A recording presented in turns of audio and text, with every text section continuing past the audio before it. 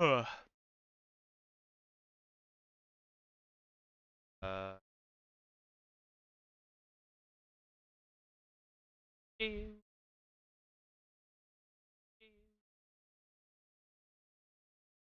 I'm gonna fireworks. Ugh. What other shit is people gonna and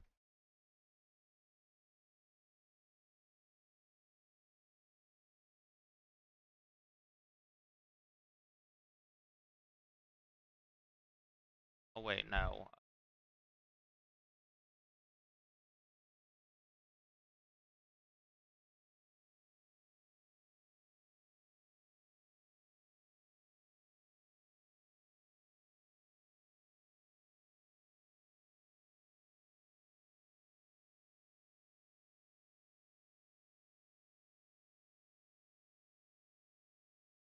Why does that get pushed down?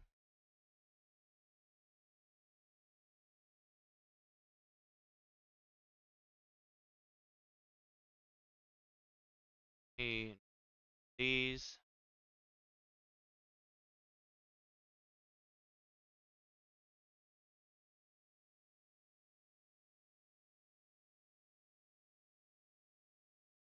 Uh,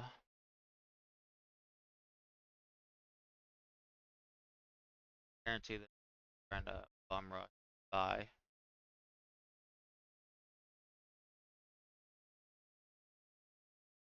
Da da da da.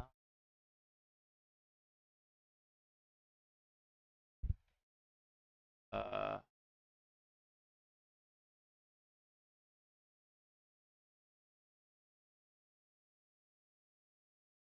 okay.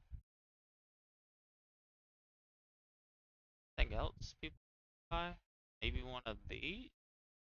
No. Maybe though. I don't.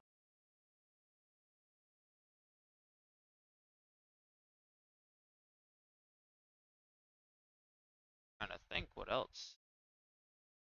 I think there is.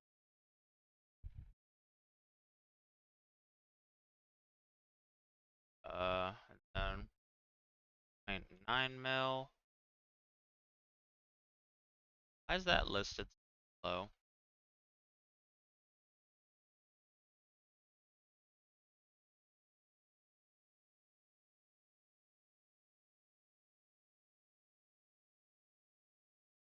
Um, I might need to buy TNT.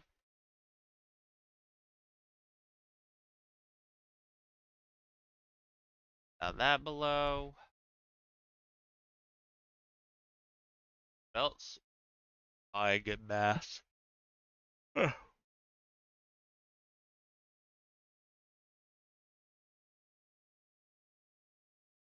know if I had what is it? I know if I had the fucking I had some more shit from my account, like my main. It'd probably help with that. Right now, guess that's it. Actually, let me do this. I'll do this.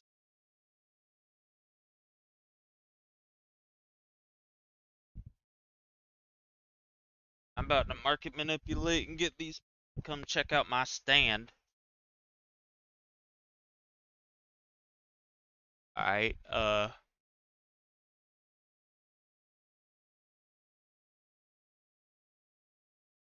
what do I got?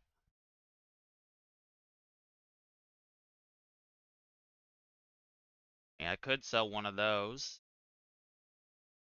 Maybe one of these.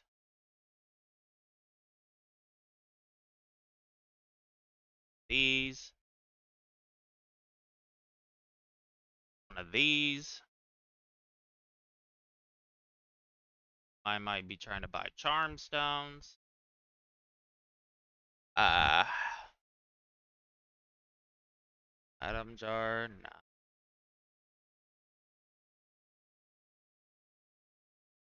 Probably. Wait, I have sprinklers. The other account, so never mind.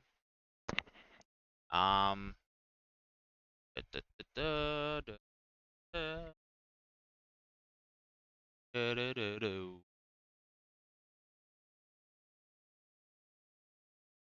But yeah, what are some items that people are hella buying constantly?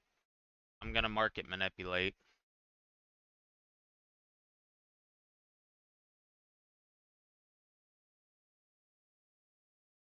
These. I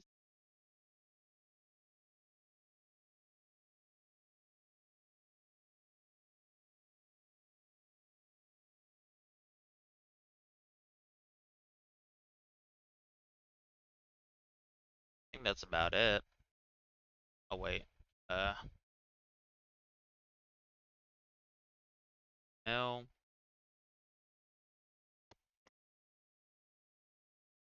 Go. Trying to think of what people constantly hop lobby to lobby for. Because there's a couple items I'm trying to sell specifically that I do not think people are actually buying. Or, like, I don't know if people are actually coming to my stand or not. What I'm trying to say. I'm trying to put one of each of these items for like an atrocious amount by mil, like that. Uh, by mil, just to make people have to come to my stand and look at my shit, just to be a dickhead. Uh, yeah, this 2 mil. I wonder if this is allowed. That'd be funny. Pinata, yeah, 1 mil.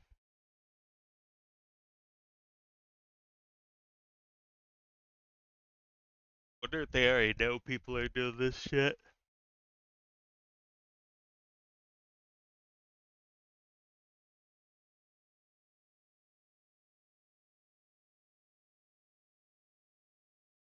There we go.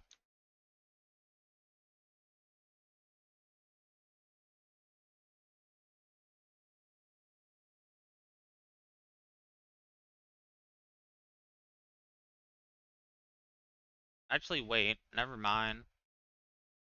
I probably should change it, but I don't want to now, so fuck it.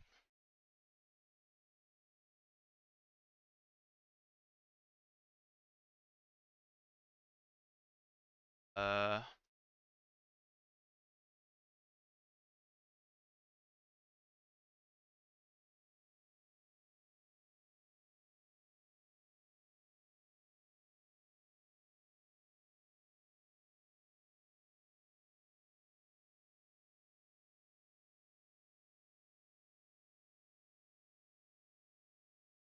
uh, du- du- du- du. What you up to? Yeah.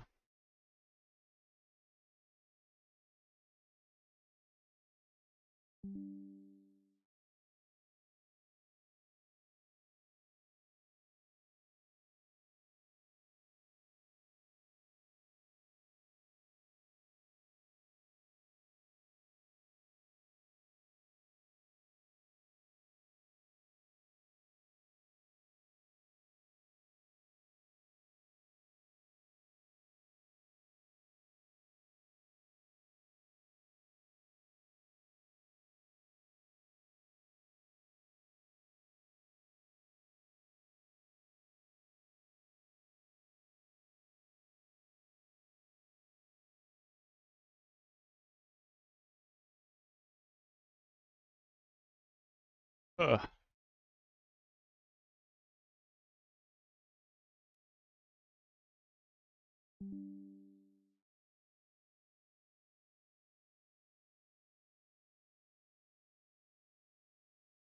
Like to. Yeah.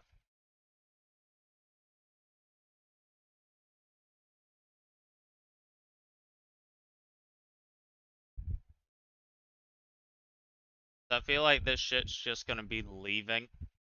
I don't know why. I believe this is gonna leave tomorrow. I don't know why I think that, but I just feel like it's gonna leave tomorrow. I could be wrong.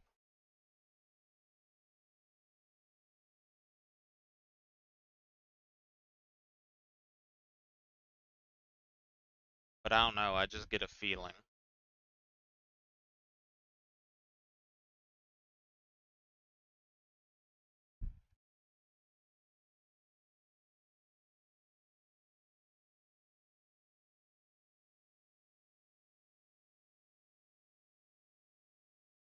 Ask Kit Kat, she's giving away free Huges.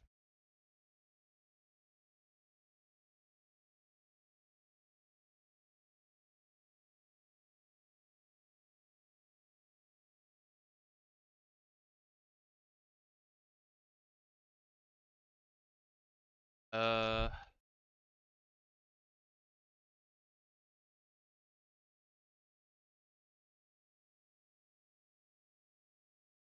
Leah, you gonna help him out?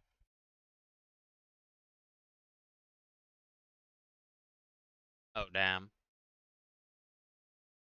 I guess my automatic bot got rid of him. Crazy. Anyway. Da da da da. Audio mute. Why would they not have what?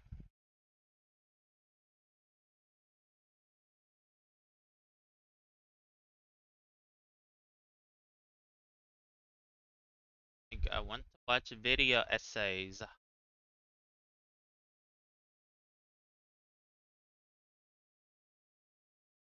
I don't want to see. I don't want to see playlist. Oh my fucking god.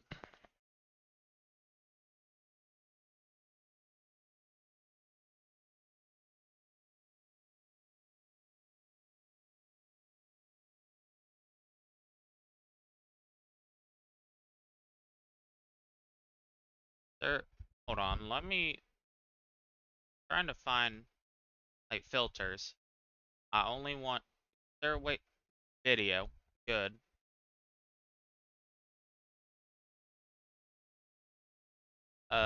Plagiarism. Don't care. The fraud who fooled everyone. Lies. Ugly sides of kids. Was Harry Potter ever good? No. The infantilized spectacle of autism representation.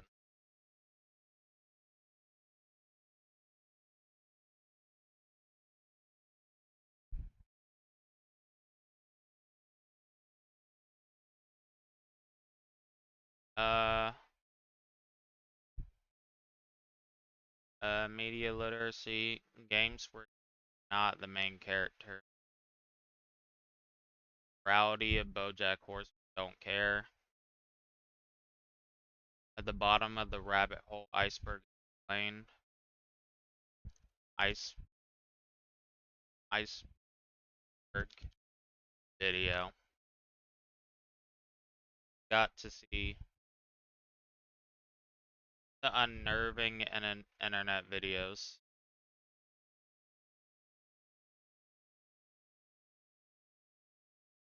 Yeah, it's meant to be, Leah. Buy some.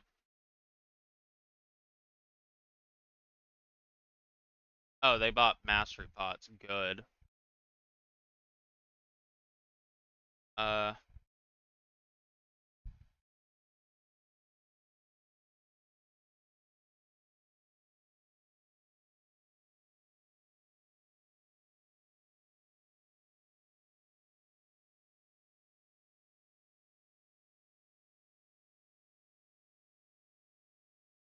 uh,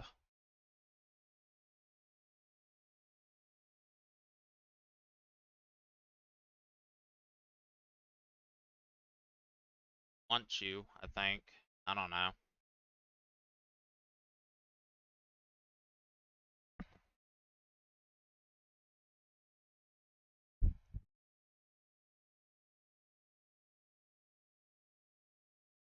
God damn, it's taking forever to get this.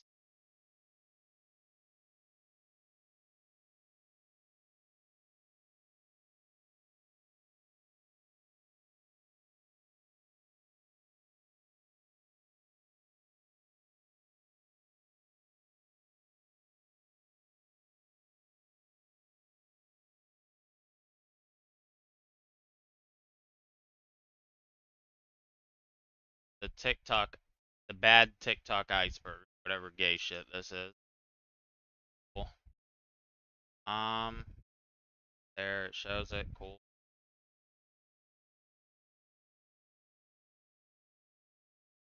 It'll give you a number. It'll tell you. So what's your best? What's your best right now?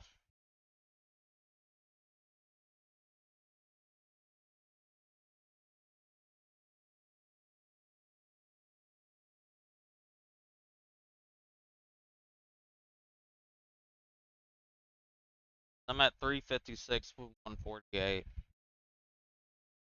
At number 31 for this, I've genuinely quit caring anymore. Not gonna wake up early every fucking day. I'm gonna keep doing these every time I can just because I want to, but I don't care about top 25 anymore.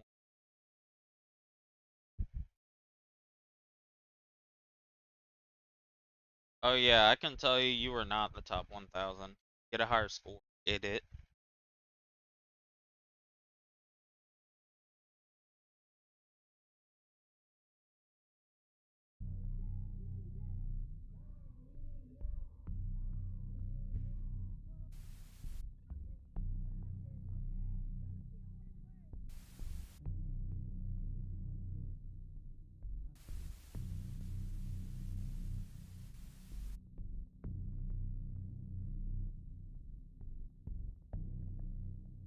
Two million subscribers. We did it, guys. 2 million subscribers. Chest breakers. Chest breaker of 4. Hold on. Gotta do now. Because my friend Technology, who had a private server, has decided to no longer have a private server. He doesn't game much. Now I gotta all my accounts I want.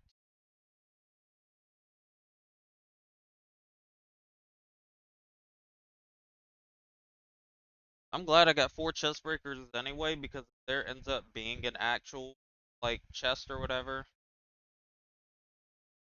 or something, then like a new event, not this one. Now all 4 of my accounts.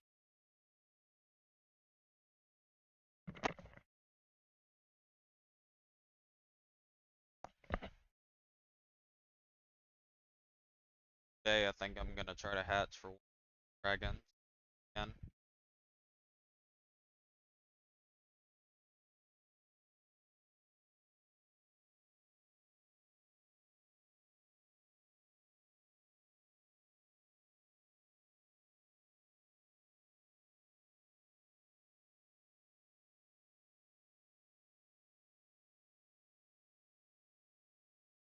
I might.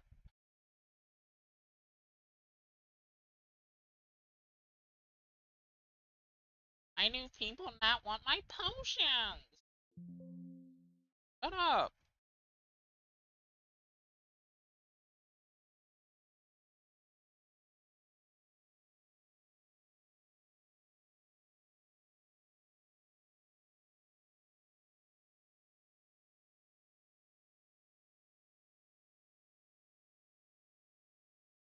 Bought it when it wasn't that. It feels like just yesterday we hit 100,000 and then 1,000,000 and now we're at 2 million. From the bottom of my tiny heart, thank you guys so much. You guys give me this platform. You guys put food on my table. So thank you guys so much. I know why you clicked this video, but first let me give you guys some context that you will need throughout this video. So first of all, I said I was done with icebergs. What's going on? I think I could just change the color and come back. No guys, that's not what I'm trying to do. I thought I should change the color because quite frankly, because I said I was never gonna do these again. You make it a little bit different. So why am I doing this again? For 2 million subscribers. It's a celebration. You guys have asked for it. And as a thank you for getting me to where I'm at, I'll give you guys another episode of this. It's even a blessing in the first place that you guys want more of something from me. So That's already enough. There will be a total of 3 2 million specials on this channel, so stay tuned. And if you aren't subscribed, I'll earn your subscription by the end of this video. Also, this video has 2 parts. We're gonna go through the entire new iceberg, and the second part will be updating you guys on certain topics that Oh, okay.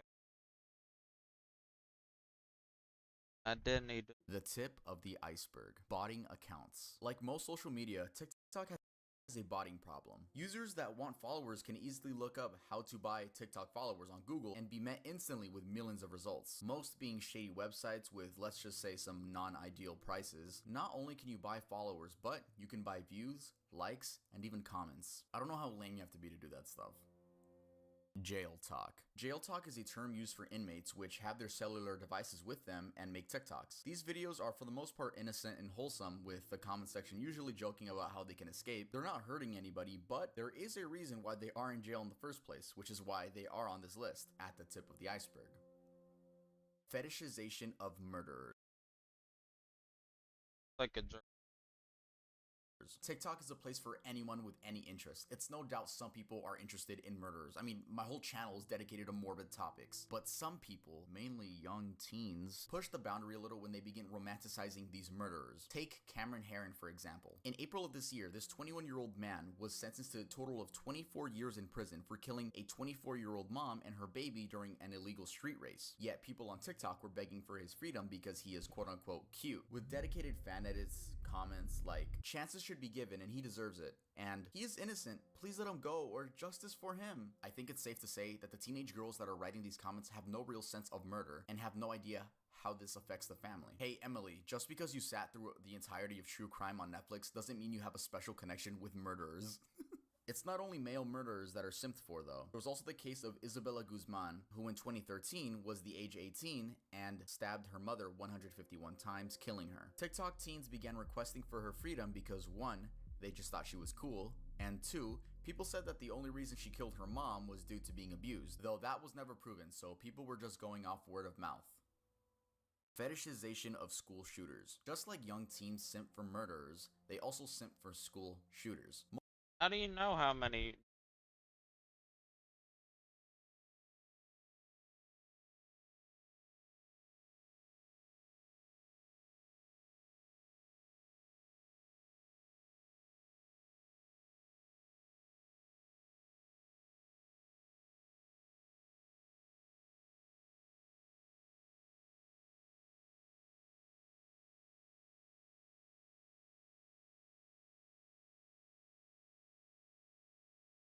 Oh wait, I'm retarded. Don't answer. Most notably, Devin Erickson, which we actually talked about on this channel back in March. Anyway, it's exactly what you'd expect. Fan edits, comments saying he's hot, and I wouldn't doubt some asking for his freedom. Speaking of romanticizing school shooters, I remember FTP made a couple shirts referencing the Columbine school shooters, Eric and Dylan, and in one shirt, there's a print of both of them after they committed. I don't know who started this trend of thinking school shooters are people you should idolize, because they're not. They're shit humans that took away lives of innocent people. Buying rare usernames. Rare usernames are exactly that. Usernames that are 3 to 4 letters each, or usernames that are a single word or name. Twitter and Instagram also have these communities which sell and buy rare usernames. These purchases take place outside of the app on forums and sell for upwards of $4,500. Usually these purchases are made using cryptocurrency, but at the end of the day, it is up for the people within the deal to decide. Fake TikTok login sites. This is a scam that aims to steal your account by collecting your username and password. Scammers do this by sending you a fake login site that looks just like the real TikTok website, except the only difference is the URL. The URL should be tiktok.com, but instead is something like tiktoklogin.site. Once putting your information in, you'll be met with a fake 404 error screen. The surface. Faking disabilities. There was an instance last week where this girl on TikTok did some detective work and found out that the account at Adopted and Disabled Child was actually a guy pretending to be disabled. For what? I'm assuming for clout and then collecting donations afterwards. All credit to her because she actually found out that the quote-unquote disabled man in the video is a soccer player for a Norwegian football team. I don't know what goes on through your head to say, you know what? I should fake a disability today and post it on TikTok. Eventually, your friends and family will find out, and if not, then a random girl on TikTok will. Lopez brothers. Okay, I honestly don't want to waste my breath on these fucking idiots, so I'm gonna make this one really quick. Yes, they are both guilty of soliciting minors. Well, I remember. guys. And they were like genuinely minors. I think the one on the left, like 19 with a sexting a 13-year-old, and the one on the right was fucking like 22, 23 sexting. Yeah. Yes, there is proof. She's 14. And you are how old? 23. Oh, even worse. Okay, cool. 23 and 14. Yeah. You know what can happen to you? I do. You can end up in jail. I do realize that. And yes, for some reason, little girls still love them.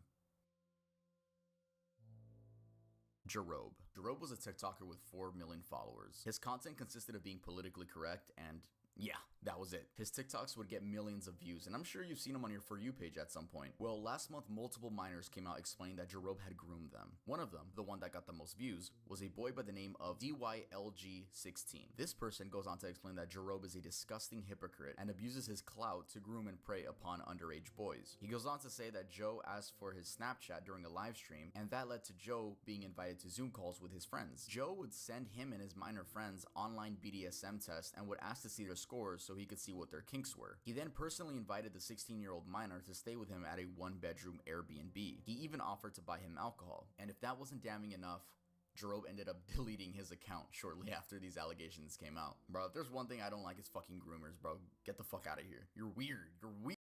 You're weird.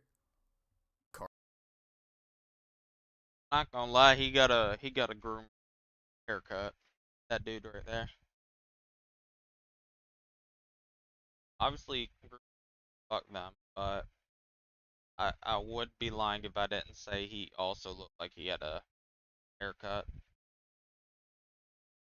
Any adult that has colored hair like that, I'm just gonna assume they like children. Can't lie.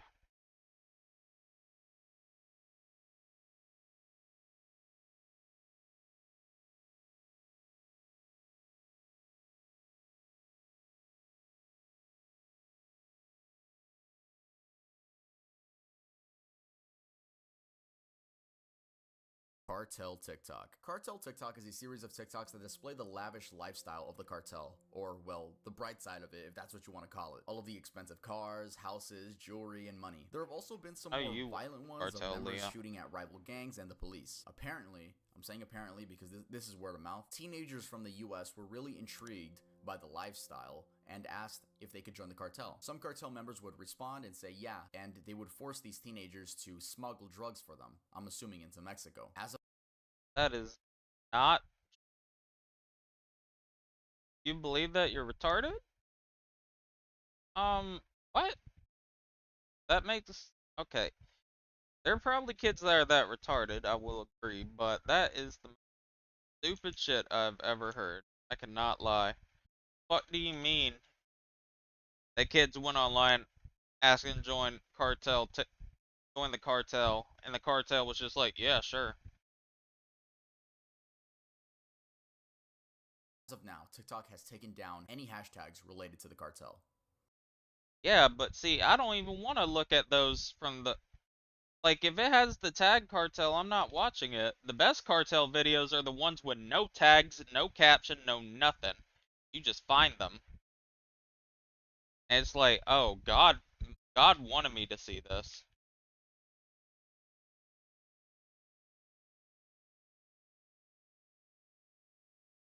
This one was meant for me.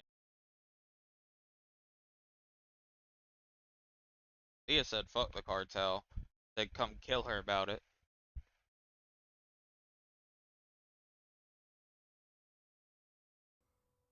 Zombie Woman. Zombie Woman is the nickname given to a woman in distress recorded from a neighbor earlier this year in May in Seattle, Washington. Now, I've tried researching what actually is the story behind this video, but there isn't really a solid story. So, I'm just going to read you guys some popular theories. The first theory is that this woman is a victim of domestic abuse due to dyeing her hair pink and her boyfriend not liking it. Also forgot to mention that in that same theory, the boyfriend allegedly ripped her hair out due to not liking the pink. That's the most I could find for that one. The second theory is that this woman is just on some type type of heavy drug like bath salts. The third theory is that this woman is a victim of human trafficking and she had escaped her abuser. Someone said that she was holding a pseudo baby to cope with her real baby being killed. Again, these are just theories.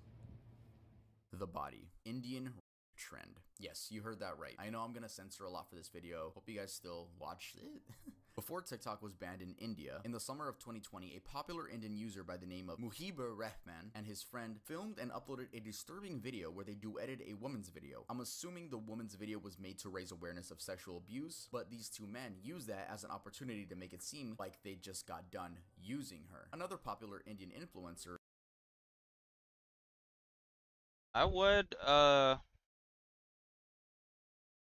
be like, that's fucked up, but last year when India, I believe they repealed it, but they were trying to ban spousal rape, as in like if you get married. Apparently it's legal in India. If you have a wife, you can rape her. But don't count, I guess, because you're married. And I guess because they got rid of that, they're like Indian dudes doing protests by burning their underwear, saying this is unconstitutional. I'm like, what? What are you talking about? It's unconstitutional for you to be able to rape your wife?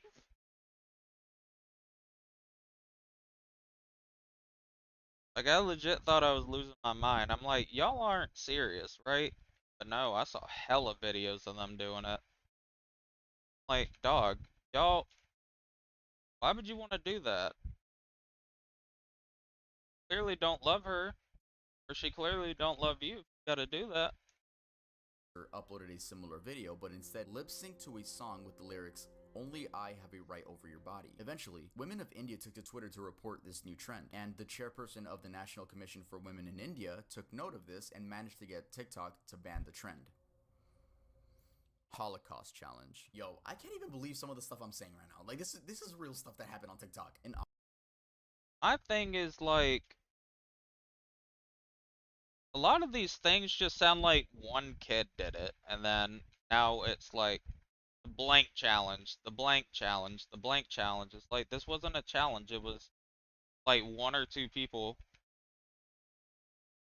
It's like with the Drake and Kendrick beef, where like it'll say like Drake fans are saying this or Kendrick fans are saying this, and they're proof one picture, one person. I'm like, that doesn't count. You know that, right? You can't just say they're all saying it and only have one person saying it. That's August of 2020, a new trend began emerging in US TikTok. In this trend, teenagers would pretend to be Jews that had died during the Holocaust. But no, this was a thing. I don't know why the fuck they did this. Diane Saltzman, the director of Survivor Affairs at the U.S. Holocaust Museum, told Insider, "Imitating Holocaust experiences dishonors the memory of victims, is offensive to survivors, and trivializes the history." I don't know how fucking stupid you have to be to do this shit, bro. That's just weird and disrespectful. Fucking weirdo. I like that I could shit on these people and like there's no backlash because they all do stupid shit. Give me more ideas for Iceberg Part 2 for TikTok so I can shit on more people. Ronnie McNutt video. In 2020, normal TikToks would be posted onto the app. Well, that's what people thought. Until the TikTok would then cut to a clip of a man shooting himself in the head with a rifle. Well, he actually shoots himself in the face, not like right here. I'm sure you guys have probably seen the video. These TikToks were disguised as your average dancing videos, memes, K-pop fan cams, and everything else, but were meant to traumatize kids on the app. In case you're wondering exactly who started making these videos, there is no lead, but I'm sure we can all assume it was some edgy teen who just wanted to make some kids' days that much worse. The man in the video is Ronnie McNutt, age 33. A friend of his named John Steen, who was a live viewer of the stream, confirmed that the rumor of Ronnie doing this, quote, because his girlfriend broke up with him, is entirely false. He explains that Ronnie did this due to suffering from PTSD and depression. TikTok beheading video. In the summer of this year, a video began circulating on TikTok that showed a little girl dancing and then cut to a video of someone getting beheaded. We're assuming it's the Mexican cartel because they are speaking Spanish in the video. Everyone assumed this person in the video to be her. Well, spoiler alert, it's not. They're two different people, it's just a random girl, and it cuts to a Mexican cartel video. Like the Ronnie McNutt video, this spread like wildfire. I'm sure people would just post the video itself or like cut the clip into a normal TikTok and trick people into thinking they're watching a normal TikTok, and then it cuts to that clip. Anyway, like I was saying, the girl dancing and the person in the other video are not the same person. That person is a man by the name of Rodolfo Bellucci, which coincidentally has the same body type as the girl. If you're wondering how a tween girl and a grown man were mistaken to be the same person, well, almost all gore videos seem like they're filmed on a fucking Chromebook, so the best you'll get is 360p. That's actually not true. Apparently, ISIS has stepped up their game. I saw a video from ISIS. Those fuckers use drones now to like get aerial shots of what they do and keep like high definition videos. Abyss. Cassie Compton. In January of 2021, a video posted on TikTok went viral due to showing a woman sitting in the backseat of a car. She had two black eyes and was slumped over staring at the camera, almost silently pleading for help. People compared this woman to Cassie Compton, a 15-year-old who disappeared from her home in Stuttgart, Arkansas on September 14th of 2014. Though, these were later found out to be two completely different people, and the woman in the video was confirmed by family to be Haley Grace Phillips. She had been reported missing by a family member who saw the video, but on her own account had just left home due to a falling out with her father. So, you know, she didn't think she was missing. She just like left home. She went on to host a few Instagram live streams where in the first one she says, "I don't know who this Cassie bitch is," which already gave her a negative look. And when asked about the black eyes, she explains that she had been jumped and robbed by two women when leaving the store, and the men in the car were friends of hers helping her track down the attackers. Many were still skeptical to if she was telling the truth or if her abusers were telling her to say these things. Though we have no idea what the actual truth is because she disabled her account and never gave the public any more details. Austin 13. Austin Morosky was a TikToker with many followers who was accused of raping his 5-year-old sister. Yup, you heard that right. So basically, there is no hard evidence that I could find to this case. It's all just word of mouth from people that went to high school with him. So the story goes that he allegedly raped his little sister of 5 years old when he was 9, and then was sent off to a juvenile detention center during high school. Yes, during high school, which is already weird as part of the story because to enter juvie, there's not like an age limit. You could be 6 and be in juvie, so theoretically he should have gone to juvie right when he did it, not during high school. Or maybe the story is that the information got leaked while he was in high school. But again, this is all word of mouth. Anyway, people on TikTok started rushing to spread awareness about this guy. He eventually ended up releasing an apology. Hey everybody, my name's Austin Morosky, and the reason I'm making this TikTok is to educate my followers, friends, and family. Regardless of the lack of knowledge, I think the bigger issue should be why. That might have to be on the parents. Obviously, the kid's fucked up, but like, why would a kid even think of doing that? There has to be that. that's concerning my life and my family. I, as a TikToker and a man, will continue to make my fans happy and entertained. I just want my true supporters to know that if you happen to get in the same scenario like myself, don't beat yourself up. Let this be a lesson to my followers and whoever's watching, that words will and can affect someone's life along with the cyberbullying. Which, by the way, is one of the worst apology videos I've seen. It's right up there with James Charles and David Dobrik. You'd expect him to be like, "No, I did not rape my sister," or "Yes, guys, I did it." But he just dodges the question. He acknowledges nothing. He tells his supporters that words can affect you and to keep your head up during hard times. He victimizes himself. I'm assuming this is why people think he's 100% guilty. Though we'll never really know because those juvenile records aren't available to the public since they're minors. Lady Cat Killer. In 2020, there was a person that would go on Omegle with the tag furry from 12 a.m. to 2 a.m. and would show off skinned and burned cats, cat skulls, and other things of that nature. Even though this happened on Omegle, the quote-unquote lady would post on TikTok, which is why it's on this iceberg. If you were on TikTok at the time, you might remember the amount of people that were talking about this. Shout out to the Netflix documentary, Don't Fuck with Cats. I love that. I love that film. That was cool. It was never proven or not as to if she was the person on TikTok, considering many accounts were made due to getting banned. But whoever was on the account seemed to be trying to pull off the "you'll never catch me" scheme, which no, it was 2020, your ass is gonna get caught. And actually, law enforcement did get involved, and it is most likely that this person was tracked down and charged, though we'll never have any confirmation because we don't know the cat killer's name, which means we can't look it up on public records. Bethany Martin. One of the most recent situations from this entire iceberg is the case of Bethany Martin and her minor friend. On July 28th in San Antonio, Texas, this girl and her friend saw someone hanging from the railing of a drainage ditch. The 25-year-old man had just Oh my god, I remember this. Fucked up. Like, legitimately, I don't know why the fuck these bitches did this. Where is it?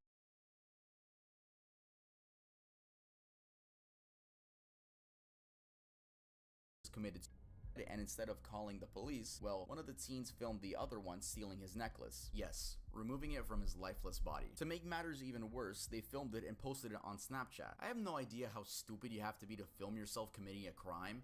I mean, because if you think about it, they could have gotten away with it, and I'm not condoning them getting away with it. But seriously, how stupid, like, don't film it? Again, I am not condoning what they did. Good that they got caught. I'm glad they were idiots and filmed it.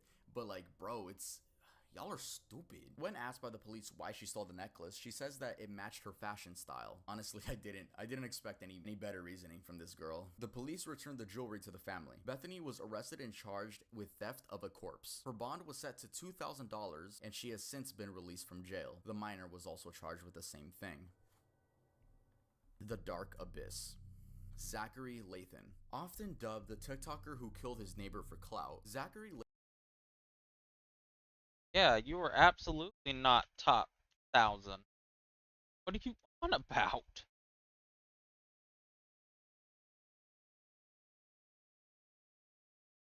I don't know why you are delusional enough to think you would be in the top 1,000, idiot.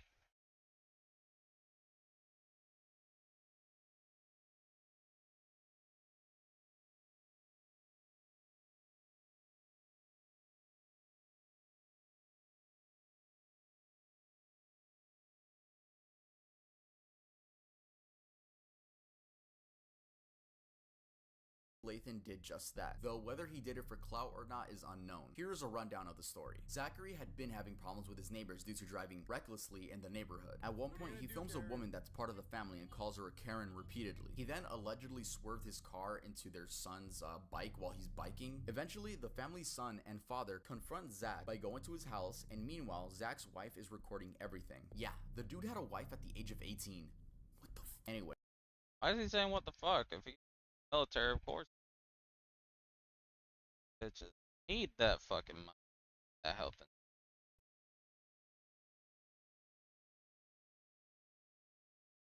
Yeah, but you gotta realize, Leah, I don't know how many people play every day, like an average every day, but currently there's usually 75 to 100,000 people online at that moment playing Pet Sim. Specific. Not like how with Hypixel Network, it'll say there's like 50,000 people, but like 15,000 are playing different.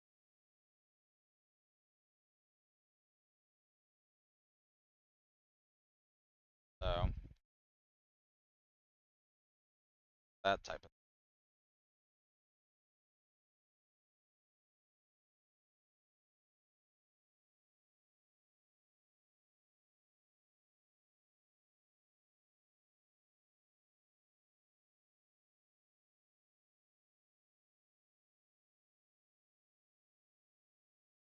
Not getting any more. Don't piss me off. Blocks. Let the blocks flip. Oh. I have to with. Yeah, I do. What flip?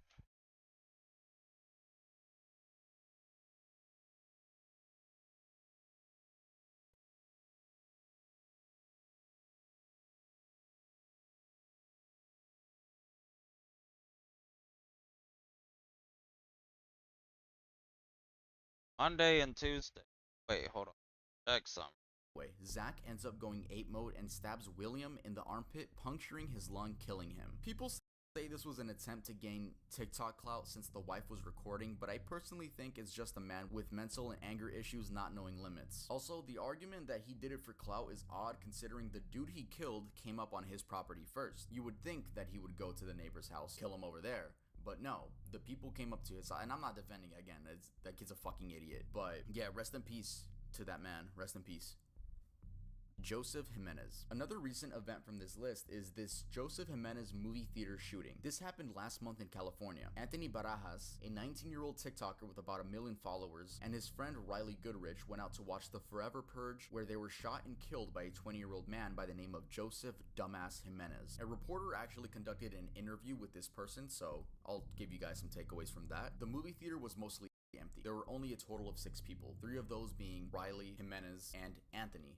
The other 3 were Jimenez's friends. Halfway during the movie, Jimenez went to go get something from his car, and he told his friends that he came back with a gun. In the article, it says that his friends left to the parking lot. I guess they were just like weird. They were just fucking scared. They went to the parking lot. Then they see Jimenez running to his car, getting in, and speeding off. The bodies of the 2 teens weren't found up until the cleaning crew came up, which is odd. Like, no one heard a gunshot, like 2 gunshots in the movie theater. Anyway, both of the teens were killed execution style. So Jimenez went behind their seats, aimed his gun at the back of Anthony's head, and shot and killed him. When he killed Anthony, Riley reacted horrified, and then he shot her in the head as well. Riley died at the scene, and Anthony was on life support for a couple of days until eventually dying. When explaining why he did it, he says that voices were telling him that by killing both of those 2 teenagers, he would be saving the world.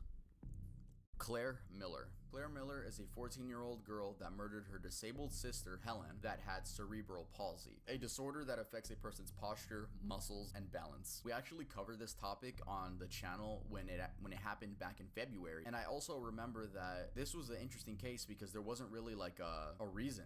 You know, there wasn't really a reason, so I'm gonna let my past self explain to you guys that. At 1 in the morning, the police got a phone call from Claire herself saying that she had just murdered her older sister. Her older sister, it was 19 years old, and she was wheelchair bound, so she had a disability, but it doesn't really say what disability she had. So it says here that Claire hysterically called 911 and just admitted to murdering her sister, and when the police arrived, they noticed that she had tried washing the blood that was on her hands in the snow on the ground. So I guess there was just bloody snow everywhere, and they had found a knife inside of the older sister's neck. The name of the older sister was Helen Miller. I don't want to just like not mention her name. And since this happened in 1 in the morning, it says here that the parents were asleep. I don't know how you could sleep through a murder. You know, we don't know that many details, and I honestly don't really want to cover an update. They are charging her for murder as an adult. She's not being charged as a minor. She's being charged as a full adult. So she's gonna get these consequences, bro. She's probably gonna get like life in prison or 100+ years type stuff. It's obviously that this Claire girl has a mental disability. Like, no one just murders out of nowhere. Even in her mugshot, like, she looks like she's not fully there. Okay, cool. Let's head on to the next topic. Nicola Priest. This is by far one of the worst things I'm gonna talk about on the channel. So this woman from the UK named Nicola Priest would post TikTok. Oh, that's enough. British woman. That's all you need to say. Yeah, that is the word. Mourning her dead daughter. Her daughter seemed to be like about 2, and I'm sure when people saw this on their For You page, they would, you know, leave loving comments like, "Oh no, you're strong, you're gonna be strong." Come to find out, this woman actually murdered her own kid and then went on TikTok post mourning her own daughter. People found this out because you can actually search her up on public records, and it says there that she murdered her kid. She only got 15 years in prison, which is so fucking weird. Why? So yeah, when that information came out, it flipped the story on its head. Now people see this woman as a demon because that's what she is. And if you go back and watch some of the videos, her account is still up, by the way. If you go back and watch some of the videos, it's so fucking creepy seeing, like, just knowing what happened and then seeing that she's acting like she didn't fucking kill her own daughter.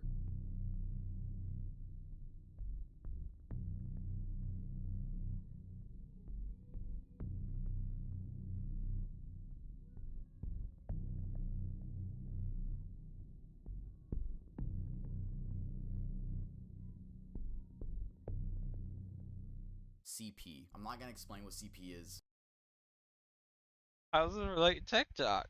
but CP is available on TikTok. Whether it be creeps paying little girls to message them, or little girls going out of their way to show off their queefing skills, I'm not lying. Can't fucking believe I'm serious. There are so many grown, disgusting ass men that are on TikTok just looking for children. So the most I could say for this is just protect your children.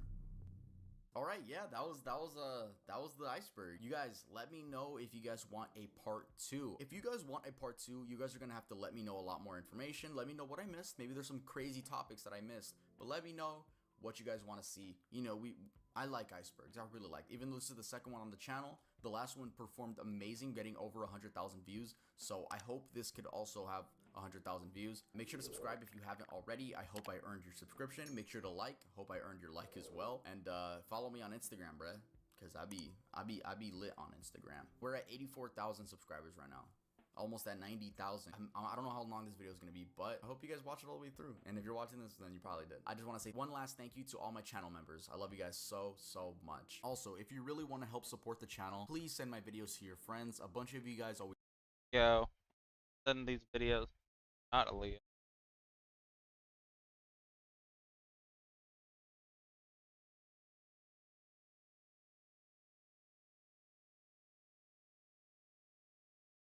say I'm underrated. Well, please just share my video with your friends that also like these morbid type of videos. Like, I'm serious, just send it in a group chat. Send the link in a group chat and be like, yo, this kid's kind of cute. And also sharing my post from Instagram onto your story help a lot, because you're letting all your followers see, you know, find out about who I am. I actually posted something today, so if you guys could add that post to your story, that would be awesome. Thank you guys so much. And I will see you guys next time I upload. Rich boy, baby just want a rich boy, baby just want a pocket full of cash.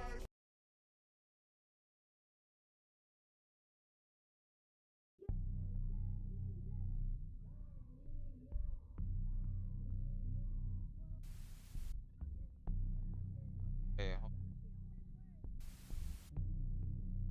what?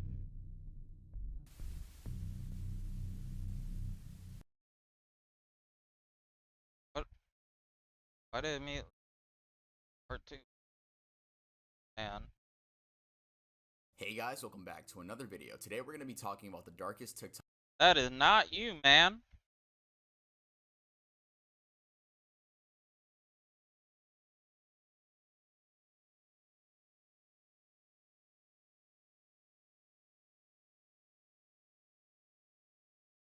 TikTok iceberg part 2, my most requested video ever on my channel. They'll explain how an iceberg works, because this is part 2. Also want to mention that just like last time, this list is not going to be from most known to least known. It is going to be from most tame to most gruesome. Be sure to credit me. A lot of people have been reacting to my old video and they don't credit me in the description. Only one channel did that, so please, if you're going to react to this, credit me. Also, I want to let you guys know I'm not only an iceberg channel. I know a bunch of you found me through that part 1, but I am not an iceberg channel. I love making morbid videos, basically.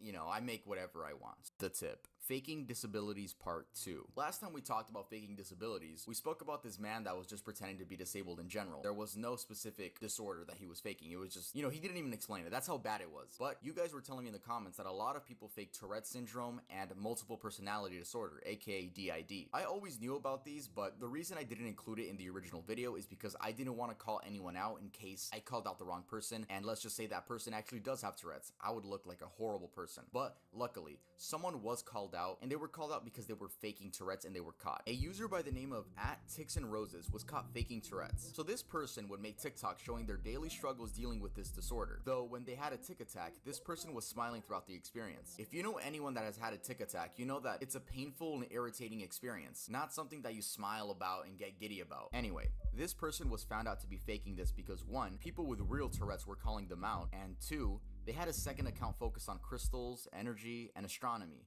where, surprise, they had no tics at all throughout these TikToks, and the live streams on that TikTok account. Eventually, their sister posted on Reddit explaining that they had never shown any signs of tics as children. She goes on to explain that they want nothing to do with the family anymore, but they are mentally ill. Now, in the case of multiple personality disorder, aka dissociative identity disorder, there are a bunch of posts on the subreddit called r/fake disorder cringe, where a bunch of users are being called out. However, I'm not going to be calling out any specific users for the multiple personality disorder, because I simply don't want to. But what I will say is, if there are people faking Tourette's, I'm sure there are a bunch of other people faking all kinds of disorders on TikTok.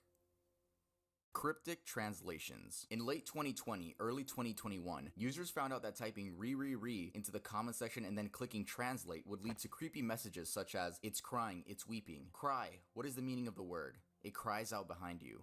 Suffering, it's alright. At first, I thought people were just changing the code or, basically glitching out the TikTok system in order to make these comments look creepy. But no, it was a genuine glitch that anyone could do. You could type it out and it would translate to that. But trying it out now in 2021, it seems like it has been patched by TikTok. So, I got it to work on one comment, if that means anything. But the question is why? Why does re translate to these odd translations? According to Google Translate, the word re and its variations could be translated to Maori, an endangered language spoken by one of the indigenous tribes of New Zealand. According to the Maori dictionary, the word re means to be angry, annoyed, or enraged. It does not mean Rihanna.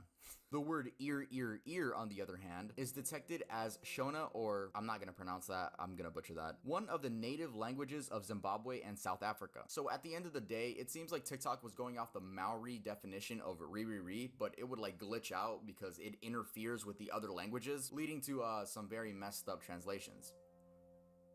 Confused_me too. Confused_me too is a TikTok account that one of you guys said I should include. So while editing this video, the account actually got taken down. But I think I described it with enough details for you guys to understand what's going on. So I'm just gonna put some stock images as I talk about the account. Also, I really want this in the iceberg because I want to let you guys know to not believe everything you see on TikTok. The account only has 2 posts, and one of them shows someone squirming around in a garbage bag, and the other shows a river. The song playing in the background is I Feel Fantastic by Tara the Singing Android, a video we covered on the Darkest YouTube iceberg. Anyway, the watermark says the video belongs to DevinKB816, but it seems that account has been deleted. I do think this is fake because, come on, it just looks so staged. It's like some teenagers just wanted to prank the TikTok community. And also, if you were a real murderer, first of all, you wouldn't upload this. Second, if that person in the bag shouldn't have their feet out because then you can see their skin color. Now you can tell that they're a light-skinned person. All the community in that area would have to do is see who's been missing recently that can match that skin color and, probably trace it back. And that was just me thinking about that. Imagine what detectives would be able to do. So yeah, I wanted to include this on this list on the tip because, guys, don't believe everything you see on TikTok. And imagine, I mess up, this actually is,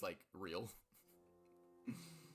Suffocating flies trend. In 2020, a new trend began emerging where users would trap flies in syringes and squeeze the bottom, alluding to What's wrong with that? I love these videos. Good. Fuck them.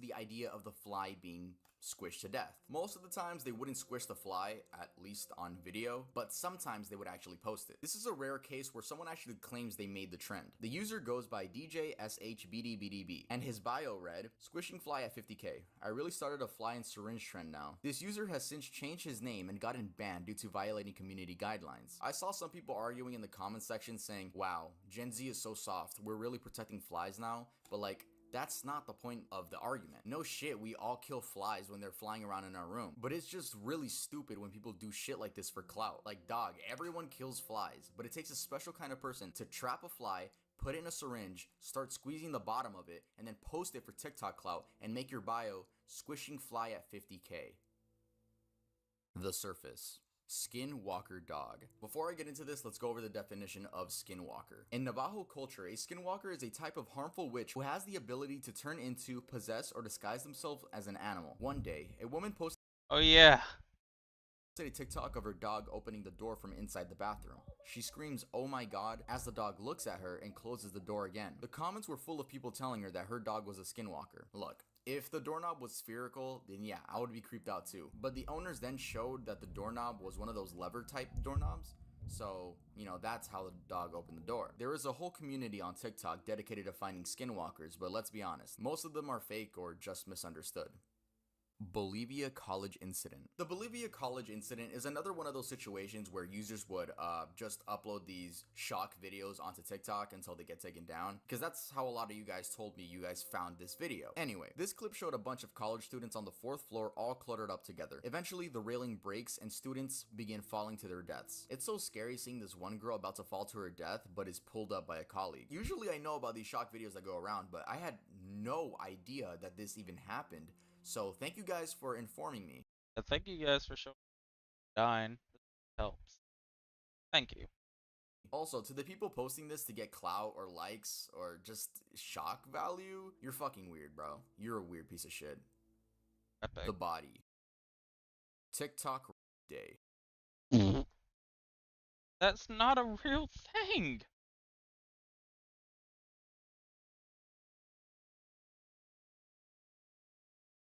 April 24th, 2021 was no longer a normal day. Instead, it became TikTok's day. I'm sure you all remember this because the news seemed to have went mainstream, considering my mom was talking to me about it because it was being talked about on Univision. But yes, this was supposed to be a day where guys would go out and girls? I don't think anything happened though. I read a lot of articles about it, but no one really said anyone got hurt. At least I hope so. I hope no one got hurt on April 24th. The person who started this trend can't really be traced. It didn't seem like there was a person. It seemed like it was just a community that did it all at once. So yeah.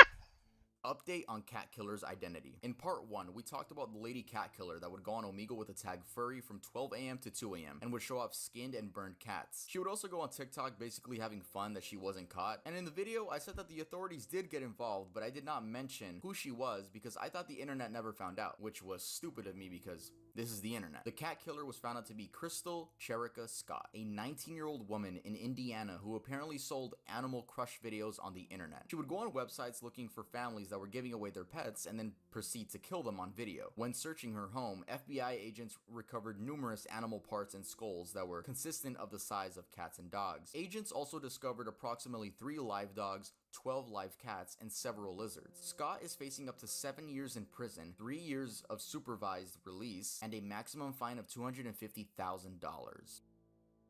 Foreigner channel. She cooked Joe stew. Yes. The leader, you want to buy 3,000 lucky potions? Tier 9? I could sell them at a little bit of a discount if you. Challenge. So the Foreigner challenge is something.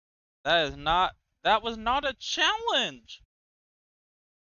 Dog, that was not a challenge. The Foreigner thing was just a girl, like a 12-year-old girl for some reason, slowed down version of the song Foreigner by Pop Smoke, and she uploaded a video on TikTok of her being naked.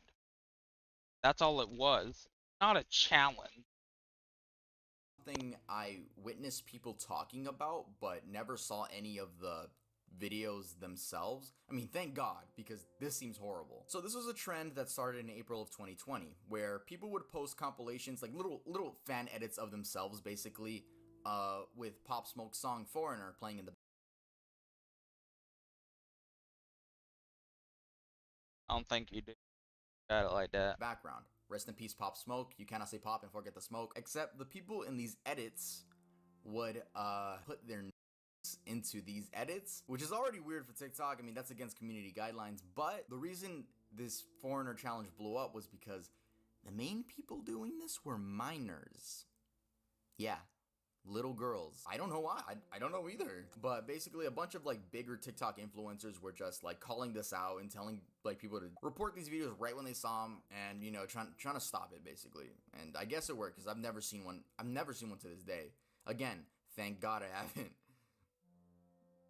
Suitcase murders. In the summer of 2020, teenagers were using an app called Randonautica. This app provides you with totally random coordinates within a set radius. You can then choose if you'd like to adventure to that point. Honestly, it seems like a fun app. I might even download it after this video. No, this is not a sponsor. But in this case, these teens were led to some rocks on the beach. While there, they discovered a suitcase that they said smelled horrible. After recording some of it, they called the police, and authorities later discovered that there were human remains inside of that suitcase. The man was 27-year-old Austin Wenner, who was killed by a gunshot wound. Police also connected this to another body they had found a month before near the same location, and that body belonged to 35-year-old Jessica Lewis, who was his girlfriend and died from multiple gunshot wounds. The killer hasn't been found to this day. Also, the family's GoFundMe is linked down in the description in case anyone wants to visit it and donate. Abyss. TikTok Bangladesh human trafficking. I guess I gotta quit saying love from.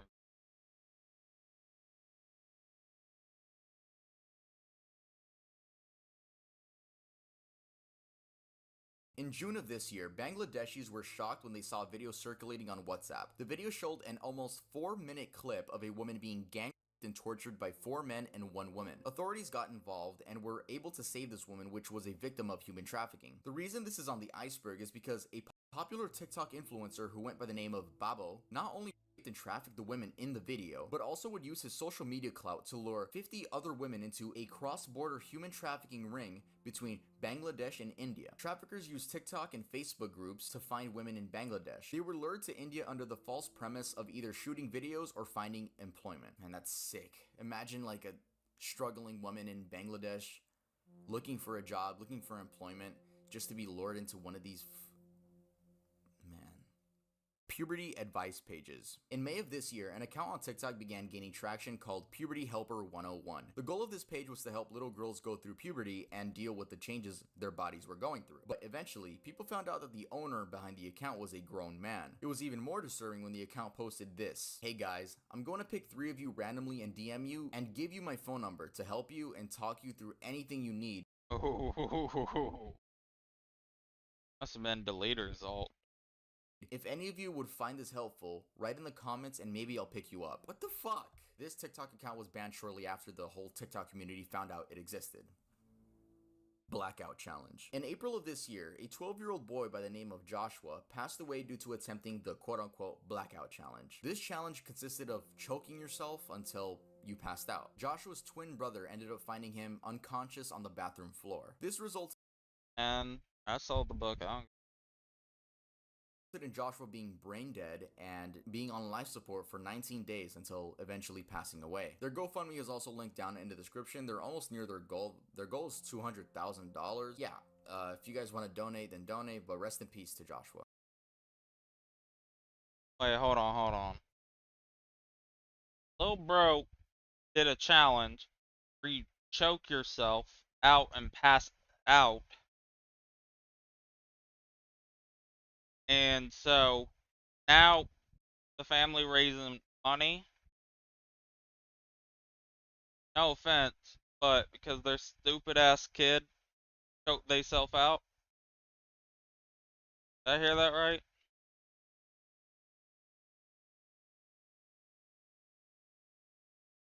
Rest in peace. 1444 video. Oh, I thought that was gonna be 88. Wait, hold on.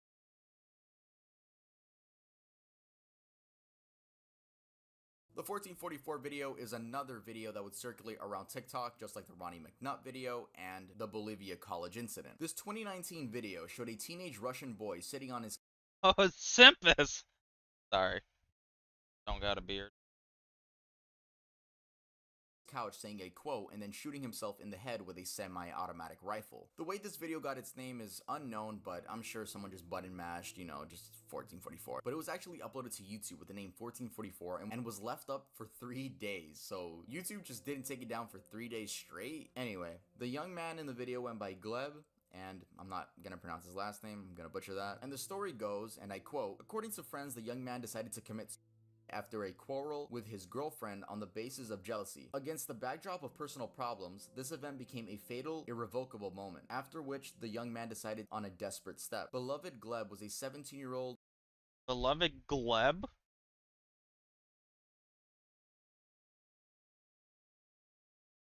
I don't remember what server. I remember there was a server where somebody was doing a giveaway. A bitch said at everyone. And there's a dude named at everyone. That dumbass tagged that stupid ass.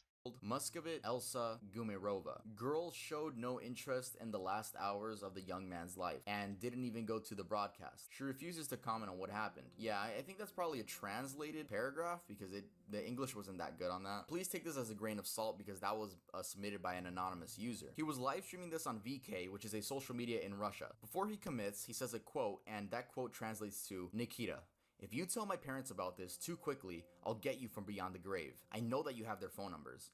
Anyway, how does the saying go? Neon Polka. Neon Polka is a reference to another Russian person that also committed. And that person actually laid on train tracks and was, I don't even know how I could say that, but her head came off on the train tracks, and her last post on social media said Neon Polka, and it became like a meme in Russia, I guess. So you say that before you commit. Yeah, to make matters even worse, Gleb's mother had to manually remove the video from his account. So she had to sign in and delete it because I guess VK just wasn't taking it down.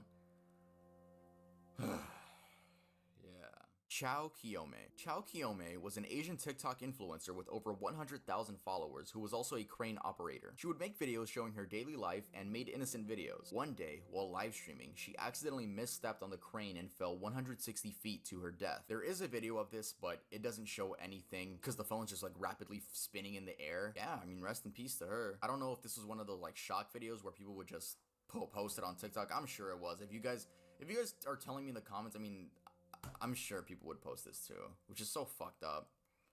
Stillborn TikTok. Mothers coping with the loss of their unborn children isn't anything new. Yeah. Started. I guess it just comes to a shock to people when they see it on TikTok or any other form of social media. The loss of a child is a pain I never want to feel, let alone a child that you never got to meet. Most women cope with this loss by holding the child in their arms and pretending that they're alive, even if it's just for a few hours. Usually it's done right after the delivery, I guess. A lot of you guys were telling me about these mothers that go through these traumatic experiences, and I feel like you guys wanted me to really go in on it, but I'm not. It's just these women coping with a horrible scenario. If it's how they cope, then let them. And if you don't like it, then keep scrolling. Even in the case of this one woman everyone was attacking because she seemed quote unquote happy in her videos. Now, I understand everyone on the internet is going to have an opinion on a woman holding a dead child. And yeah, smiling while holding a dead body is something I'm sure none of us would expect to see. But I hope none of us have to go through what this woman had gone through. And not only her, but the millions of other women that deal with this that just don't post about it. If you see any of these videos on your For You page, don't be rude. Just keep scrolling. Sierra Halseth and Aaron Guerrero. 16-year-old. No, I think be rude. Be real. I think being rude is actually the best thing.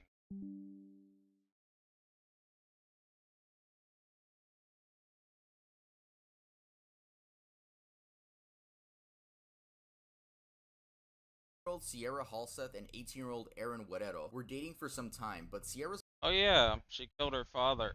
Or they made a TikTok saying killed her dad.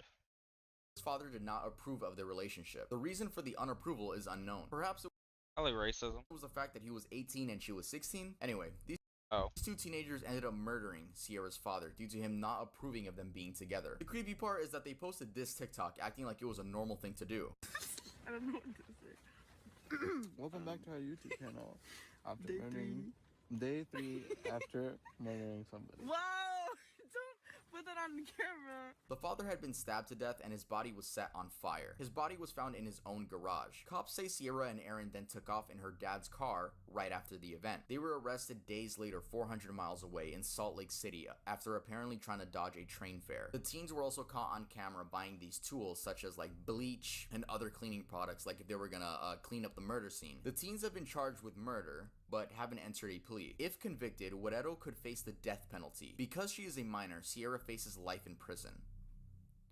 CP/Gore profile pictures. Again, you guys requested this, but this one's pretty self-explanatory. I'm happy I haven't seen any of these, but you know how on TikTok with there was like an update a couple updates ago where you can now set your profile picture and you can also set like a video profile picture. So I think people were abusing the video profile picture thing, and whenever you would click on their account, it would play a clip of CP or Gore, which is so like, bro, why? You're weird. Yeah, I'm assuming there was, nah, I don't even, that's gross. I don't even want to talk about that anymore. So yeah, that's it for part 2 of the darkest TikTok iceberg. Better have done that on purpose. Hey guys, welcome back to another video. Today we're going to be talking about the darkest TikTok iceberg part 2. Hello guys, welcome to the dark... Jonathan G. Now, Jonathan G is... Probably. Wait, what? Jonathan Melindo. I don't want to say his actual name simply because I think YouTube demonetizes whenever you say his name. That's why we're gonna go with Jonathan G. You guys most likely have heard of this, but let's keep talking about it. Jonathan G was a TikTok account that appeared in 2020, but the original account has since been banned. To understand exactly who and what Jonathan G is, first we have to go back to 2016 and inform ourselves about the Blue Whale Challenge. The Blue Whale Challenge began in Russia and was basically this game where anonymous users on the internet would manipulate young teenagers into themselves. The challenge would last for 50 days and you were supposed to do one challenge a day. The last challenge involved jumping off of a high building. It is believed that Rina Palenkova was the first victim of this horrible game. We spoke briefly about her in part 2. This happened again in 2019 with the infamous Momo picture, which I can't show or else this video would get demonetized. YouTube does not like this image because of just how controversial and popular it became and the negative connotation it carried with it. Then, in 2020, the same type of challenge returned but in the form of Jonathan G. So, where was the first sighting? Apparently, the first sighting of any of these accounts was on TikTok, going under the username @JonathanG54. Eventually, more and more people began adopting this Jonathan G persona. These people would message others on TikTok, Instagram, Twitter, and Discord, and force them to play their game. Yes, this game involved harming yourself and eventually committing suicide. If you're wondering how these anonymous people were able to convince these young teens into doing these horrible actions, it's because they would threaten to dox, which means find your address, kill your entire family, and do other disgusting things. Usually, they would send a link, and if the victim clicks that link, their IP address is leaked. Then, all the Jonathan G accounts would have to do is copy and paste that into an IP address finder, and boom, he has enough to scare a kid with. So now that we all know this is just Blue Whale 3, who is the real Jonathan G, and who is the person in the images? Well, the origins of the name cannot be traced back to anyone. I'm assuming it's just a random name someone came up with and everyone else just rolled with it. But the person in the images is Samuel Kanini, aka Dusky Sam. He wrote on Twitter, "Hello everyone. This Jonathan G madness seems to be terrorizing a great many young, impressionable people. The photos and videos are mine from 2012 to 2013. They were for my own amusement then, not for some modern day thrill seeker looking to scare and bully people. If you get some message from anyone starting up some game, do not engage with them. Do not let them into your life. This world has enough real problems, and suffering or dying for someone's cheap pleasure should not be one of them." Sadly, this game and all the other versions of it have resulted in a lot of kids committing. I read this one about this 11-year-old boy in Italy, and he left a note on his tablet, like his final message, and that read, "I love you, Mom and Dad. Now I have to follow the man in the black hood. I have no more time. Forgive me." I just can't believe people are out there trying to manipulate kids into doing this. Just why? Because it's fun? Because it's cool? Like, if it makes you guys feel any better, people actually were caught trying to be this Jonathan G character, and they were sent off to prison. Hello everyone, I'm Cam, aka True Crime Cam on TikTok. Well, I like her. Hopefully she just stand again for this part. I also have a YouTube channel if you want to subscribe. I would love you forever. And I also want to say thank you to Tuv for inviting me to collab on this video. You're awesome. Okay, let's get into it. Let's talk about John Ferry, aka the founder and CEO How to grave rob. of John's Bones. I'm sure a lot of you have seen this guy on your TikTok For You page at least once.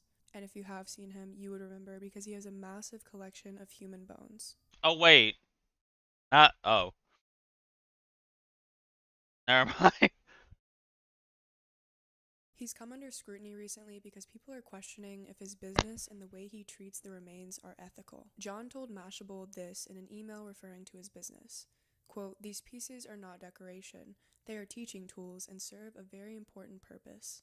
This is a very hypocritical statement considering John has dressed up these human remains and let his cats play with them like toys.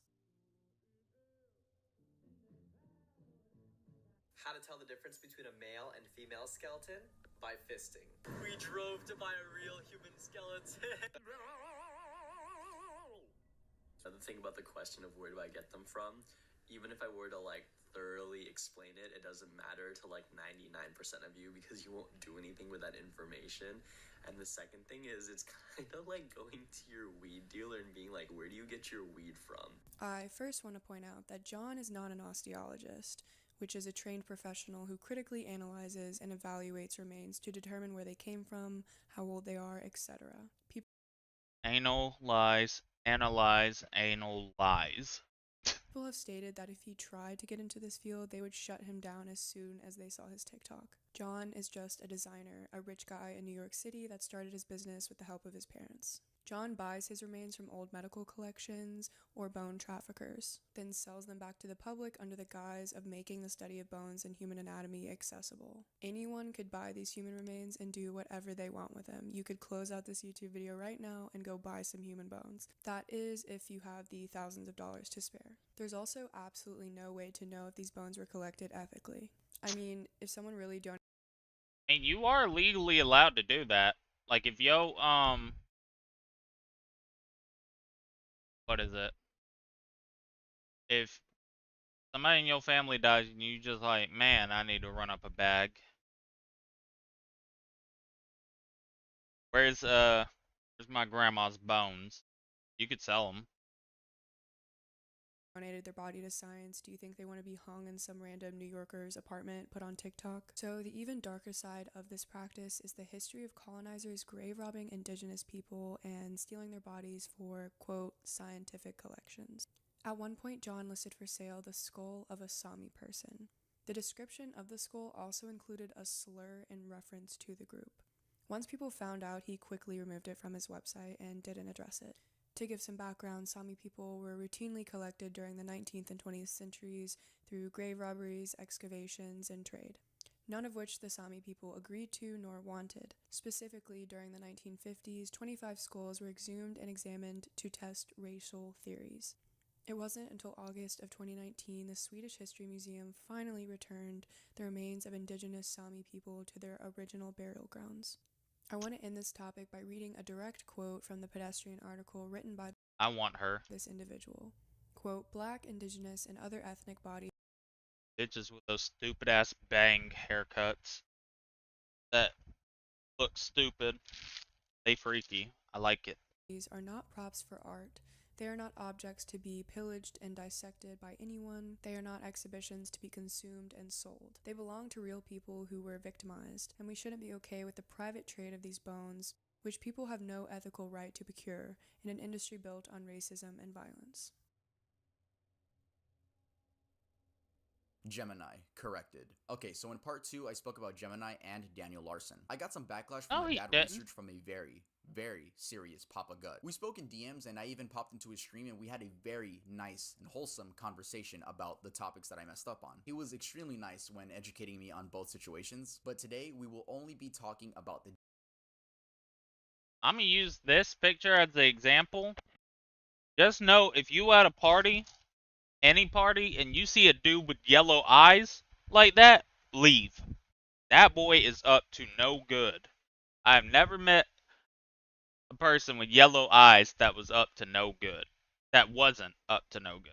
Gemini situation, not the Daniel Larson one. Reason being, I was planning on talking about both Gemini and Daniel Larson and correcting both, but Daniel Larson, or at least I think it's him, left this disturbing comment under Papa Gut's video, which made me say, you know what, I'm not sticking my head any further down this rabbit hole. I spoke to Papa Gut in DMs and he agreed that that situation is just kind of getting out of hand at this point. So if you guys want to know more about that specific situation, make sure to go to Papa Gut's channel. He has a bunch of videos about Daniel Larson. Anyway, back to the Gemini situation. In part 2, it seemed like I almost downplayed the Gemini situation. By the way, if you guys go back to the video is updated. Those 2 segments are actually trimmed out of the video. It seemed like I downplayed the situation, which is something I would never want to do. I mean, we're talking about the R word here. I would never want to downplay that. I was telling Papa Gut in the stream that those were not my intentions at all. Like, I was not doing this with ill intent, you know? Anyway, I went on Papa Gut's Twitch stream. As I was saying, he was educating me on both situations, but I would like to share with you guys some notes that I took while learning about all the horrible things Gemini has done. So first off, I want to say that Papa Gut was actually one of the people that really pushed for Gemini's termination of all his social media. And judging from Papa Gut's uploads, it seems these stories I'm about to tell you happened in 2020 or were at least revealed in 2020.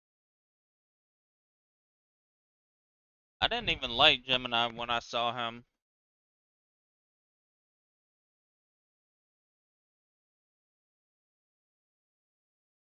He did like a trend where he would like shake his camera a shit ton and like, do you want some ice cream? 2020. Like These that. stories are not in chronological order, but they are all true. Trust me, I tried finding it in chronological order, but wow. There is a lot to cover here. So I'm going to give you guys my main bullet points. Gemini registers as a miner on Yubo to talk to other miners. This isn't necessarily illegal, but the implications of this are very Also, that app shouldn't exist. Why would you want to make it basically Tinder but for kids? That's not good.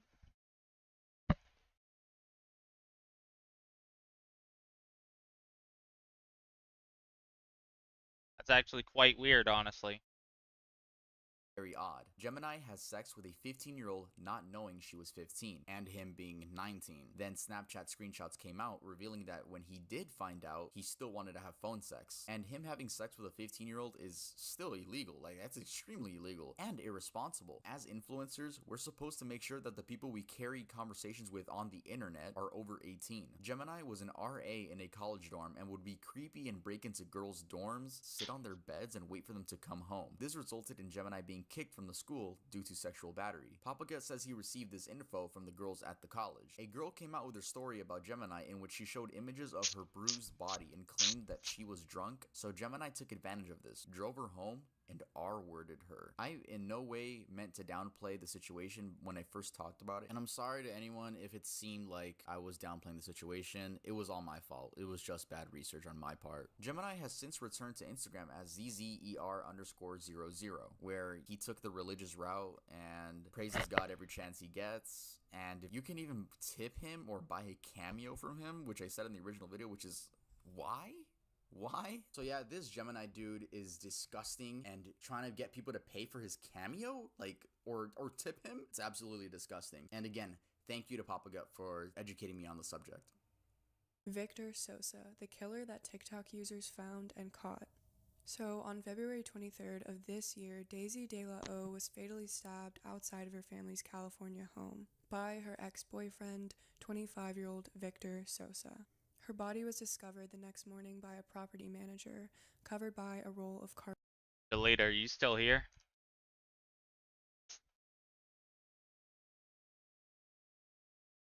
Okay, cool. Dog. Wait, no, you didn't comment that. Comment that against Leah shit. Victor was a suspect immediately after her death, but he had already fled the country. Daisy's family and friends decided that they weren't going to sit by and wait for authorities to act, so they launched an investigation of their own with the help of TikTok. They posted videos and images of Daisy, shared her story, as well as images of Victor calling for people to share and find him. They used the hashtag #JusticeForDaisy. Luckily, the videos landed on the right For You pages, and tips started rushing in. Victor Sosa had been spotted working at a bar in Mexico called Papas and Beer. The person who sent this tip in said that Victor had been working at this bar for weeks and was living his best life like nothing ever happened. The tips were confirmed by authorities, and Victor was arrested on July 2nd. He was transported back to LA and pleaded not guilty to the murder of Daisy. Daisy had ended her relationship with Victor just weeks before her murder because he had allegedly been abusing her. Victor then texted her, convinced her to come outside, and that was the last time she ever saw her family. Daisy's mother, Susanna, told the media this, quote, "He took a part of my soul and I can never get it back until I reunite with her again. I hope he remembers my daughter's face every single minute of his life. I hope he rots in jail and never hurts anybody else." Susanna wants justice for her daughter and hopes by telling Daisy's story that other young women will find the strength to lead these abusive relationships. If you or someone you know is suffering in an abusive relationship, go to www.thehotline.org for support. Leader got AIDS, and he 450 pounds. Sorry, it's Benadryl Challenge. In mid-2020, a new trend surfaced on TikTok, that being the Benadryl Challenge. Benadryl is an over-the-counter drug that anyone of any age can buy. It's used to help relieve symptoms of hay fever, other allergies, and the common cold, as well as itchy skin due to insect bites. Teens began taking more than they were supposed to experience the high. Overdosing on Benadryl can lead to abnormal heart rhythms, hallucinations, seizures, and even death. So the typical dosage for Benadryl is 25 to 50 milligrams. These teens were taking 12 times more the expected amount and taking 300 to 500 milligrams. A teenager in Oklahoma died from this challenge, and several other teens were hospitalized. An unthinkable tragedy. An Oklahoma teenager dies as a result of the latest TikTok challenge. The same challenge is also blamed for the hospitalization of at least 3 teenagers in Texas earlier this year. While young people may... Now, I couldn't find any of these TikToks, probably because they were all taken down, but even if I did, I wouldn't be able to show you guys. If any of these trends come back, like try to make a comeback, please guys, don't let this happen. For the love of God, don't overdose on... Shouldn't exist. It's used to... Benadryl... to lead these abuse. Transported back to LA and pleaded not bar for weeks. They used the death, but her ex-boyfriend and praises God every chance he gets, and if you can even tip him or buy a cameo from him, which I said in the original video, which is why? So yeah, this Gemini dude is disgusting, and trying to get people to pay for his cameo, like, or tip him, it's absolutely disgusting. And again, thank you to Papa Gut for educating me on the subject. Victor Sosa, the killer that TikTok users found and caught. So on February 23rd of this year, Daisy De La O was fatally stabbed outside of her family's California home by her ex-boyfriend, 25-year-old Victor Sosa. Her body was discovered the next morning by a property manager, covered by a roll of carpet. Delete, are you still here? Okay, cool. Dog. Oh wait, no, you didn't comment that. You comment that against Leah shit. What else? Drugs, and then record yourself, and then end up getting hospitalized. It's one of the dumbest things you can do. The TikTok challenge that dares people to strangle themselves and escape. This challenge has been referred to as the Blackout Challenge, the Game of Choking, and Speed Dreaming. Even though this is public information, because this child is so young, I'm going to be referring to him as Junior. In June of this year, a young boy was found unresponsive in his room with a belt around his neck. His family rushed him to the hospital where he was pronounced deceased. In an interview, Junior's family said, quote, "It wasn't until later on that we found out there was some type of video on TikTok letting kids know how to strangle yourself. But he's 7 years old, so how is he going to get out of it?" A spokesperson from TikTok has since said that the challenge has been banned from the platform. Junior's family encouraged parents to block various social media sites and educate themselves about what could be lurking behind their kids' screen. The effect of TikTok's Blackout Challenge reached far beyond the United States. In January of this year, Italian authorities launched an investigation into the death of a 10-year-old girl who participated in the challenge. The girl was discovered by her younger sister in the bathroom. Authorities then seized the young girl's phone. In an interview, the girl's family said, quote, "We didn't know she was participating in this game. We knew that she went on TikTok for dances, to look at videos. How could someone imagine this atrocity?" Italy's data protection agency even filed a lawsuit against TikTok in December of 2020. This lawsuit alleges a, quote, "lack of attention to the protection of minors," and it criticizes the ease in which young children could sign up and use the app. These are just 2 of the several kids that have passed away after participating in this dangerous TikTok trend. And this really begs the question, what dangerous TikTok challenge is going to trend next? And is TikTok even going to stop it in time, or is it going to take the lives of more kids?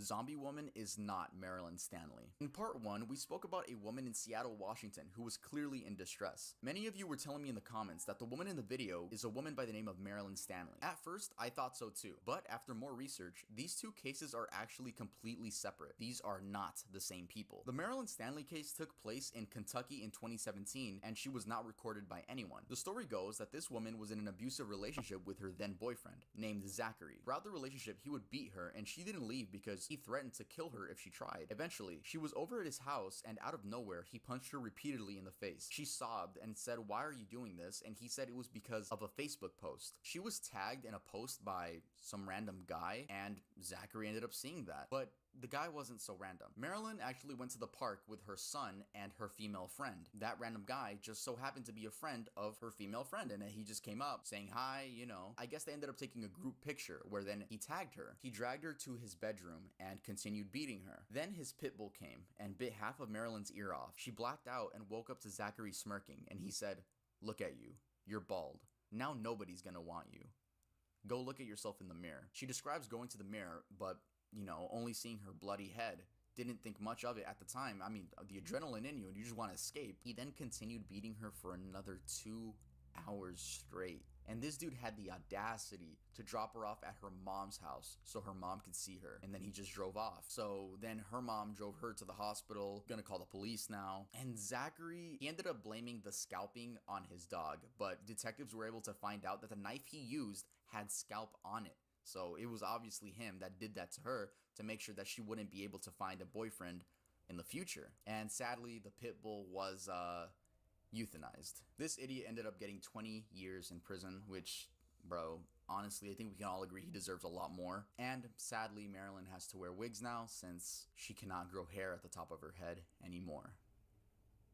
TikTok helped identify an Appalachian Trail killer. On April 29th, 2019, TikTok user Taylor, aka @FlowersDon'tGrowl, went camping with her boyfriend at Fall Creek Falls in Tennessee. Taylor was just 5 months pregnant at the time and expected her boyfriend Chris to propose, so she heavily documented their trip. The morning after they arrived, most of the nearby campers left and they were left isolated on the campgrounds. That night, they heard a large boom and went to investigate. It ended up being a car crash about a half a mile away. They just went over and made sure that everyone was okay, and after police arrived, they made their trek back to their campsite. Ahead of them, they saw a man with a flashlight sprinting to the bathroom. They joked about it and assumed that this guy just really had to use the bathroom. However, instead of going into the bathroom, he just stopped, turned around, and started staring at the couple. He then said, quote, "Wow, you guys are fast." Chris thought he was referring to how quickly they got to the crash and responded that they just wanted to make sure that everyone was safe. At this point, Taylor and Chris were just really confused and wondering why this creepy man had a weird smile across his face. They wanted to get out of the situation, so they just said they had to get back to their campsite because police were waiting there for a statement from them. They attempted to walk past him, but the man just kept moving towards them and playing with something in his hoodie pocket. This is where things got really scary and intense for them. The man said, quote, "Car accident? It got me thinking about when I was hiking and past these flowers. I stopped as they were beautiful and I heard deep growls and it scared me. And it made me think, you never know what day is going to be your last." This is when Taylor finally saw the outline of what the man was playing with in his pocket. It was a knife. She told Chris to run and screamed, quote, "Flowers don't growl," hence her TikTok name now. She and her boyfriend took off and the man started chasing them. They ran back to the crash site where luckily officers were still on the scene. The man must have been scared by the police lights because he just eventually wandered off and faded into the darkness. An officer accompanied them back to their campsite so they could gather their belongings and get the heck out of there. A whole year went by and there was no word from authorities on who this mysterious man was and why he tried to kill them. So Taylor went to TikTok to post her story and share her terrifying experience. Her videos went viral, and Taylor learned not only the identity of the man, but the fact that he had killed someone just 2 weeks after they had crossed paths. A month after Taylor and Chris's scare in May of 2019, Ronald S. Sanchez Jr. hiked the Appalachian Trail. On the 10th, just 2 weeks after Taylor and Chris were nearly killed, Ronald made it to Southwest Virginia. This is where Ronald ran into the man that attempted to murder Taylor and Chris, who was later identified as James L. Jordan. Ronald managed to send an emergency signal via his GPS device just before James Jordan fatally stabbed him. A Canadian woman nearby was also stabbed and managed to survive by playing dead. She then ran back to meet the other hikers and made a 6-mile trek to safety with them. In April of 2021, James Jordan was found not guilty by reason of insanity. Devious lick trend. The devious lick trend is the most recent trend that I'm going to be talking about, and it's so recent in fact that it's happening as this video is going to be uploaded. In case you don't know, hitting a lick means robbing someone or robbing a certain place. Shout out to GTA for teaching me that. Basically, high schoolers are stealing things from their school, bringing it home, and posting it on TikTok like it's some sort of achievement. At first, they were stealing things like the clock in the classroom wall, calculators, expo markers, but as time went on, kids began stealing things of way more value. Why? For shock humor and TikTok likes. They have stolen things like water fountains, fire extinguishers, bathroom mirrors, security cameras, hand sanitizer dispensers, toilets, and so much more. Not only this, but kids began like just basically destroying the inside of their bathrooms, just making it a living hell for all of the staff and janitors. This trend has actually forced schools to remove the bathroom doors, go on lockdown, make announcements, and overall just super glue everything to their facilities. I'm just kidding, that last part was a joke. They don't have to super glue. I don't know how vandalizing and committing theft is a trend now, and especially the fact that you snitch on yourself when you post about it. You know, we only have 3 months left in 2021, and I won't be surprised if there's one more stupid trend just squeezed in there, maybe even 2. But I won't be surprised if we get one more stupid trend by the time this year ends. TikTok user Frey Todoroki. A Brazilian TikToker who goes by Freya conspired with 2 friends to kill a girl. I'm really sorry if I slaughtered the pronunciation of any of these names in this story. 19-year-old Raíssa Borges wanted to know if she was a psychopath. To test this theory, she conspired with 18-year-old Freya and 22-year-old Jefferson to kill a petite person that couldn't fight back. They made a list of 3 possible victims, eventually settling on 18-year-old Ariane Laureano de Oliveira. On August 24th, the group invited Ariane into the woods to hang out. Ariane texted her mom that she was hanging out with friends and she'd be coming home shortly. However, Ariane never returned home and her mother never saw her alive again. The group planned the murder in great detail beforehand. They decided that after they were all in the car, they would start playing a specific song about murder. During the song, one of the teens then snapped their fingers, and that was the cue for Raíssa to attack Ariane. Raíssa then started to strangle Ariane, but ultimately couldn't kill her alone. That's when Freya and Jefferson joined in. As Ariane passed out, they stabbed her 3 times to make sure that she was gone. The group then disposed of her body in the woods and fled. Ariane's body was discovered a week later on the 31st after reports of a foul odor came to authorities. On September 16th, authorities arrested Raíssa, Freya, and Jefferson, and this case is still ongoing.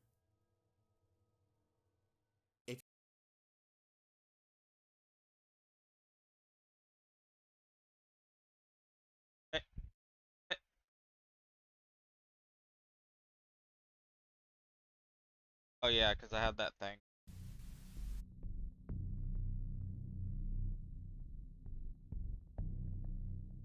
$2 million subscribers. We did it, guys. 2 million subscribers. It feels like just yesterday we hit 100,000 and then 1 million, and now we're at 2 million. From the bottom of my tiny heart, thank you guys so much. You guys give me this platform. You guys put food on my table, so thank you guys so much. I know why you clicked this video, but first, let me give you guys some context that you will need throughout this video. So first of all, I said I was done with icebergs. What's going on? I think I could just change the color and come back? No, guys, that's not what I'm trying to do. I thought I should change the color because, quite frankly, because I said I was never gonna do these again. Make it a little bit different. So why am I doing this again? For 2 million subscribers. It's a celebration. You guys have asked for it. And as a thank you for getting me to where I'm at, I'll give you guys another episode of this. It's even a blessing in the first place that you guys want more of something from me. So that's already enough. There will be a total of 3 2 million specials on this channel, so stay tuned. And if you aren't subscribed, I'll earn your subscription by the end of this video. Also, this video has 2 parts. We're gonna go through the entire new iceberg, and the second part will be updating you guys on certain topics that need updates from the past 3 episodes. By the way, you do not need to watch the other 3 videos to understand this one. These are new topics, and even when I do the updates, I'm still saying the story, so just updated version. However, I would love it if you guys could watch the other episodes after this one. And just like in all the other videos, we're going from most tame to most gruesome. We're not going to be doing most known to least known. This is most tame to most gruesome. And within those sections, that's not in order. The only orders are the tiers. So you can be the judge of whatever you think is most gruesome within that tier. Oh yeah, and I have some very special guests in this video. Here are some profile pictures of the people that you can expect in this video. But yeah, with that being said, let's get started with the topic. The tip of the iceberg, Kool-Aid Man Challenge. Featuring on this tier is the bizarre Kool-Aid Man trend that took a rather innocent advert and made it into a destructive feat. I'm talking about the series of old commercials where Kool-Aid Man would bust through a wall and be like, "Oh yeah!" These are from back in the day and for sure carry a lot of nostalgia. It, however, looks like some took reminiscing these ads too far. Since last year in 2023, there were reports of a TikTok challenge where people would run through fences in the same manner as the ad. Here's some footage of the challenge in action. Security video captured the vandalism. Teens breaking through PVC fencing while recording it. It's called the Kool-Aid Man Challenge, modeled after popular commercials from the 70s and 80s. Now to see this, several sections of his fence missing. When he looked at his security video, he watched teens break right through the fence. We're believing that it's a TikTok challenge. Suffolk police say the kids were recording themselves and that the aftermath of it was fences looking like this and like this. That second photo was actually captured in Raynham, Massachusetts, and the fence belonged to Jody Viola, who initially thought the holes were the work of a bear. That was until they checked the surveillance footage and saw people running from the street and charging to their fence and just breaking it. Viola in the interview said, 3 of them just backed up like you see in the movies and just ran into the fence like you were breaking down a door. They just threw their bodies through it. Some of the teens doing this trend were actually caught in Long Island, New York, and they were issued desk appearance tickets. Interestingly, among those caught, the youngest was just 12. Darkened skin filter trend. For this next one, let's go back to 2020, when this dark face filter trend had become a thing on TikTok in India. Users were basically lip-syncing to a popular song from back then, with the lyrics going on about a quote white-skinned girl with a quote black heart, and that song was actually used in a movie. The hero in the film finds it hard to win over this girl due to her quote black heart. Now, while the song doesn't mention a dark-skinned girl, TikTok users creatively used that audio and that filter to show them with darker pigmentation looking all sad, and then they transition. Leah does that lighter too, skin, but and not for then they're TikTok. happy. These videos were very explicit on how most of the TikTok users behind them thought of dark-skinned people, and the trend thus quickly drew backlash for promoting colorism. For context, you have to remember that India has a huge problem with skin color with a pretty dark history, where darker-skinned people were considered quote untouchables in society. Quote, Dalit is a term used for those who were formerly known as quote untouchables, end quote. This article actually explains how they're still fighting for social justice, so I can't even begin to believe how this trend made darker-skinned people feel in India. And unfortunately, that history still influences India today, at least going by Asian Boss Media's TikTok. Actually, no, I forgot you are Indian. My bad. Admit they were treated differently due to their skin tone, and it is thus no surprise then that these biases would show up in a TikTok trend. Thirst trap cooking. Alright guys, like I said, we're going somewhat tame to most gruesome, so this one's a real eyebrow raiser. So let's talk about @TheDonutDaddy, who does stuff like this.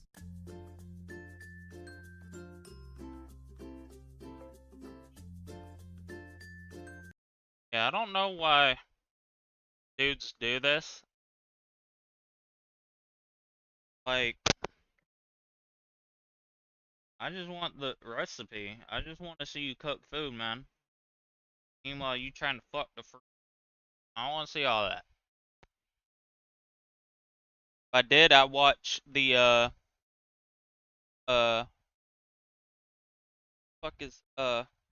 the grapefruit technique lady. If I wanted to see anything fruit involved, I just hit her up.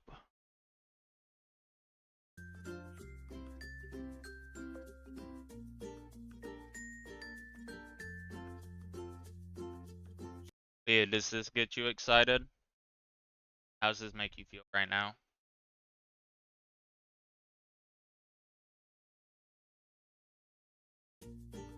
Yeah, there's no way you wouldn't notice the heavy sexual innuendos, and that's why the media has blatantly called it the art of, quote, hardcore food.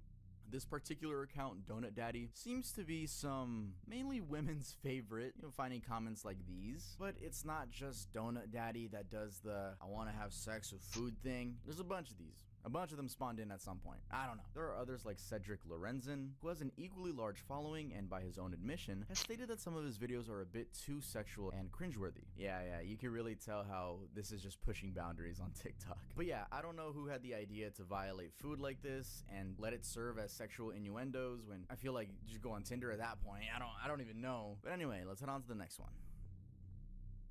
The public is the punchline. One arguably weird trend that has been on TikTok for a while now is videos that often begin with a person requesting a stranger to record them before escalating into chaos. The fact that they start with the request is why the trend is sometimes called, "Can you record a video for me?" or "Do you mind recording a video for me?" Anyway, the stranger or those around them end up being in a prank situation since the person they're recording does something weird to provoke a reaction. A good example is this video. Now, for the most part, this trend is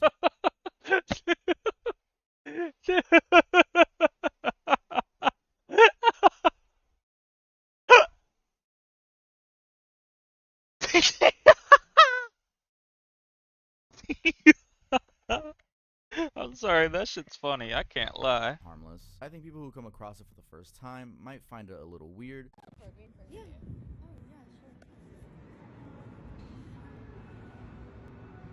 Stop recording me. Stop recording me.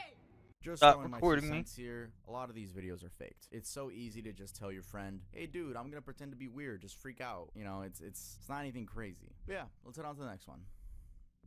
Banana and Sprite challenge. This here is IShowSpeed trying to down a whole bottle of Sprite after eating 3 bananas. That clip is said to have massively popularized the banana and Sprite challenge, which honestly falls at the center of the weird TikToks category. Though this challenge has been a thing since the early 2010s, and for some reason it just always resurfaces. The challenge was simple. People would eat bananas. Shit hurts. I cannot lie. I tried it once. But I did it worse because I went and got a McDonald's Sprite and did it. And try to fill up their stomach with a bottle of Sprite, something that's impossible to do going by the science behind it. And by science I mean that your stomach is basically too small to fill all of that. In more technical terms, the mixture of carbon dioxide from Sprite and protein from the bananas creates a reflux too big for the stomach to handle. A lot of TikTokers film themselves doing the same thing. Alright, finally, let's head on to the next tier. The surface. The eye challenge. Although this next one is from 2020, I have to mention it because it borders on the riskier end of things when it comes to people doing things they find on TikTok. I'm talking about the eye challenge, which went something like this. So people would basically stare straight ahead at the flashlight of their phone and use TikTok's S5 filter to reveal the quote true color of their eyes. The trend seems to have started with a user named Maria Blue, who apparently in a video claimed, "If you have brown eyes, this filter turns them blue. S5 plus back camera and flash." I'm not kidding. They were claiming that you could change your eye color. The real one, not the one through the filter. They were claiming that you could change the real eye color if you use your back camera and flash. That, yeah, if you do it on one eye, then you'll have one blue eye. Whoa. This is... Yeah, I'm not trying to get mad. I'm not trying to get mad. This, of course, wasn't true, and even experts warned of the potential dangers of doing that. They, for instance, warned that, quote, potential retina burn can occur when light is intense and focused on the retina for long enough. A permanent burn on the retina would also no doubt leave a permanent blind spot in the eye. And just to clarify, in case it wasn't obvious enough, all the filter did was add a blue hue to videos. It had absolutely nothing with changing eye color. The Cha-Cha Slide Challenge. I'm sure most of us are familiar with the song Cha-Cha Slide, a song by Mr. C the Slide Man, also known as DJ Casper. I'm not going to play it here for copyright purposes, of course, but part of the song has lyrics that go, slide to the left, slide to the right, crisscross. I'm sure you guys remember this song from something like a 5th grade event or maybe your white friend's wedding. But what does this iconic song have to do with TikTok? Well, scarily enough, some teenagers would record themselves acting out that part of the song while driving. You heard me right. They would swerve their car from side to side, and then when they said crisscross, they would rapidly swerve it back and forth. Even though TikTok removed the videos, we were able to find some on YouTube. In some clips, you can tell how terrified the passengers are, which is most definitely risky as we have seen similar challenges turn out to be catastrophic. For example, in 2019, a 21-year-old Shania McNeil crashed and died while playing chicken, a Snapchat trend. She was basically recording herself and her 2 friends weaving throughout oncoming traffic at about 100 miles per hour. So clearly these challenges can be very dangerous. The penny challenge. Okay, so I'm gonna have to tiptoe around this one. I don't think I could show much footage because there are a lot of challenges that YouTube just doesn't like people talking about, just in case, you know, some people want to try it. And I'm sure I had a disclaimer at the beginning of this video saying don't do any of this stuff and that this is for educational purposes, whatever. But basically, this next one is genuinely stupid. I feel like there are a lot of challenges that YouTube just doesn't like people talking about, just in case, you know, some people want to try it. And I'm sure I had I hear that pounding. Sounds like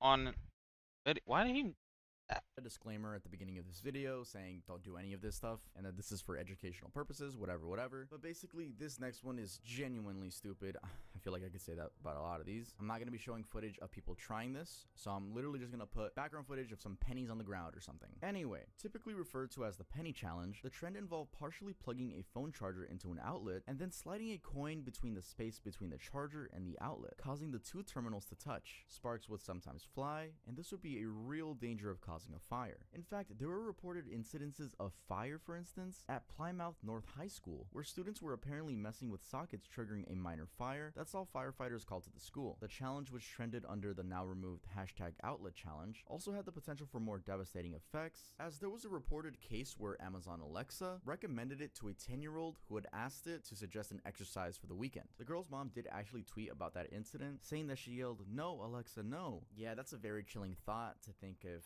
the mom wasn't there and if the daughter was willing to try it. One chip challenge.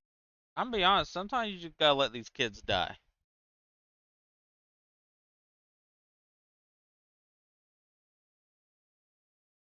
The kill yourself and drink 2 Dr. Peppers challenge. You hear that title and decide, you know what, I'm gonna do it. You deserved it. I'm sorry.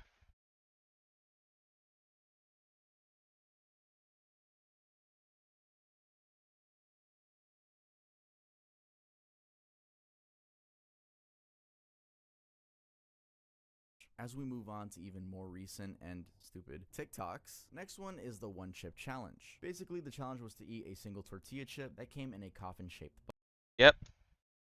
This challenge, what he's probably about to talk about is why I removed that as a channel point reward on Twitch. Yes, sir.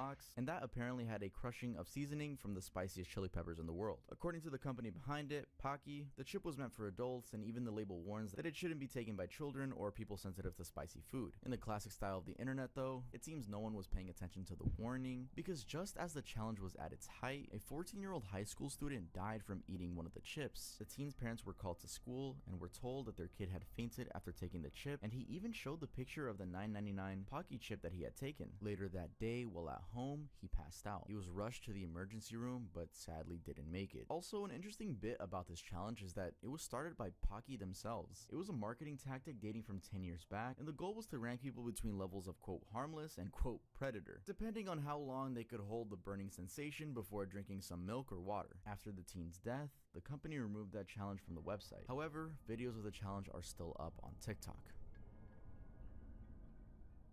Dr. Kim, medical TikTok. While home to some genuine medical professionals, it's quite often plagued with random videos, which we will be covering in this video. One such account, which I know like the back of my hand now, is Dr. Kim. There's a chance you've more than likely seen these weird face surgeries floating around. I actually made 2 detailed videos on the whole investigation I did. Like I said, I know this topic very well, so I'm gonna give you guys a quick summarized version. And if it interests you, well, lucky you, you have more videos to watch. Anyway, in January of this year. Oh yeah, this guy. Oh my god. Oh my god, I remember this guy. I don't know why he went through with this. Oh my god.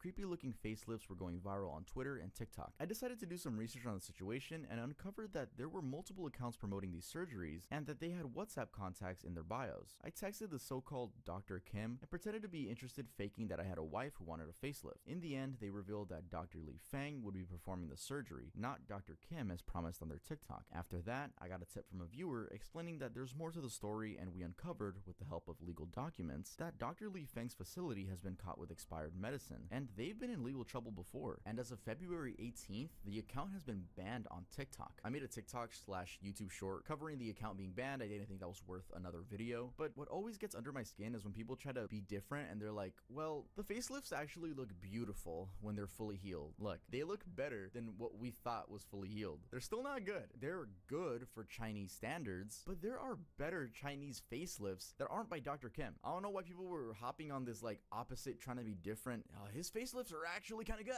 No, they're not. They're horrible. If they're good, then I'm sure you're confident advising your mother to go get a surgery by Dr. Kim. Like, no, it's not, like, the being different was like so weird to me. It's horrible. Let's head on to the next thing. Eye color surgery. I wanted to call this next one an occurrence because I only thought it happened like a few amount of times, but it turns out it's been going on for a while. So I found 2 videos of it, this one and also this one. The whole point of these surgeries is to get a permanent eye color change, and in that last video, it's alleged that the woman got something called an iris implant, where an iris made from silicone is slid into a slit that is cut into the cornea. However, others believe it's the keratopigmentation procedure, which is basically tattooing your eye. Now, what most of you might not know is that the iris implant procedure is actually illegal in the USA. Well, unless you have an eye defect from birth that prevents you from having eye color. But other than that, you can't get in the US, it's simply too risky. The other one, keratopigmentation, well, it's not illegal, it's also highly discouraged. But that doesn't stop people from getting either of those 2 procedures, as you can easily fly elsewhere and find dozens of clinics that will be willing to perform this surgery on you. In fact, that's what Tamika Tiny Harris, the American singer-songwriter, did. She flew out to Tunisia, Africa, and got the iris implant procedure done. She said it took about 5 to 10 minutes per eye. Interestingly, her daughter Zanique also hopped on the trend and changed her eye color from brown to grayish blue, although she regretted it, reversed it, and admitted she didn't recommend it to anyone.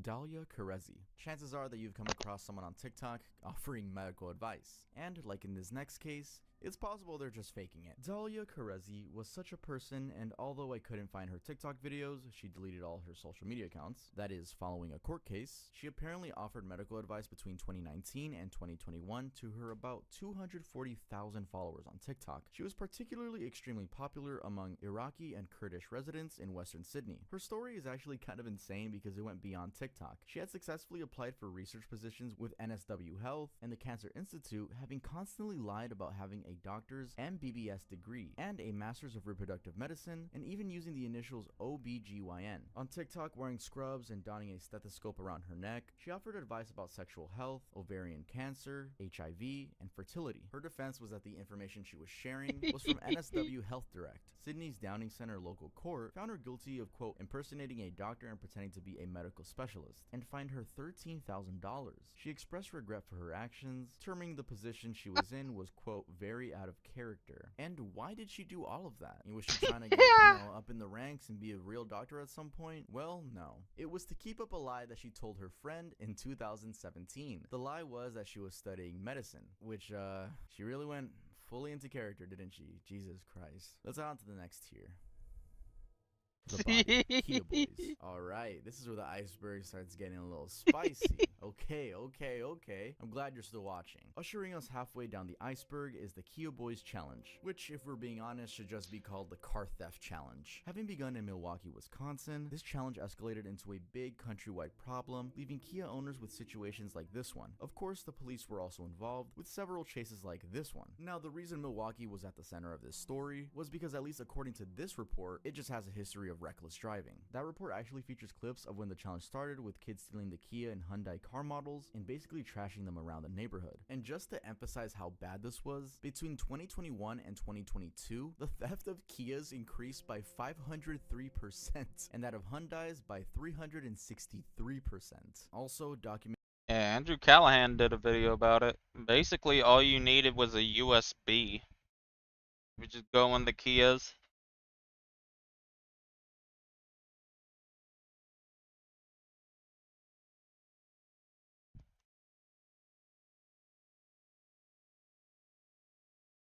Literally did that. I think they said they sold them for like $100 per.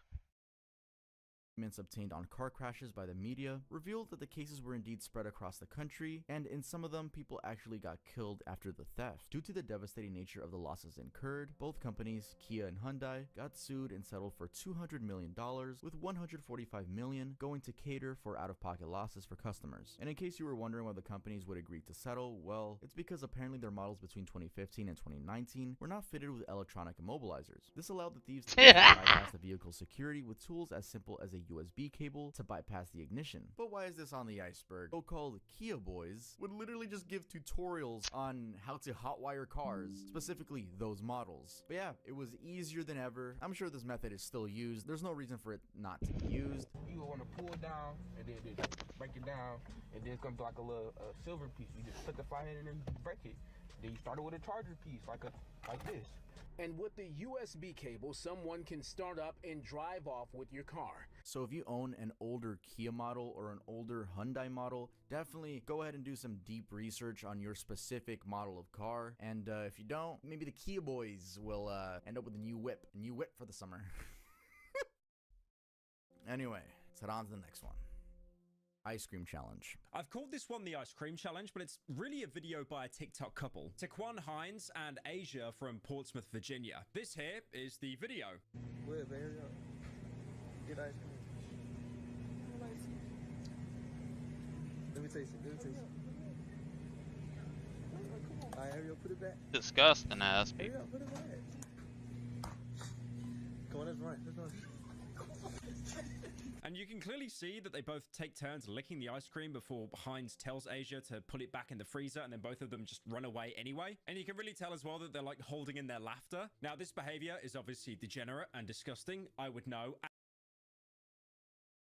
Yeah, this trend. I don't know why they started doing this during COVID. I remember when they did, if you did it, you would get arrested and charged with bioterrorism. So that's how it really stopped.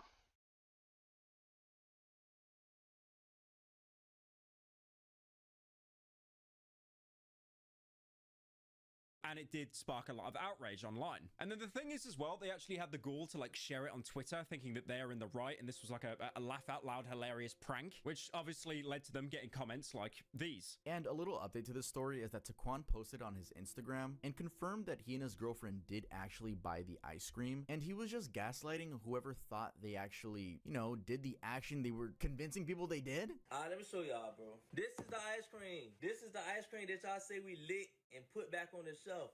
It was our ice cream. It was already paid for. This is our ice cream. I'm showing this video because people really want the video. We did not do nothing nasty like that. Me and Asia's not nasty people, bro. Be real.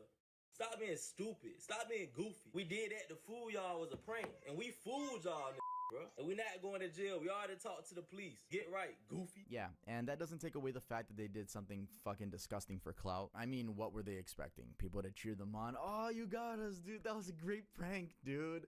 Holy shit, that was awesome. Nonetheless, the situation is extremely stupid and avoidable. You even had a food poisoning expert, Bill Marner, which is one of the worst jobs I could ever imagine. And he saw this trend and he basically pointed out that it's pretty bad. If someone has a communicable disease, they could probably pass it on to you. And then he actually goes on to say that the entire food industry is so bad that, no, actually, there's probably a higher chance of you getting food poisoning earlier on, not the guy finishing it off by licking it with his disgusting lips and then posting it on TikTok. Now, if you're wondering why this trend sounds a little bit familiar, it did actually surface back in 2019. For example, there's a video here of this gentleman, and he was actually later arrested, which is hilarious.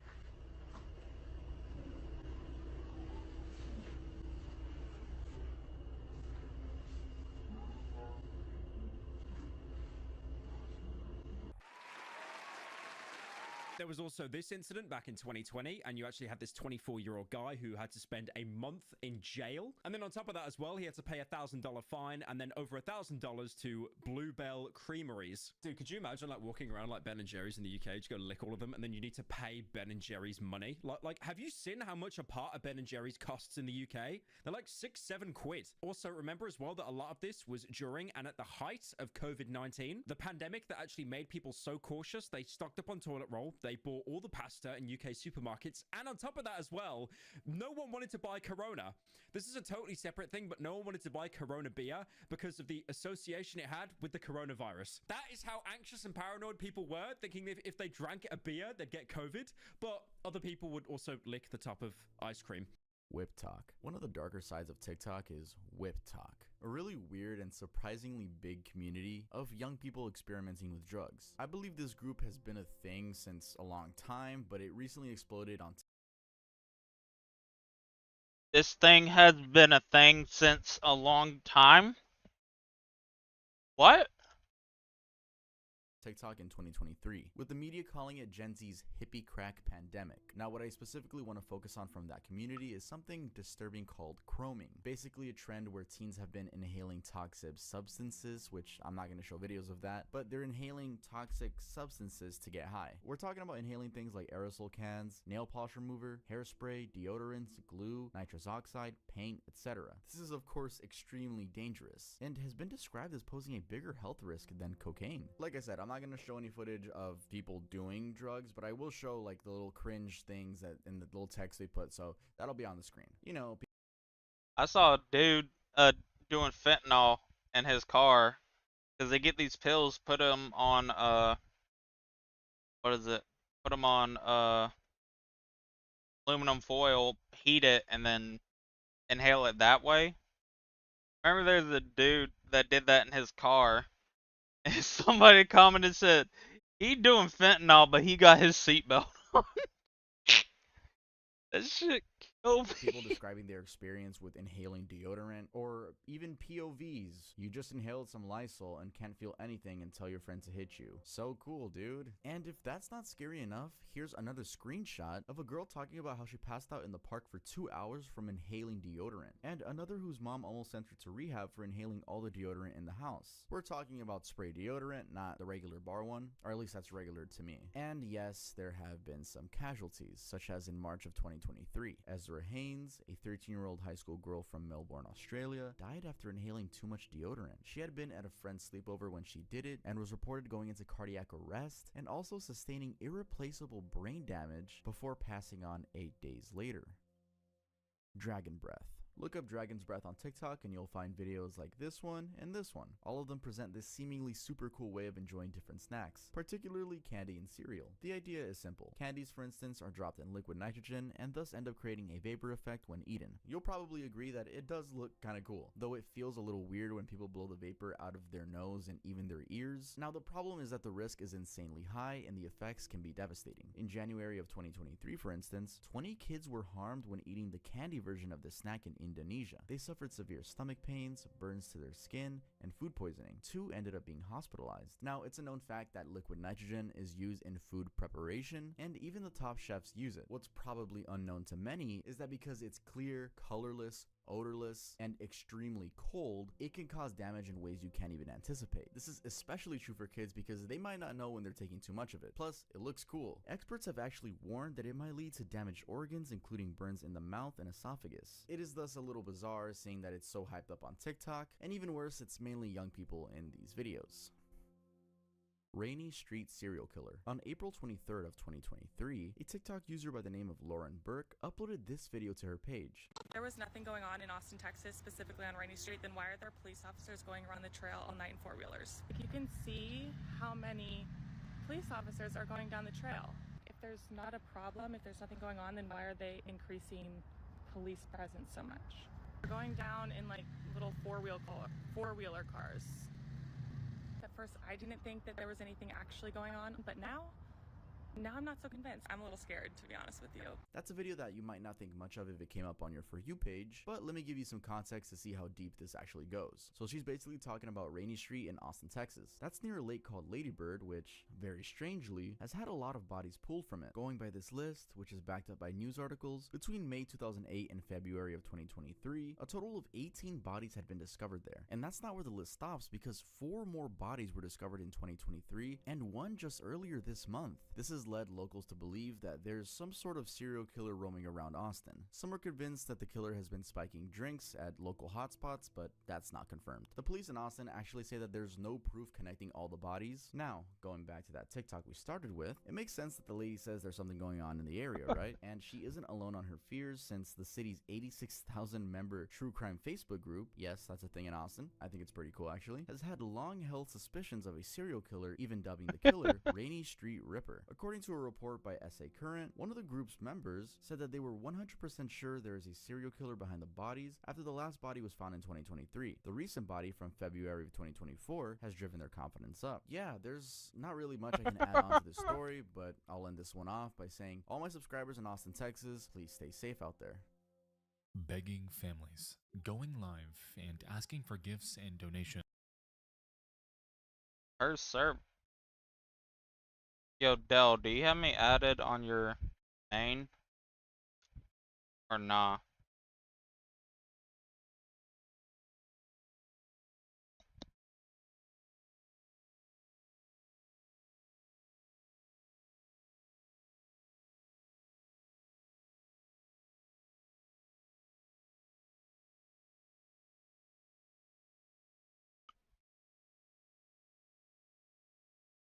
Add me on your main account, Dell.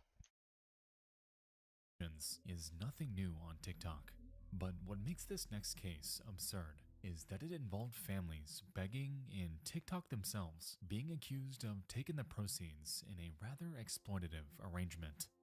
So this whole story revolves around refugee families in Syria who, following the devastation caused by war, turned to TikTok live streams to try and raise money to get by. These clips from the BBC show what the live streams look like, and it goes without saying that the scene is devastating. What makes it worse, though, is that while the kids would get as much as $1,600 an hour, TikTok, based on its policies, would take 70% of the money, leaving the families with a rather tiny fraction. And as if that wasn't enough, these families did not even end up with 30% either. Rather, they'd have to give up a considerable portion to agencies that hired and supported them. And yes, you heard that correctly. There were agencies that were recruiting families just like this and providing them with phones, Wi-Fi, and SIM cards to do these streams. This was all uncovered in that BBC documentary, by the way. The documentary was quite damning, as it offered deep insights into the exploitation of the world's most vulnerable families by a crooked network of just a select few companies. And, interestingly, TikTok later denied claims that it was benefiting from these schemes and claimed that they did not allow exploitative begging on their platform, ultimately proceeding to ban all 30 highly similar accounts that were found during the investigation. Lastly, it should be noted that they also denied taking a 70% cut, but wouldn't divulge exactly how much the amount truly was. Account's last eerie video. So, an account's last video. This here is part of it.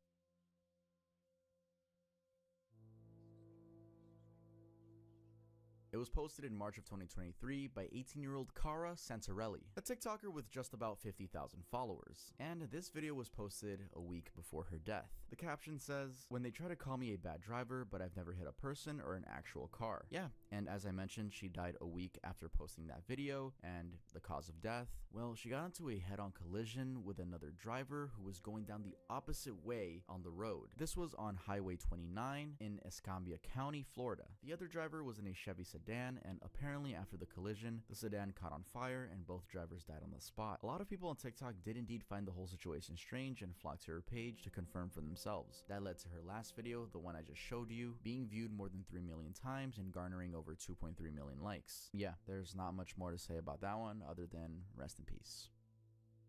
Fairy flying trend. One of the trends that's been on TikTok for a while, despite raising rather disturbing concerns, is the What? Why you say what? What happened? What do you do, Leah? Test? Okay. Just making sure.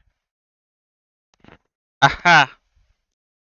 fairy flying trend. Basically videos like this one and this one from 2021, this clip from 2022, and this one from 2023. There are also some videos from 2020, but I'm not going to show that. I'm sure you get the point. Basically, people would record themselves like hanging, but they wouldn't show them holding on to something. It would just show like their feet or their legs just like levitating from the ground. You know, it's named the fairy flying trend. The goal was to look like a floating fairy. According to Forbes, posts under the hashtag fairy flying as of July 2023 had a whopping 66.4 million views on TikTok. Now, I'm sure you can probably tell the problem with these videos because it just looks like they just hung themselves. Can I say that on YouTube? I'm sure you guys know what I mean though if I censor that word. It looks like they deleted themselves and the video was posted. It almost looked like they were promoting deleting yourself. According to experts, that appearance can trigger people into thoughts of self-harm or make people prone to self-harm more comfortable with the idea since it looks like it would be getting normalized. And you know the TikTok algorithm, if you watch a video all the way through and engage with it, leave a comment, a like, maybe even a share, other videos like that will be shown to you. So if for some reason someone that is prone to self-harm sees floating legs on their For You page and they watched it for long enough, well, surely they might see floating legs again and get bad thoughts. You know, that's basically the point. It was just extremely popular is what I'm trying to say. And also, you don't look like a fairy. Anyway, let's head on to the next tier. The Abyss, live streamed birth. Imagine opening a live stream on TikTok to find yourself watching a woman giving birth on stream, and the stream isn't by her, it's apparently by someone else who went live by mistake. Well, that's exactly what happened at the Gak Narodni Front Hospital in Belgrade, Serbia on April of 2023. Apparently, a nurse accidentally live streamed a birth at the hospital, and when she came under fire, she insisted it was a mistake and apologized. I don't know how it's a mistake when from the screenshots I saw, it looks like it's propped very nicely somewhere, getting all the action. And you know, I use mistake and accidentally very loosely. The nurse said that she simply forgot and left the phone on a nearby glove rack, which again, I'm gonna have to press X to doubt because first, why are you going live at a hospital? Like, there's no reason to. I just see this as a clout chase, honestly. Now, that stream was watched by 200 people. And again, she was condemned for violating someone's privacy and deeply apologized for it. And in case you guys were wondering, she was fired. Her case though reminded me of this one from a while back where a woman gave birth on a Delta Airlines flight and someone recorded and posted it on TikTok. Although, you know, the user was smart enough to not actually show it, just tell the story. But yeah, it's crazy that a few years from now, there's gonna be a kid that's gonna be like, I was born on TikTok live. I don't know if that's gonna be a flex or not, but I guess we'll have to wait and see. Let's get on to the next one. Babies with hydrocephalus. We just covered the case of refugee families in Syria begging for money, and this next case falls into that category. I'm talking about begging for money. I'm talking about such live streams. Oh yeah, I'm so glad they stopped this shit. I was tired of seeing them pimple-headed motherfuckers. I'm like, quit fucking having videos, yo kid with a big ass head on my fucking timeline. I don't want to see that. That shit's nasty.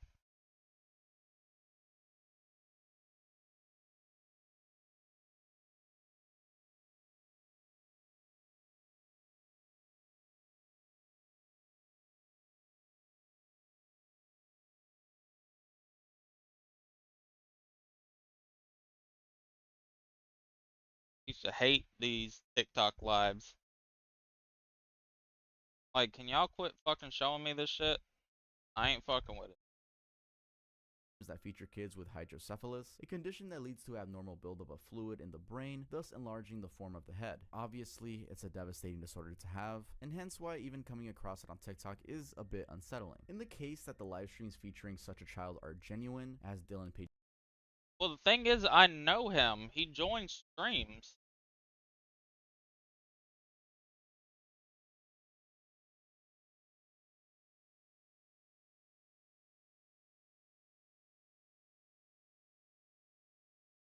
Just type Leo.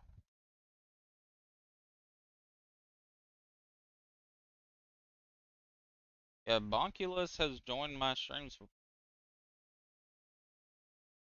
And I don't know what his Discord is. He won't. I tried looking in his, like,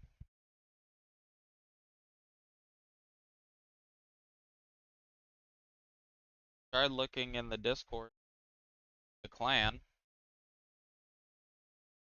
Can't find it, so.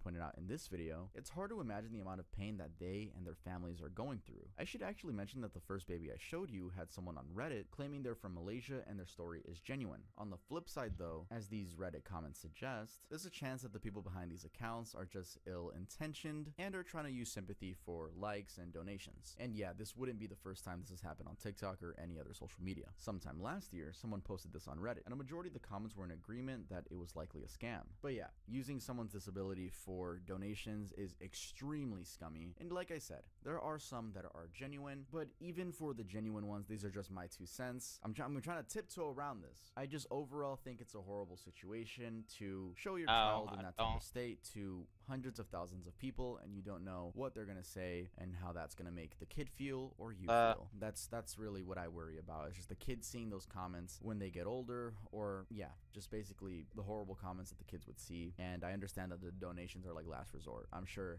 they're trying to get an actual job. But yeah, let's head on to the next one. Torture of Kira Hart. I know a lot of weird videos circulate on TikTok, but this one is simply a video above most of the others. So let's begin with this clip. Kind of. I don't know if it was like keeping hostage or something, because I just walked out home and she was at the house. It's Kira.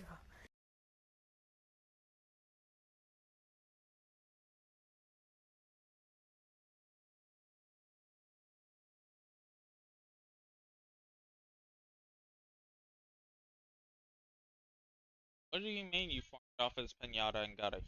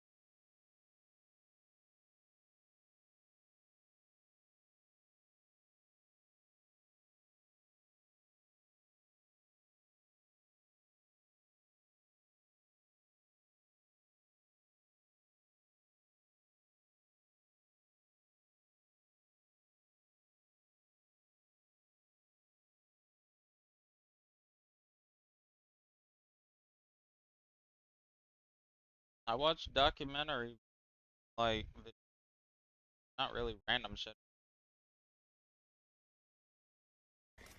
She was at the house and we just pumped her and we were just like torturing her for these 4 hours straight. And it was funny as fuck. So she's like full fucked up. Like all of a sudden your photos of her face. Then it's a month of birth. Now it's difficult to make out what the girl is saying, but part of it reads, basically just tortured someone. Kind of. It's Kira. And we're just like torturing her for at least 4 hours straight. It was funny as she's like full up, like, I'll send you photos of her face. Now, who was she talking about? Well, she was talking about this other girl. This girl being Kira, a 14-year-old from Queensland, Australia. Kira had been invited over to a sleepover by 3 other girls who ended up torturing her for 4 hours, inflicting such serious injuries on Kira that she ended up needing to go to a hospital. She had been slapped, punched, cut, and even stabbed with a knife. The 3 girls, whose names would later be revealed, ended up filming the entire act as it took place. This all happened on March the 11th of 2023, and although footage of it does exist for the sake of the victim and decency, we won't be showing that here. But this clip blew up on TikTok and a bunch of other social media platforms, showing the story to a much wider audience. Not only was this a good thing in that it provided a lot of evidence towards Kira's case, but it also put the story out there to a lot of people who would later go on to support Kira. As a matter of fact, her GoFundMe ended up raising over 82,000 Australian dollars, which is a little over $53,000 in American currency. Also, it turns out the house she was tortured in burned down on March the 29th, just a couple of weeks later. Who would have thought an island full of prisoners would act like degenerate? If only we knew that this would happen.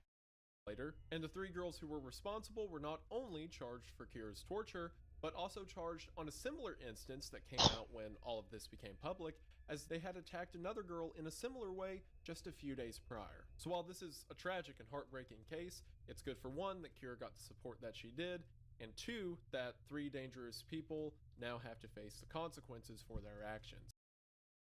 I bet they gonna have them bitches in the interrogation room. They're like, I'm not gonna snitch. They're gonna bring out some stupid ass fairy bread. Them bitches gonna start talking like it's nothing. Australians are sick. That. Cat blending video. There was a disgusting video that made rounds a while back that showed a real cat in a blender, and you can assume the rest. This topic was going viral on TikTok and Twitter, and saying that the internet was upset about this would be an understatement. Now, allegedly, based on this Noah Glenn Carter video, people were able to track the person who did it based on small text on the blender. Here's everything we know about the person who did the horrific cat blender video. The first place on the entire internet we can track this video to is this Twitter account. Now, it doesn't seem like they're the ones who made this video, but they're responsible for bringing the story to light and helping the person that did it to be caught. Now, the person who was responsible for blending the cat was caught because of the text on. That's what we're gonna do to Zazu. But that's. Matter of fact, nah, that's what we're doing to that new fucking dog you got in your profile.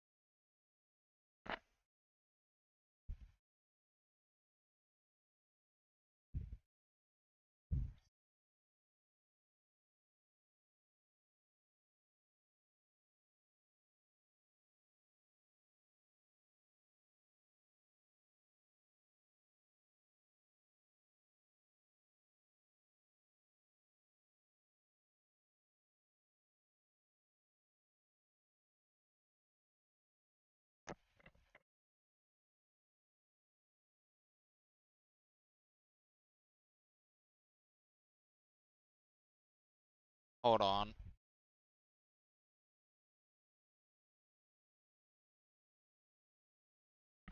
Who the fuck is Tech Does Stuff?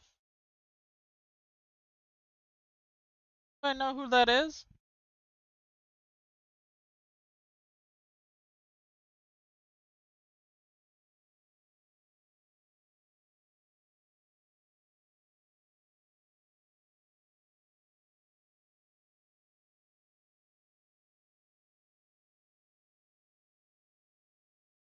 On the blender. That small detail helped people find out that the person was from China, and then within hours, people on the internet already knew where they lived. People quickly found out that the man who made the video is a known Chinese blogger, and a lot of people are claiming that he's only gotten 2 months of jail for the cat video, but I can't find anything to Say something inappropriate, but I don't care. Yeah, of course. There's like, alright. Over there, it's probably the same thing here where you can't, like, torture and kill a cow before eating. Sorry. verify or disprove this. The consensus, though this might not be verified information, seemed to be that this was all the work of a Chinese blogger. There was a speculation that he got 2 years in jail, though that was never proven. Though this did remind me of when there was another trend in 2021 where people would tell other people to look up Art of Zoo on Google and get their reactions. Again, this is a little TikTok trend I'm bringing up because it was also animals, and why not just put it in this? Yeah, why not bring up bestiality? Action. Anyway, so looking up Art of Zoo on Google will result in people doing things with animals. I gotta censor this word, but I'm sure you could read my lips. Yeah, and it was just like a funny thing to like, yo, Mary, look this up while I get your reaction. I don't know, man. That's kind of, it is really weird. Let's head on to the next one.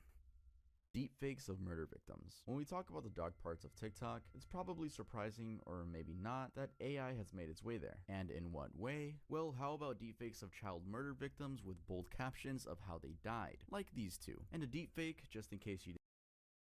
Dang. I might be a dickhead. I fuck with those videos. Not with the baby ones, obviously. That's fucking weird. But I fuck with the videos of, like, the AI ones that talk about murders of certain people. The, like, true crime. You didn't know is a use of AI to take the likeness of a person and generate a false, lifelike version of them. Now, obviously, AI can be used for a lot of good things,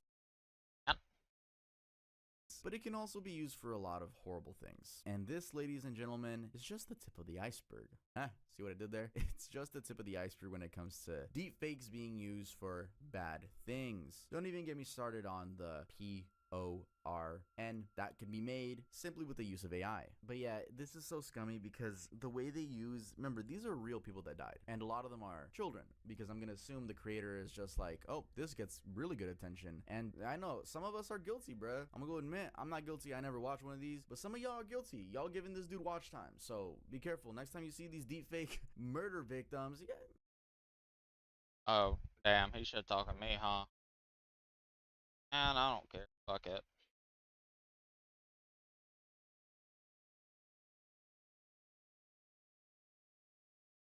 I'd be fucked up, but it is.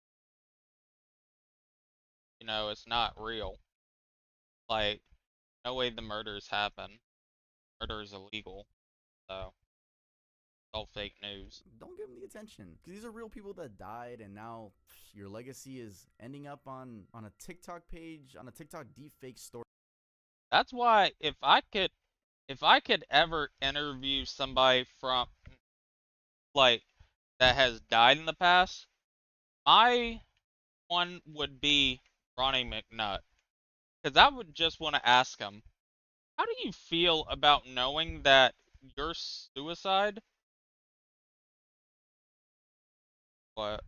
App didn't load. Now my pets are gone. What?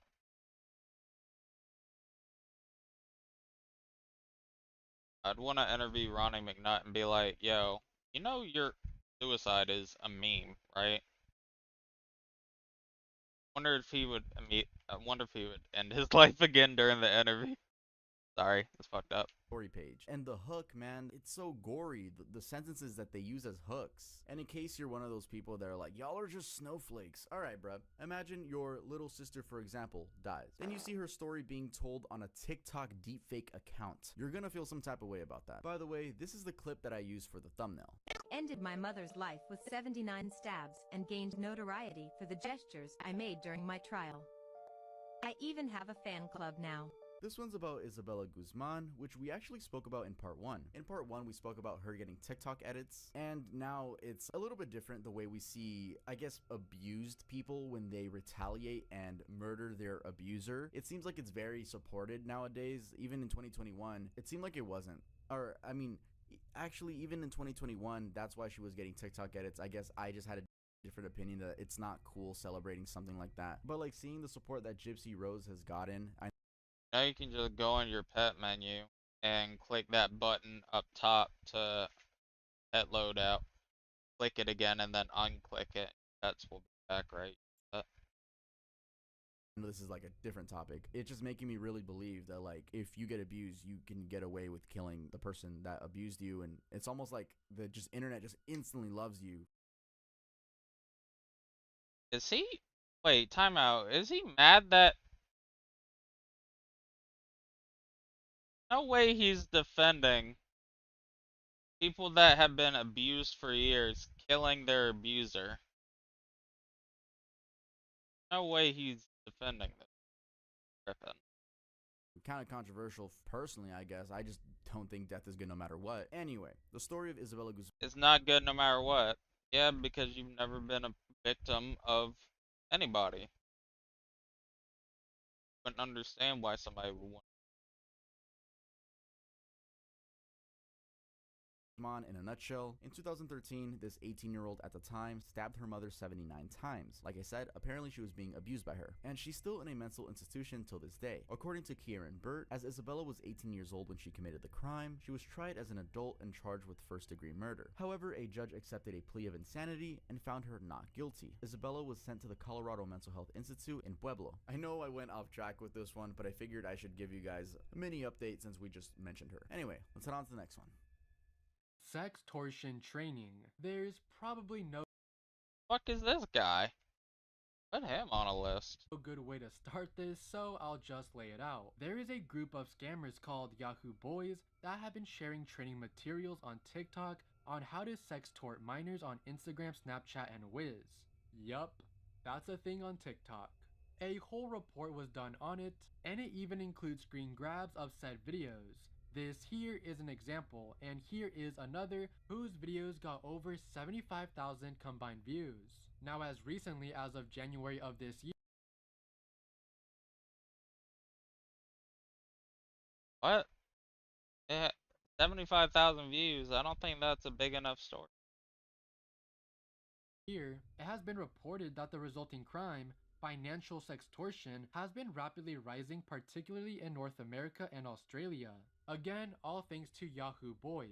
Basically, as I have mentioned, kids and teens are the main targets for this group, and the way it works is that the criminals, once they obtain nudes, threaten to share them with a person's family or friends, unless they get paid, repeatedly via different methods that include gift cards and crypto.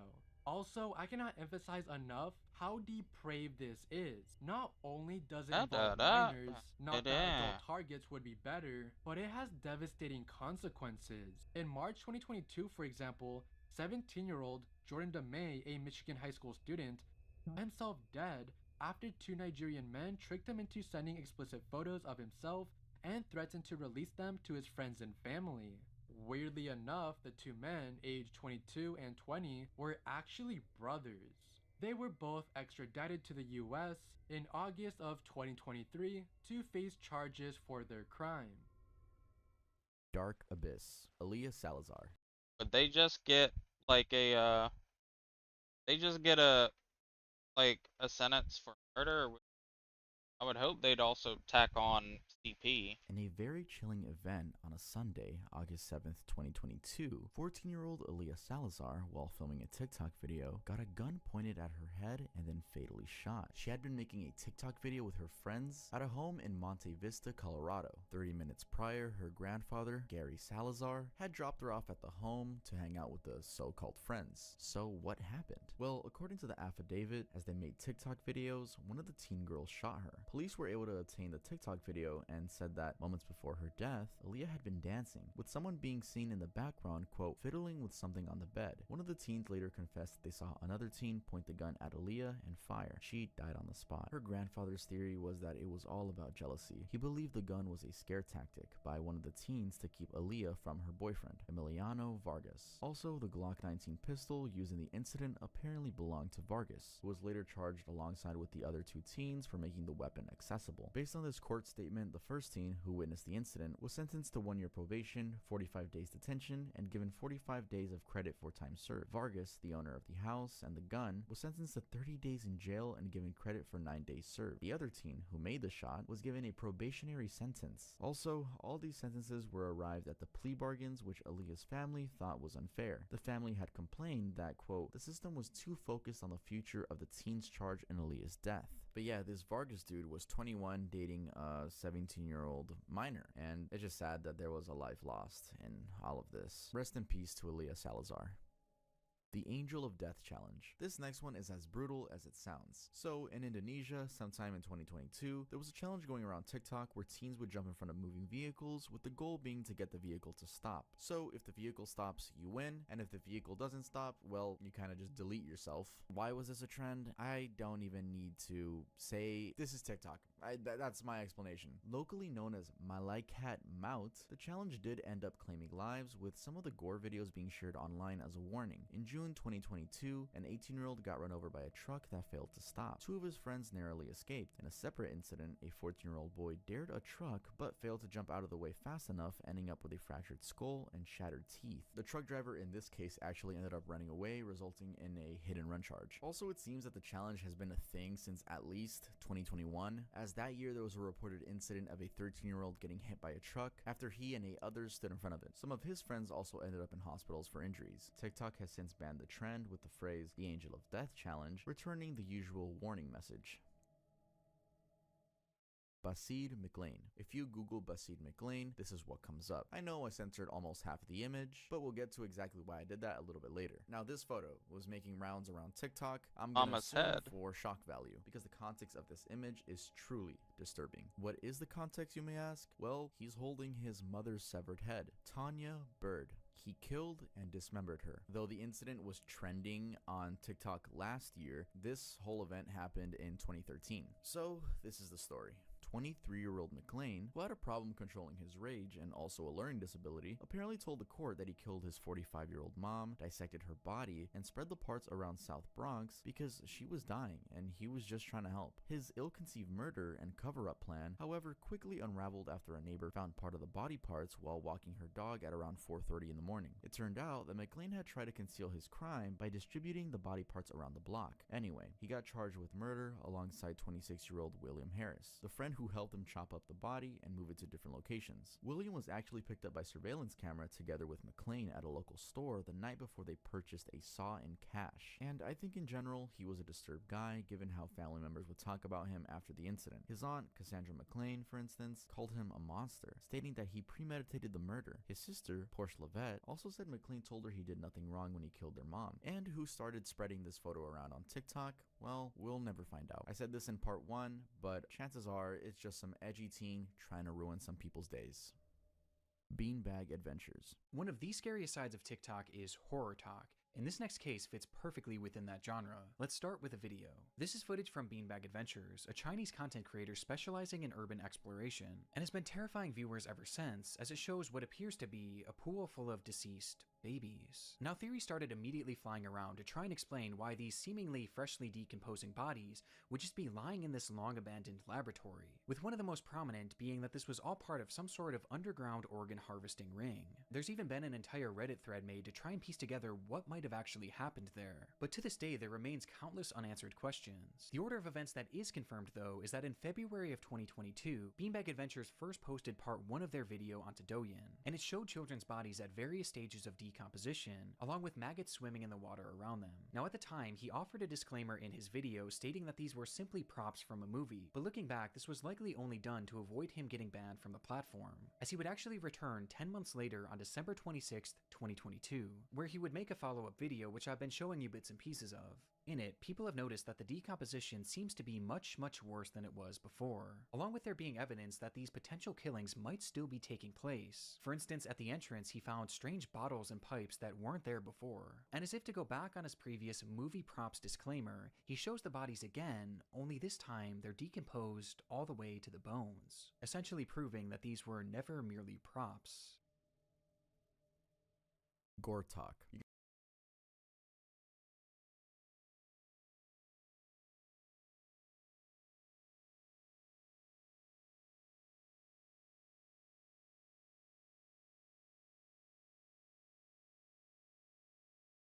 And move it to different locations. Following my statement, I said in this next Beanbag Adventures. One of the scariest sides of TikTok. This is where he would make him score you talk. I find props.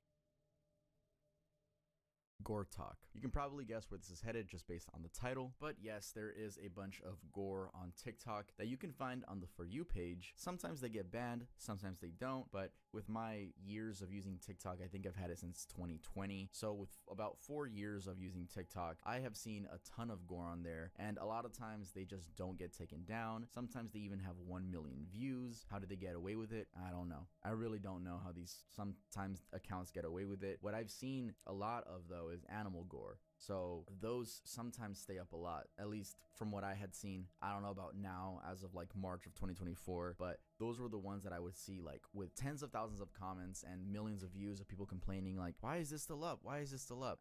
I really don't know. But it's not just animal stuff, because people would also just post like cartel videos. But yeah, sometimes TikTok's system to remove stuff automatically is just stupid. And okay, so I found the video from the last guy, or the last person event. Yeah, that is atrocious.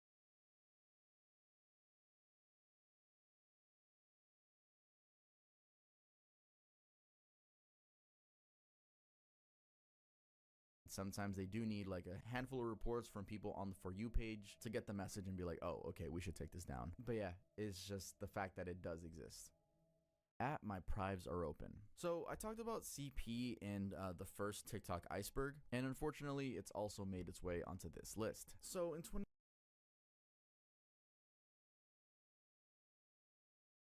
2022, they're talking about some, give me a like and some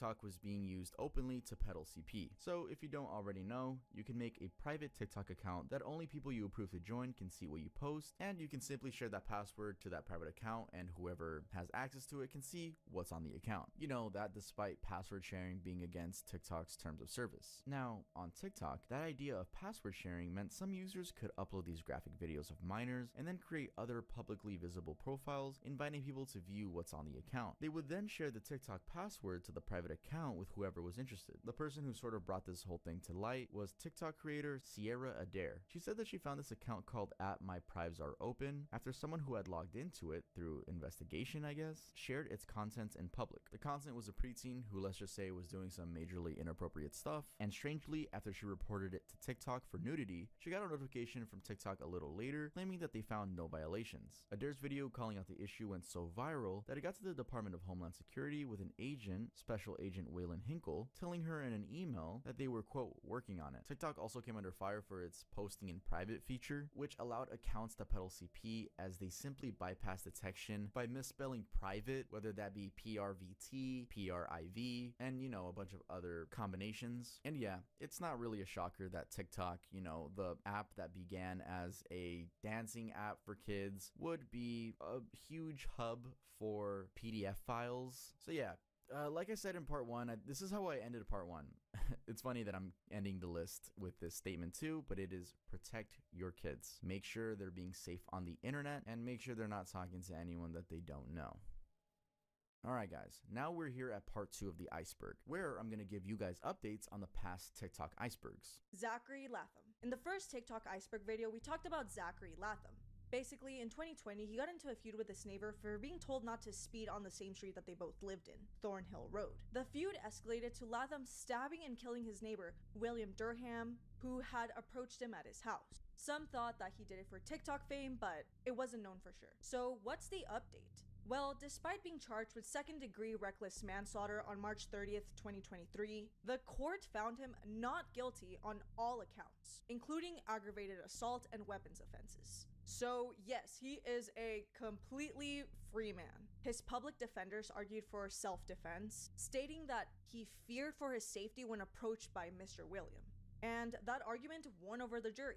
The judge, Kristen P. D'Arrigo, did however leave Zachary with some pretty heavy words, saying, "Mr. Latham, you were successful in your defense, but you still have to live with the events of those days and the consequences of it." And yeah, I think the judge has it pretty spot on.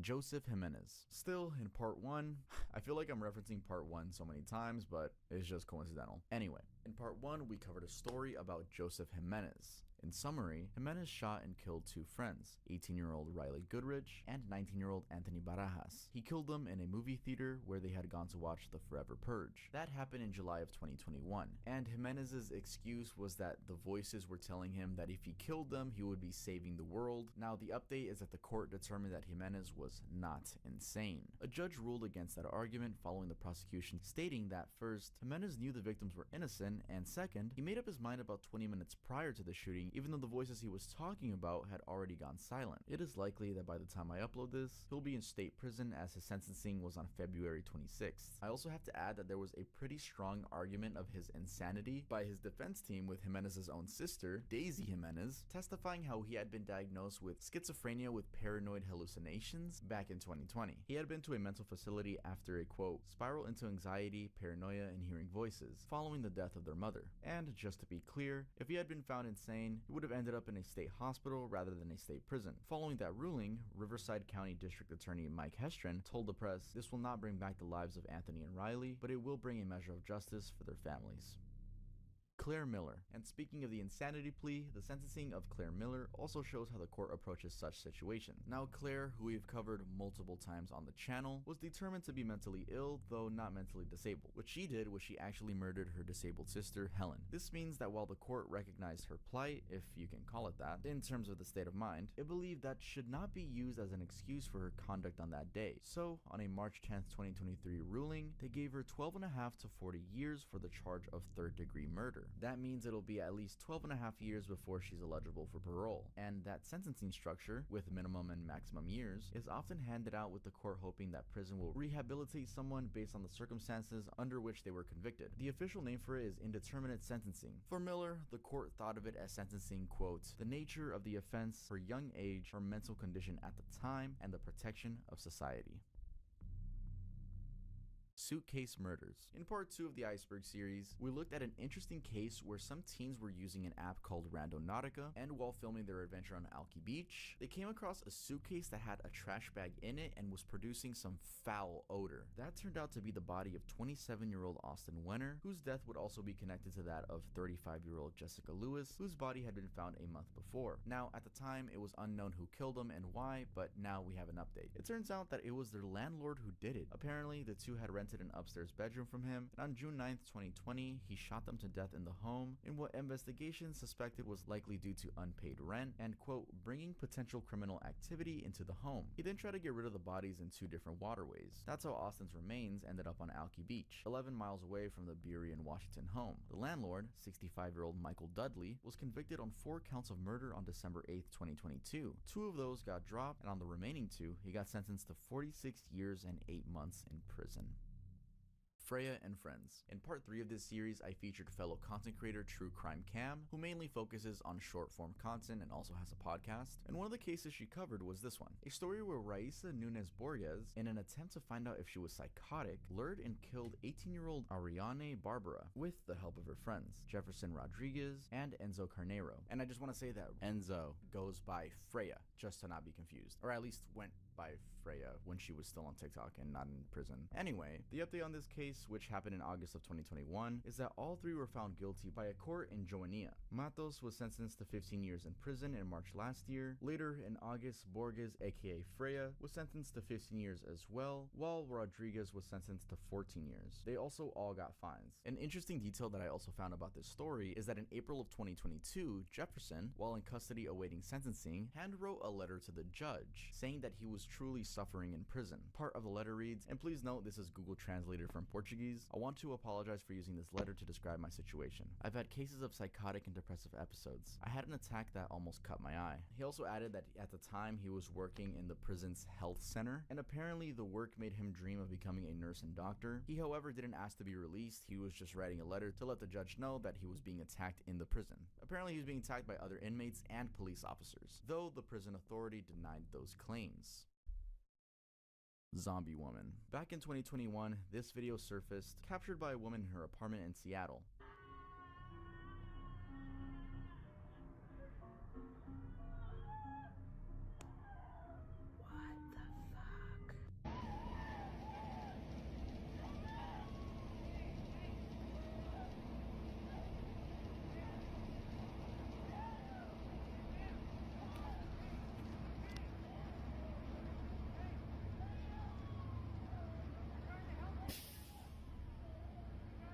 Many theories were floating around, such as maybe this woman was a victim of domestic abuse and had escaped her abuser, or maybe she was on hard drugs. Well, no guys, this was an anti-vax stunt to spread word that the vaccine is not good. She was perfectly fine. And these are some of her social media posts, you know, revealing her true intentions, that she was gonna let people know that the vaccine is disgusting, it's horrible, don't trust it. Their face burnt? No, it took me a little bit while, but it's like almost like Halloween, like zombie makeup. It is, yeah. I don't think any of this is real blood. It's all just Look, and then But yeah, that's it for that one. Dang. Wow. Okay guys, that's it for this video. If you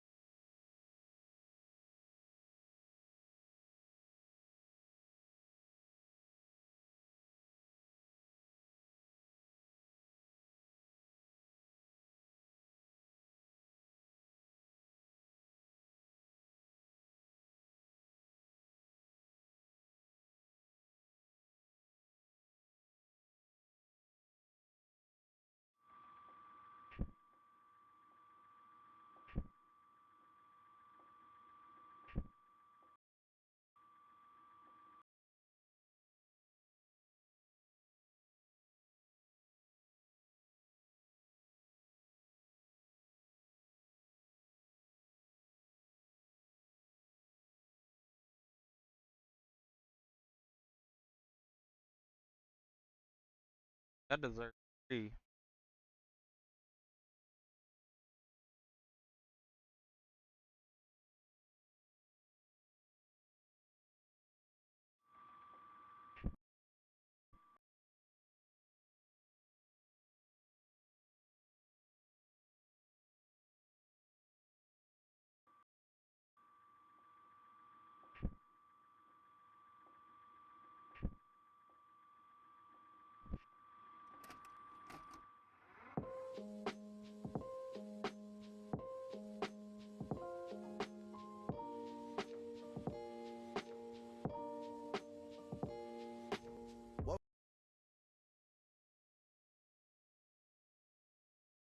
Welcome to the Banned and Censored Animations Iceberg.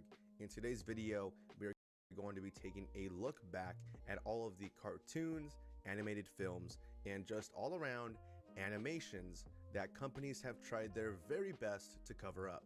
From racially motivated animations to extremely controversial imagery to just episodes of cartoons that didn't really age well.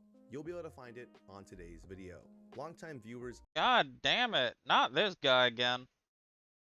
Oh, this is a different guy. God damn. Of this channel will know that this series started over 9 months ago, with the finale coming out around 2 weeks ago. And it is a lot to ask every single one of you to go and rewatch the entire series, especially for those super fans who want to rewatch it periodically. So to make things easier on everyone, I went ahead and supercut the entire thing together. Not only did I take out all of the intros and outros from each part and put them all together, but I went ahead and revamped a lot of the visuals when it came to this iceberg. When I went back and rewatched the entirety of like the 2.5 hour footage, I noticed I used a lot of stock footage as B-roll, and to make the watch a lot more engaging, I went ahead and put a lot more footage of each animation that I talk about, specifically in parts 1 and part 2. So if you're gonna rewatch this entire thing as a Oh my fucking god. you actually That scared the absolute shit out of me. Oh my fucking god. Oh my god. might get a new experience out of this entire iceberg. With all of that said, go ahead and get cozy, get your favorite coffee, favorite snack, your favorite drink, get a blanket, and let's get into layer 1 of the Banned and Censored Animations Iceberg. Layer 1 is full of very obvious censored animations. Most of these cartoons were banned due to very obvious, controversial, Various obvious things. Okay, we got 9/11. Their fears, and LGBT. subject matter that needed to be omitted after they initially aired. 200 and 201. 200 and 201 refers to episode 200 and 201 for Comedy Central's South Park. These two episodes were based around the religious prophet of Muslim faith, Muhammad. This might not sound like a huge deal right off the bat, but we need to give some much needed backstory. Back in 2005, a Danish newspaper posted a cartoon that depicted Muhammad in a rather unflattering way. This single cartoon comic led to global riots and numerous death threats towards the paper. Now you might be thinking that that reaction to that cartoon coming out is a bit much, but in Islam traditions, the Prophet Muhammad is not allowed to be depicted in any way, shape, or form. Despite these outcries from the public and all of the backlash that they got, the paper did not back down and still kept the papers out. And this is what led to the creation of episode 200 and 201. These episodes are mainly focused on censorship. The main issue that is the focal point of these two episodes is the town of South Park being put into a position where they are forced to show Muhammad uncensored to the world. The interesting part of all of this was the speech that takes place near the end of episode 201. Here is the original clip that came out on television. But I got made fun of! That's because there is no goo, Mr. Cruz! You see, I learned something today.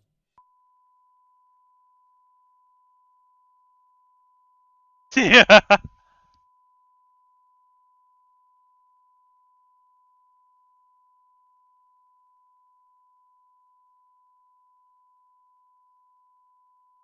That's right. Don't you see, Gingers?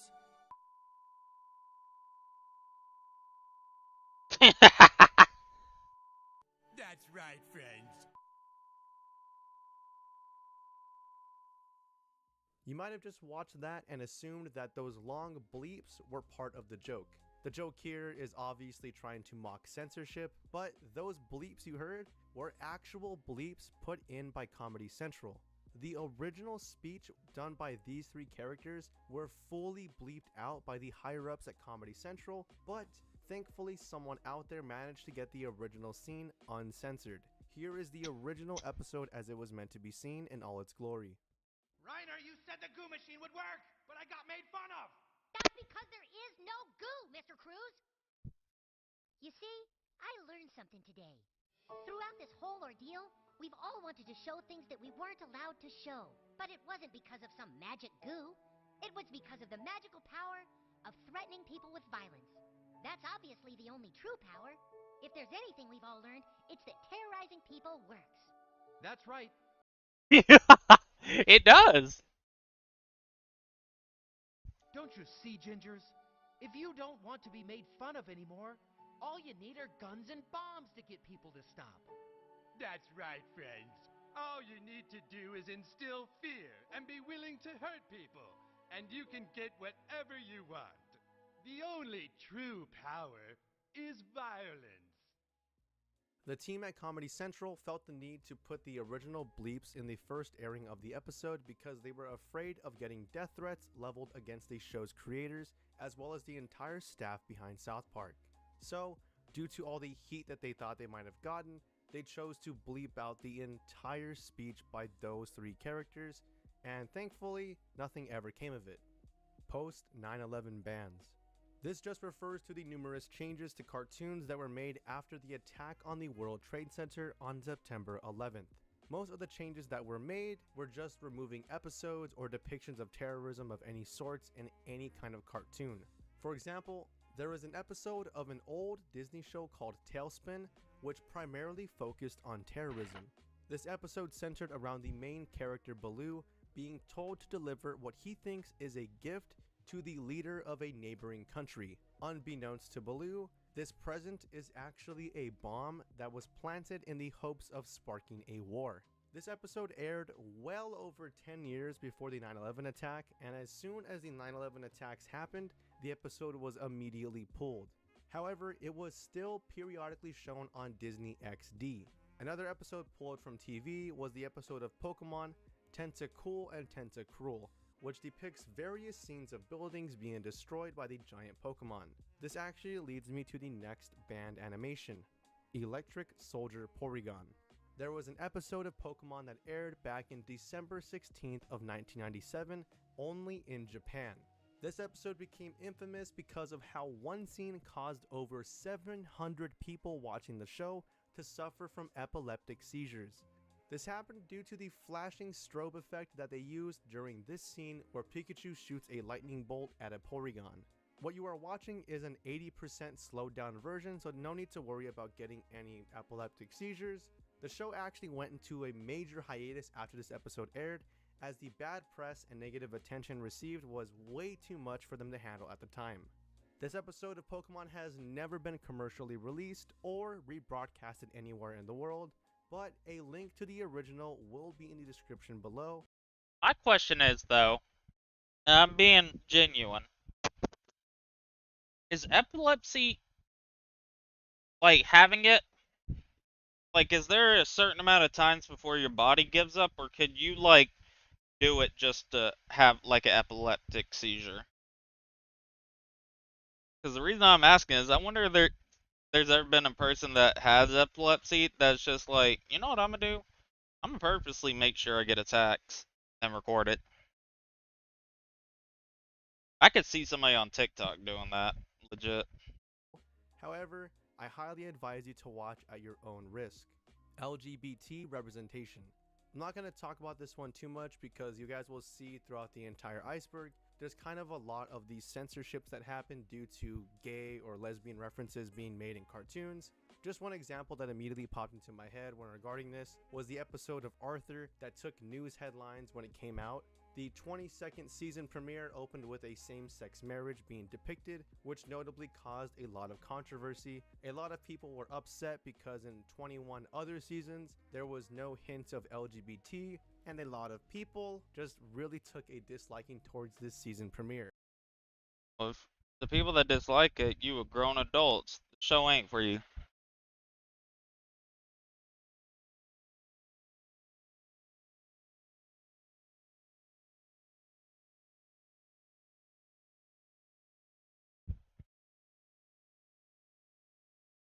So.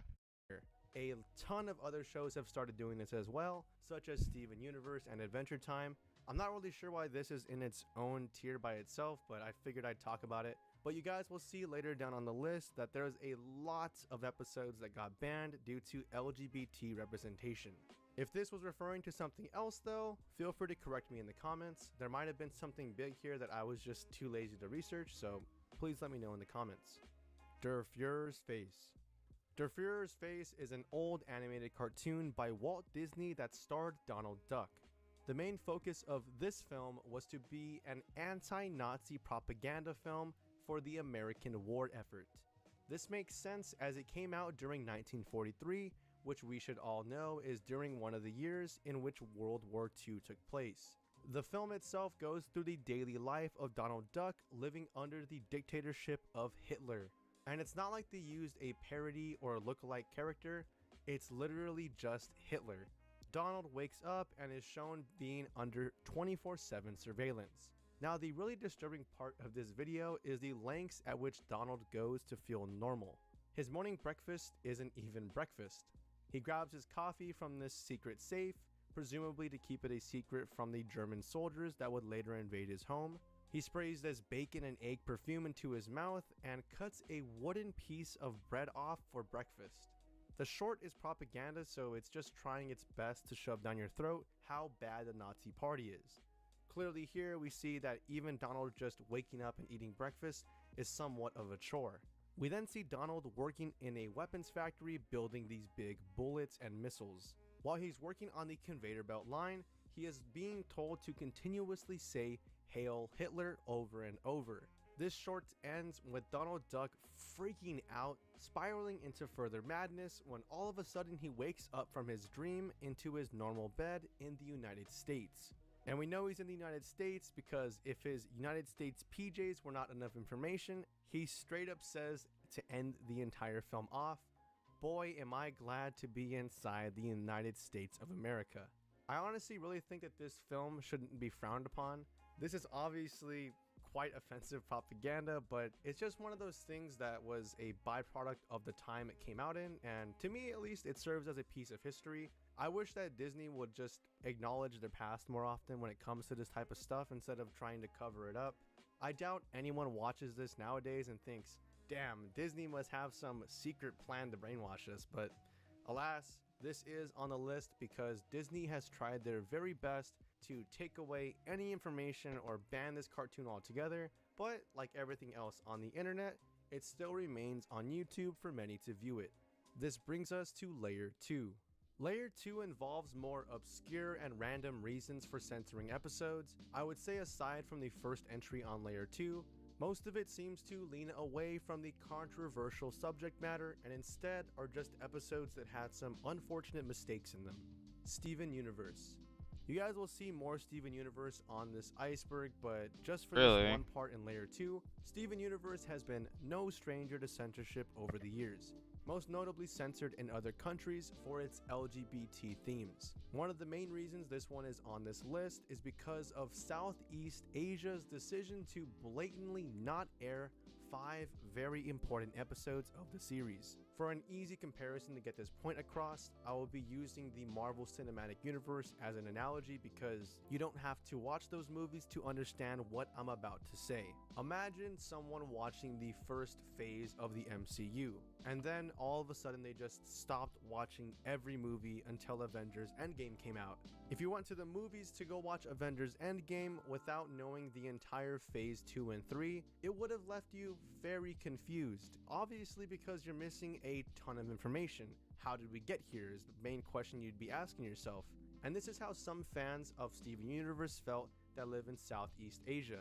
There were 5 very important episodes that were just completely glossed over because of the major LGBT themes within them, with one of the episodes being primarily focused on 2 gay characters getting married. There are also smaller censored moments, such as the fusion dance between Pearl and Rose. In this instance, the UK cut out a good 5 to 10 seconds of the dance because it was deemed to be too sexualized, which honestly felt like a slap in the face because there are many other sexualized moments that have remained in the show. It feels as though they just cherry pick moments that bother them and then choose to censor it. Mr. Skinny Legs. This is one of the few censored animations on the list that I felt needed to actually be censored. Mr. Skinny Legs refers to an episode of the same name of the popular kids show Peppa Pig. The main focus of this episode was on Peppa befriending this spider. This episode was banned almost immediately, but only in Australia. The reasoning for this was people did not want children to watch this episode and think that the spiders in their homes were friendly enough to befriend. Yeah, you know what? That's understandable. The Australians are retarded anyway. They would take it literally. I hope you're here, Jack. I meant that for you. In the same way that Peppa did. This makes way more sense when you realize just how many dangerous spiders live in Australia and how common it is for them to find their way into any household. The episode remains banned in Australia, and I honestly feel like it's well deserved. I can totally see a kid watching the episode, seeing a spider in their room, and walking up to it thinking that it won't harm them. Rude Removal. Rude Removal is an episode of Dexter's Laboratory that, to my knowledge, was released for a short amount of time but was quickly taken off the air due to the amount of swearing insinuated in the episode. This one centered around Dexter's new invention, the Rude Removal Machine. This machine would take all of the rudeness from a person and extract it, leaving behind a genuinely nice individual. The main issues that a lot of parents had with this episode were the controversial title card, which shows Dee Dee flipping the bird and shows Dexter bare ass mooning the audience. What happens in the episode also made parents very upset. It starts off with Dexter and Dee Dee arguing about who's more rude than the other. In the midst of their fight, they end up inside the Rude Removal Machine together. The duo's rudeness gets extracted into 2 rude clones of themselves. These rude clones began cursing up a storm, calling their mom fat, and just causing all sorts of trouble. It's important to note that whenever the characters cursed in the original cut, it was in fact bleeped, but there does exist a version online where someone seems to have edited in the characters cursing. This one was pretty interesting, as I feel like the title card alone would not fly in today's media. If you want to watch it yourself, I'll leave a link to what I believe is the edited version below. The Loud House. There are several episodes and scenes that have been censored from the Nickelodeon show, The Loud House. One disturbing scene that caught my attention. Only thing I know about this show is that everybody that is a genuine fan of this show seems to be a genuine pedophile.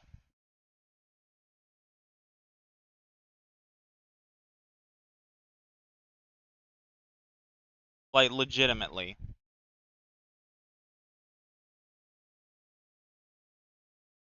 Most of this fandom, I genuinely believe they are pedophiles. Was a potential deleted scene in which one of the characters brushed their teeth too hard and their gums started bleeding. What you're watching isn't the actual scene, but a mere recreation of what it might have looked like. This one was scrapped before it came to fruition. Here's what it looked like on the original storyboard. There's also one more banned episode that I thought was pretty interesting, and it's this episode titled One Flew Over the Loud House. This episode focuses on a zombie-type virus spreading through the Loud family household. Throughout the episode, each character eventually gets the virus, and by the end of the entire thing, nearly every single person is infected. This episode was eventually taken off the air. And why, you might ask? Well, funny enough, it was because of the surgence of COVID-19. I guess Nickelodeon did not want any type of affiliation with the virus. Even in something as silly as an Nickelodeon did it. episode like this, they chose to take the entire episode off the air and ban it altogether. Fake Peppa Pig episodes. Those who watched my Never Search This on YouTube video should know about this entry. There are various quote-unquote episodes of Peppa Pig that can be found on YouTube, but most of them are not really official episodes. Almost all of them are fan-made and almost always involve some type of syringe or needle being stabbed into one of the characters. I find that most of these are put out with the intention of enticing little kids to click on them and traumatizing them for whatever sick reason. If you guys want to watch more stuff like this that appears on YouTube, feel free to check out that video. Man's Best Friend. Those who have watched Ren and Stimpy know that this show is no stranger to controversy, with the numerous amount of scenes that have been deemed too adult for the targeted audience of its time. So it's no wonder that one of the most infamous episodes from the series is making an appearance on a list like this. The episode Man's Best Friend centers around a man named George Liquor who adopts Ren and Stimpy as his pets. He is seen being an abusive trainer Dog, you don't even have to put this up. Just put the entirety of Ren and Stimpy on this episode.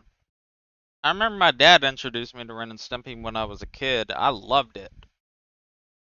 Because it was the most demented fucking cartoon I've ever watched. throughout the episode, which leads to a scene in which Ren beats the absolute shit out of George with a wooden paddle. This scene is what ultimately got the entire episode scrapped before it hit live TV. It was supposed to be in the second season of the show, but Nickelodeon thought it was best to shoot the idea down beforehand. And to kick a man while he was down, they even fired the creator of the episode shortly after this aired.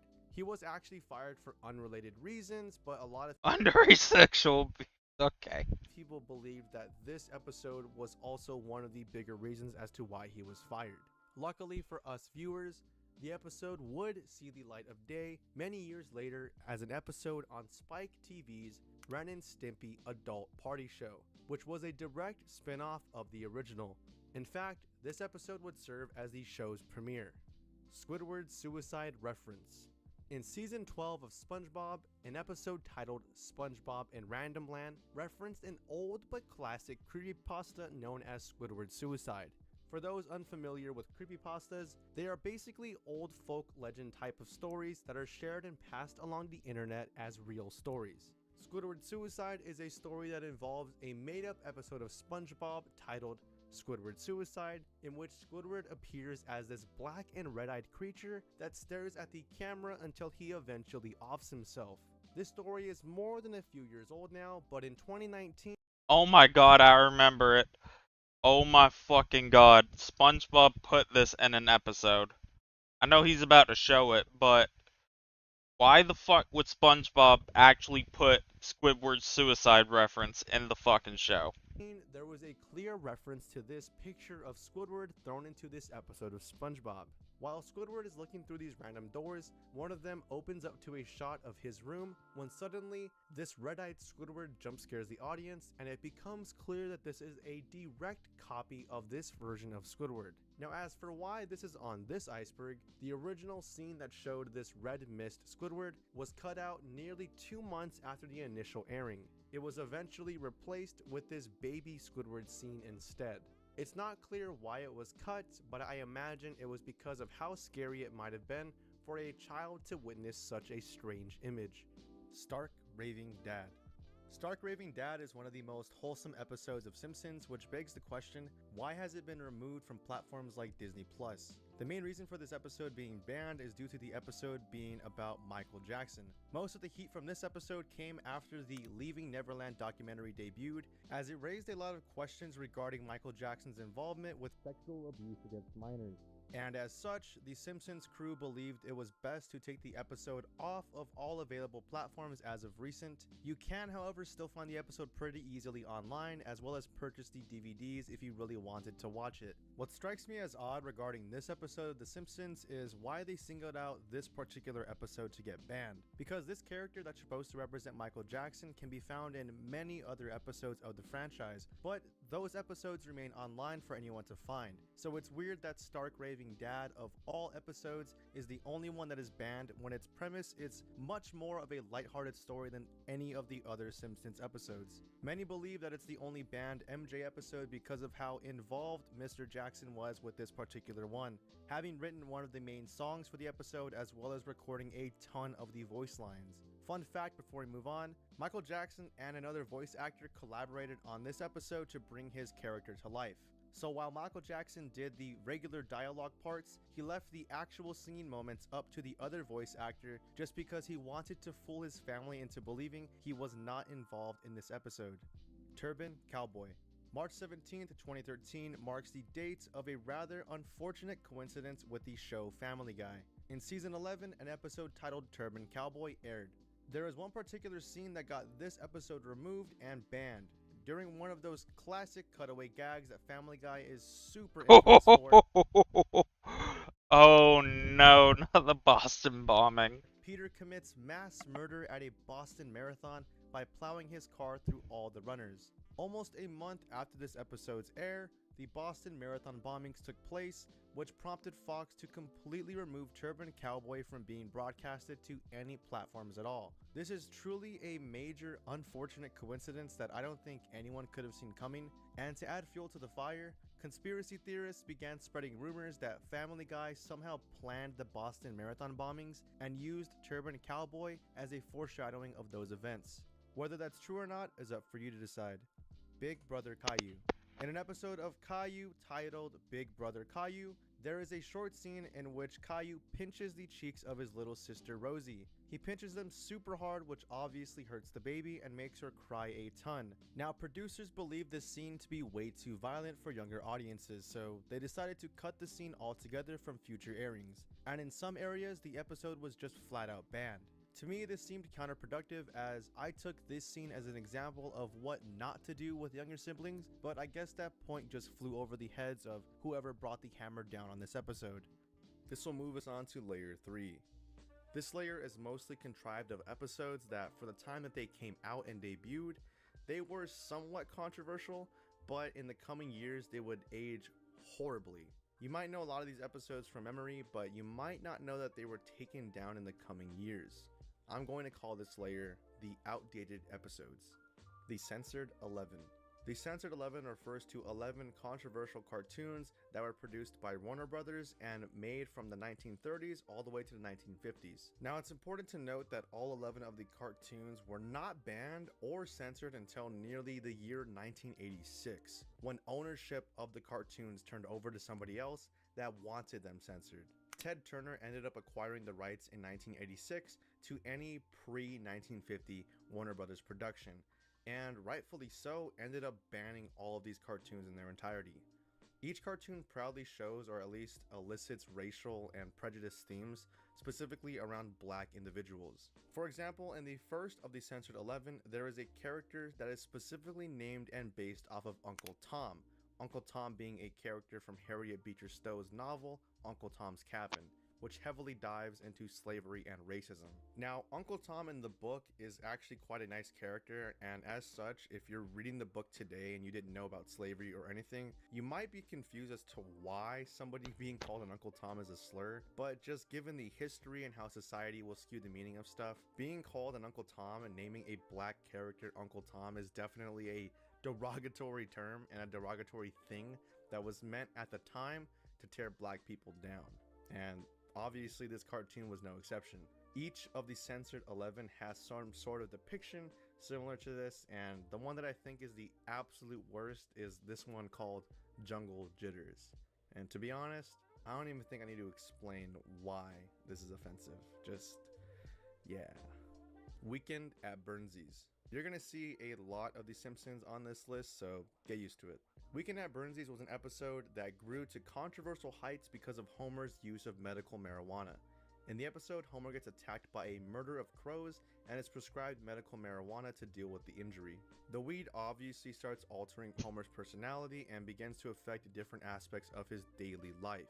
For example, at Homer's work, Homer is quickly promoted after having a stoner's reaction to one of Mr. Burns' terrible jokes. There are also a few moments here and there where he interacts with neighbors and family stoned, such as the part where he listens to Ned Flanders basically describe the entire Bible to him and has like an entire revelation about it. The UK ended up banning this episode over the drug use, and they also claimed that half of the reason that they banned it was because of the scene in which Homer gets attacked by the murder of crows, deeming it to be too realistic and too violent. But personally, I think that that was just a PR save, and they wanted some other reason besides the use of medical marijuana to be the reason for it to be banned, but that's just my 2 cents. It's actually kind of funny that this episode got censored because the creators have come out since and explained that the entire point of the episode was to spark discussion and give an unbiased look at both sides of the medical marijuana use argument, because there are parts of the episode where Homer does genuinely benefit from using the marijuana, but there's also parts where he clearly hurts or affects his family in a negative way. And for those living in 2022 that are confused as to why, medical marijuana is like such a huge deal, because we don't see that much nowadays, but you gotta remember that this was the early 2000s. The idea of legalizing marijuana was still pretty new, and as such, it was still a controversial subject to basically make an episode about. The episode also tackled other issues such as genetically modified foods, as in the beginning of the episode when the famous crow attack happens. This crow attack only occurs because Marge decides to grow her own vegetables due to a bad experience with GM foods. Blame It on Lisa.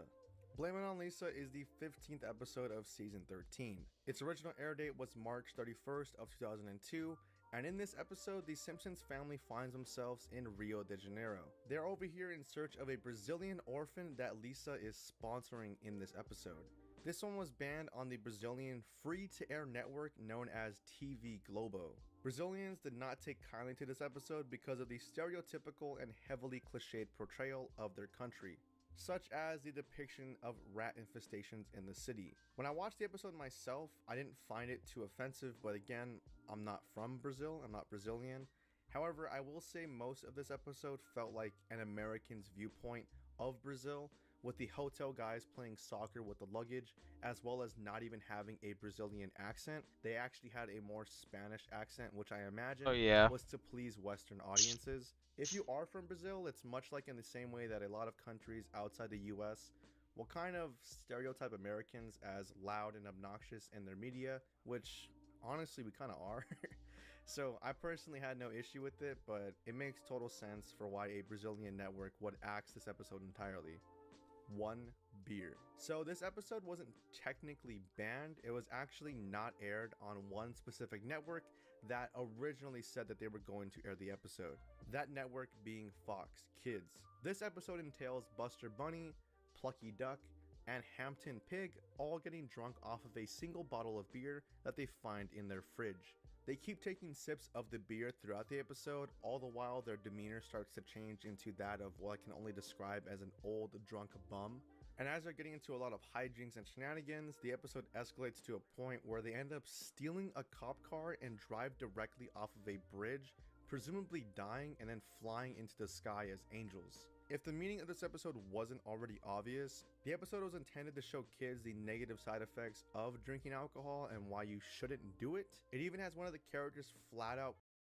Yeah, don't drink and drive, by the way, unless you really need to get somewhere and you are like good and you feel good. You're like, I actually drive better when I'm drunk. That's the only time you should drink and drive. Come out to the camera and break the fourth wall and tell the viewers directly to the camera what exactly the episode is about. But Buster, this isn't like you. I know, but in this episode, we're showing the evils of alcohol. The episode even ends with the characters saying this. I hope the kids got the message. Yeah, drinking's uncool. So do we get to do a funny episode tomorrow? I hope so.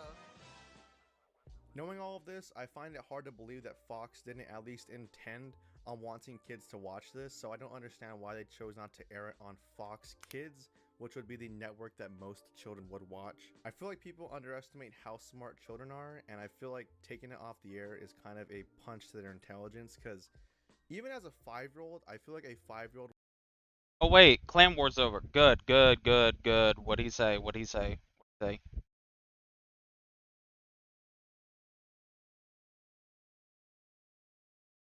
Damn it. Is there any fucking news from these guys? Adding everyone? Hold on. Announcements. Close. Announcements. Tickets are now closed. Apply and no access. Not there. Damn it.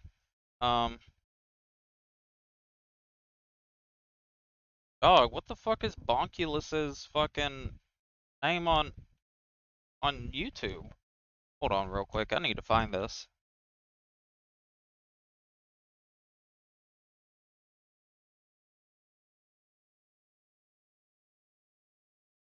Or even what his name in game is. I need to find that at minimum too.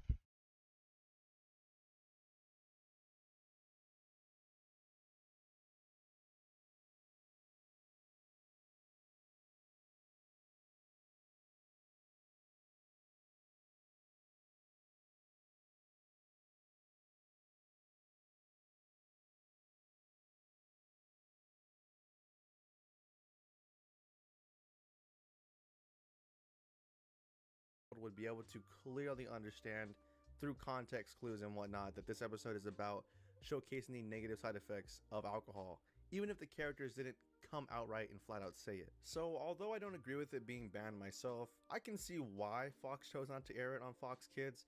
They did end up keeping it on their other networks anyways, so it wasn't like it was taken out the air entirely. Buffalo Gals. Buffalo Gals initially aired on February 20th of 1998 and was banned by Cartoon Network due to the obvious sexual humor. The entire episode was based on a group of ladies that would ride motorcycles and break into people's homes to chew on their carpet. People believe that the butch look of the Buffalo Gals and the way that they talked was a clear indication that Cow and Chicken was making fun of lesbians. For this reason, the episode was only aired one time and was banned by the network thereafter. Although finding footage of this episode was pretty easy, as it's like the first thing that pops up on Google, it's mysteriously not on YouTube, which kind of scares me to the point that I'm afraid to put this video out because I don't know if just having the background footage will get this entire thing taken down. But if you're watching this right now, then I guess that means it somehow made it through. The Cartridge Family. This episode of The Simpsons aired in 1997 as a part of its 9th season. It was initially met with skepticism from the UK to the point where it was deemed too controversial to broadcast in that area. This episode centered around Homer purchasing a gun to protect his family and appears to be a commentary on how easy it is for someone like Homer to get their hands on a gun. Even after his background check comes in and Homer is labeled potentially dangerous, he is still somehow able to purchase a firearm, which to me was a clear jab at how easy it is for anyone to get a gun in America.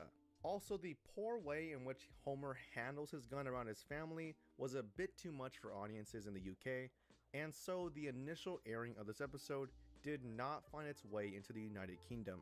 However, reruns did end up showing the episode anyways. When You Wish Upon a Weinstein. A Family Guy episode Whoa, what? Excuse me? by the name of When You Wish Upon a Weinstein was intended to air on Fox during the year 2000. I say intended to air because Fox Network executives determined that the episode could be misconstrued as anti-Semitic, and as such, they chose to pull the episode from the air entirely. The main plot of this episode revolves around Peter giving Lois's money away to a scam artist. Peter is then scolded by Lois and he runs off to get a drink with Cleveland and Quagmire. It's here that both Cleveland and Quagmire explain how men in their lives with Jewish sounding names help them achieve some financial success. Peter, being the idiot that he is, comes to the conclusion that he needs a Jew to handle his money in order to become financially stable. He even breaks out into an entire musical number on the subject, and it's called I Need a Jew. Obviously, all of this could definitely be taken as anti-Semitic, as it's emphasizing a huge stereotype onto Jewish people. And although this episode did not air the year that it was supposed to, it did end up airing on Adult Swim on November 9th of 2003, making it the one and only episode, to my knowledge, that has ever aired on Adult Swim first before airing on Fox. Partial Terms of Endearment. The second ever episode of Family Guy to be banned was Partial Terms of Endearment, which was the 8th season finale that aired in June of 2010. The entire premise centered around abortion, which notably is a sensitive topic for a lot of people. Crazy enough, it was not banned in the UK, but instead banned and not allowed to be aired in the United States. Even after Fox pitched it to Cartoon Network's Adult Swim, like they did with the last entry, Cartoon Network still chose to never air this on their platform. Now, in a sick way, this episode is like a philosophy teacher's wet dream when it comes to abortion scenarios. So what ends up happening in the episode is Lois is approached by her old roommate Naomi, who wants Lois to be her surrogate mother for her and her husband. After a ton of internal struggle and trying to figure out what she wants to do, Lois ends up deciding that she is going to have their baby, which greatly upsets Peter. As the two bicker and fight over Lois's decision, she ends up going through with the in vitro fertilization and ends up pregnant the very next day. However, to Peter and Lois's dismay, in the middle of one of their arguments, the news pops up and explains that Naomi and her husband Dale ended up dying in a fatal car crash, leaving Lois to handle a very difficult decision. Give birth to someone else's child and raise it on her own, or give it up for adoption, or choose to abort the child entirely. Lois ends up wanting to abort the baby, but due to Peter's change of heart after seeing an abortion video, the two leave the abortion clinic, only for the episode to end with Peter saying directly to the audience, "We had the abortion," promptly ending the episode. From what I saw online, the episode was actually met with a lot of positive criticism for its storyline and assessment of abortion, but the executives at Fox still did not want the episode to air for some reason. And you can't actually watch this episode, at least by normal means. You can't just hop on any streaming service like Hulu and try and find the episode yourself, because it's not going to be there. It was taken off of every normal type of way to watch it. But if you do, like, I guess pirating videos online, it's very easily findable. You just type in the name of the episode and then that weird phrase like watch TV online for free or whatever. It will pop up. It's like the first Google search that'll pop up when you look that up. But I don't know if I personally can get into trouble for telling people that or giving a link below. So if you're watching this part of the video, just go do that yourself. I'm not going to leave a link below to it, but if you really want to watch it, it is online, free to watch. Beauty and the Beach. Beauty and the Beach is the 18th episode of the Pokemon show that aired in Japan on July 29th of 1997. The episode was met with a ton of public backlash after a scene with James from Team Rocket using huge inflatable breasts to better their chances at winning a beach beauty and Pokemon costume contest. It was so badly taken by audiences that when it aired in the United States just 3 years later, the English dub edited out any sight or mention of the breasts. It was deemed to be too sexual for James and Jessie to also have their breasts out in this manner, and there was a lot of anger over Jessie seemingly cross-dressing in a bikini. And what's crazy about the entire situation is that the episode is not available on any streaming service, despite the English dub censoring out the controversial subject matter. Although I will say you can easily find the deleted scenes on YouTube should you choose to watch them in their entirety. Bloody Mary. This episode was technically not banned, but a lot of religious groups from New Zealand called for the episode to be pulled for its Probably not.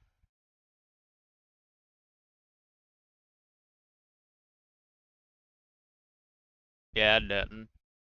Like I said, I don't care. I'm not gonna let that bitch talk to me like that. I don't care. Congrats to them, I guess, if they did it up or whatever. Like I said, I ain't gonna have nobody talking to me the way that bitch did, so.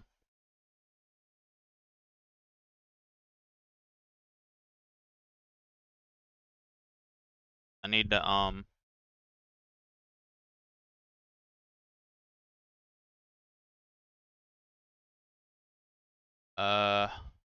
need to,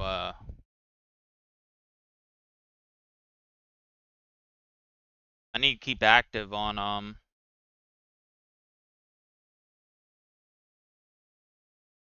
uh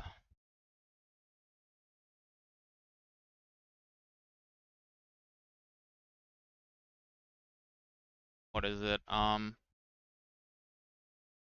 For that clan that Bonkulus is in. Like I said, I just want to be in a clan that consistently gets top 10. I don't care if what is it? I don't care if they get top 3 or number 1 at this point. It don't matter. I'd like to get into Goop, the junior clan of theirs, because they usually get top 10, junior one at least.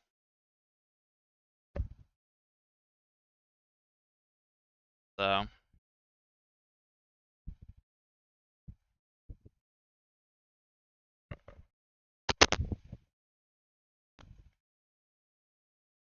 depiction of the Virgin Mary. Bloody Mary debuted on December 7th of 2005 as part of season 9 of South Park. This episode centers around Randy's struggle with being an alcoholic, and through his involvement with Alcoholics Anonymous, he decides that he is powerless to this disease that is alcoholism and dives head deep into his addiction. As all this is happening, news breaks out that a statue of the Virgin Mary is bleeding out of its rear end, which Randy convinces himself that if he can be soaked in the blood of the I remember that episode. I never watched it, but I remember it, and the reason I specifically remember it is because there used to be a website. This was back in the day, like 2012. There was a website you'd go to. It was like literally southparkepisodes.com, and it had every season of South Park, and you could click any one, and you would be able to watch the entire like episode from that season, and there was like every season available. My sister and I got caught watching that when we were younger, and our parents showed us like videos of South Park that are like hella inappropriate, but they showed us only like religious ones, and it included this one, and I didn't see this episode. I'm like, in my head, I'm like, dog, you spoiling episodes. I ain't even seen this one yet. The Virgin Mary, he can be cured of his alcoholism. Eventually, Randy ends up getting to the statue and ends up being soaked in blood, to which he raves about, exclaiming that he has been cured of his disease. Because of this depiction of the Virgin Mary, the Catholic League in the US and the New Zealand Catholics Bishops Conference both decided that they really wanted the episode to be pulled from the air. And in a weird turn of events, Comedy Central stood their ground, refusing to take the episode off of the air. Now, what's weird about this whole situation is that even though Comedy Central stood their ground in 2005, people did notice that a few months later, or I think it's like a few weeks later after the episode aired, when they were doing reruns of the entire season 9 of South Park, they chose not to air the episode as a rerun. So there was definitely some... Fuck is this clan? What the fuck do they got fucking... Why do they have... Who are these people? Why do they have that much donated?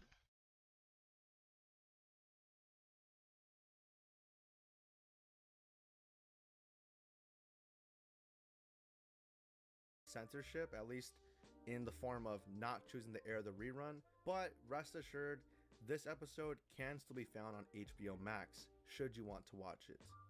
It's a Wishful Life. Okay, so I tried digging really hard into this one because I personally watched this episode when it aired, and I haven't found anything from anywhere, like any reputable source, that explains why it might have been banned or taken off the air. But oddly enough, every single wiki page or source that I did find that talks about it does mention the fact that it was taken off the air, with people also noting that Butch Hartman, the creator of Fairly Odd Parents, apologizing for the fact that he even made this episode to begin with. So if anyone has an actual reputable source, like a news source or a .org or something that can explain... Oh yeah, this is the one... I watched this episode. It was the one that Timmy wished he didn't exist, and it showed his life if he didn't exist. What exactly happened and why this was banned, please leave it in the comments. I would love to take a look at it. The main reason this episode was taken off of the air supposedly was because of the moral and message that it sent to kids when it aired. As the plot goes, Timmy does a ton of good deeds around his house and for his godparents, which all go unnoticed, and he doesn't get any appreciation for his good work. Because of this, Timmy gets fed up and wishes that he was never born and becomes non-existent. In this non-existent state, Timmy looks back at his house expecting it to be basically run down.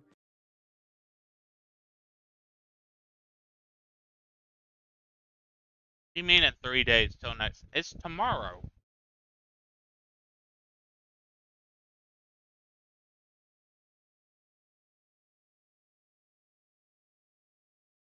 Why would you want to use it in the last area?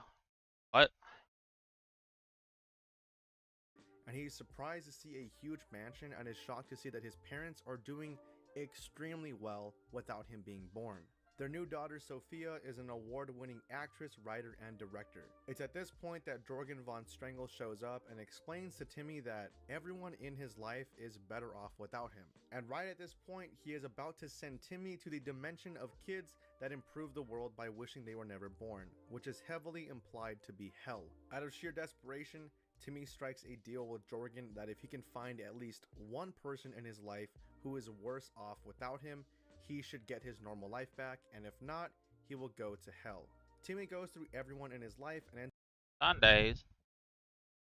You is like you on a whole nother level of dumb. How you play every update at work and then be like, damn, it really do come out on Sunday. You stupid, dumb. ends up finding out that he is the sole reason for all of their misfortune. Francis is no longer a bully because he has no one like Timmy to push around, so he turns to football to release his anger. Crocker is Harvard's most valuable professor because thanks to Timmy not messing up his entire childhood, he was able to find success later in life. AJ is no longer bald and ended up starting college earlier because Timmy wasn't holding him back, and basically, all of these lives and more were affected by Timmy's sheer existence.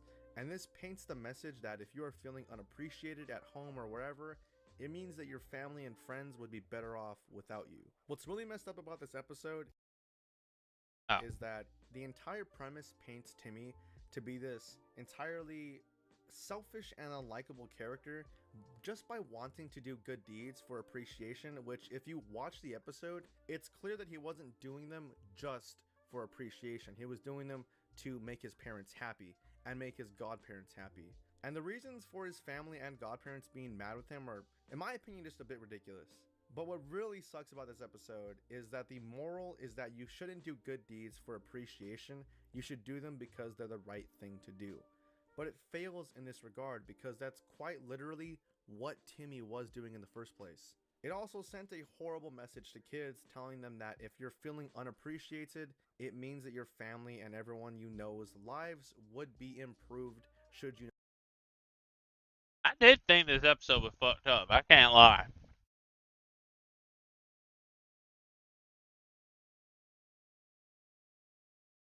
This episode as a kid was absolutely fucked up. I don't care.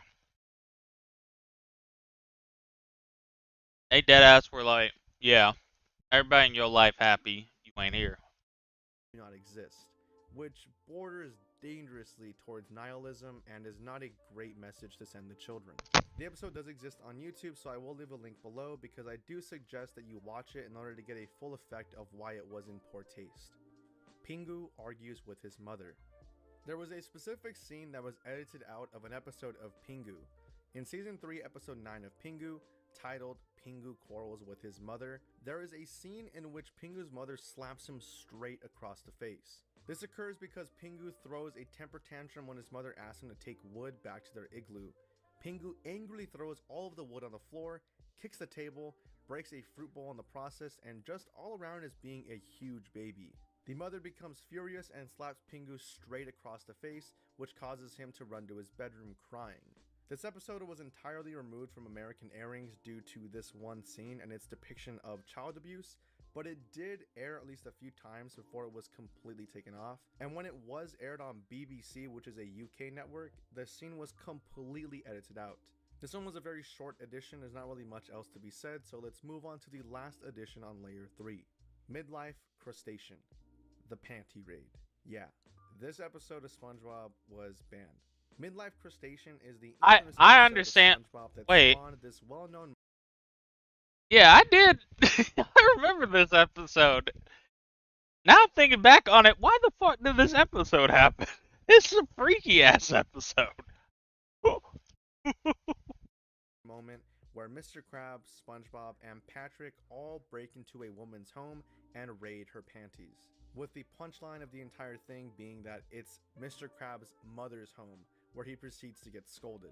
Now, I'm not gonna lie, saying all of these words out loud and explaining what the episode was about, I actually feel kind of gross, and I can actually totally see why on paper this should be banned. But to be honest, I actually personally think that this scene is integral to the entire episode's point. The entire episode is about Mr. Krabs wanting to feel young, and he quite literally feels younger by being scolded by the very parent who raised him, despite Mr. Krabs being a senior citizen himself. I don't think I really need to expand on why the episode was banned, but I still think I should. As opposed to most of the items on the iceberg, this scene did not cause any type of uproar or public outrage until it was banned. Ironic, I know. Viacom, which is the company that owns the rights to the show, decided that it was in poor taste and best not to put this episode with this scene anymore on any of the streaming services, just because they felt that it would not age well. And I could definitely see that aspect, because I could totally see parents nowadays being like, oh my god, I don't want my kids to have this message thrown at them to like raid and break into people's homes and steal their underwear. You know, it's a shame, because I personally still find the humor in this scene, but watching it now with my, I guess, more adult perspective on stuff, I can definitely see why it was taken down. So even though I personally don't think it should have been taken off of streaming services completely, I do think it wouldn't age particularly well in the coming future, seeing as how subject matter like this is not handled the same now as it was back then. And with that said, we are going to be moving on to Layer 4. Layer 4 shows off more of what I expected from this iceberg, one-off obscure animations from random episodes that were cut due to having either outdated concepts, scenes that could be taken the wrong way, or just all around plain innocent plots that adults blew way out of proportion. Procrastination. I am just as surprised as anyone else to see this episode on here. Remember that episode where SpongeBob procrastinates on his paper on what to do at a stoplight, to the point where it takes him hours just to end up with a fancy "the" on his piece of paper? Yeah, that episode was censored. Surprisingly enough, there were 3 scenes that were cut from future airings of the episode, all the way from mid-2005 until 2019. 14 years. Those scenes were this one where SpongeBob looks outside and sees Patrick giving Sandy a shoulder rub while saying, "Come on, SpongeBob!" This was cut because it was deemed too suggestive, with adults believing that Patrick was actually unhooking Sandy's bra, or at least alluding to that, even though in the scene you can clearly see he's giving her a shoulder rub.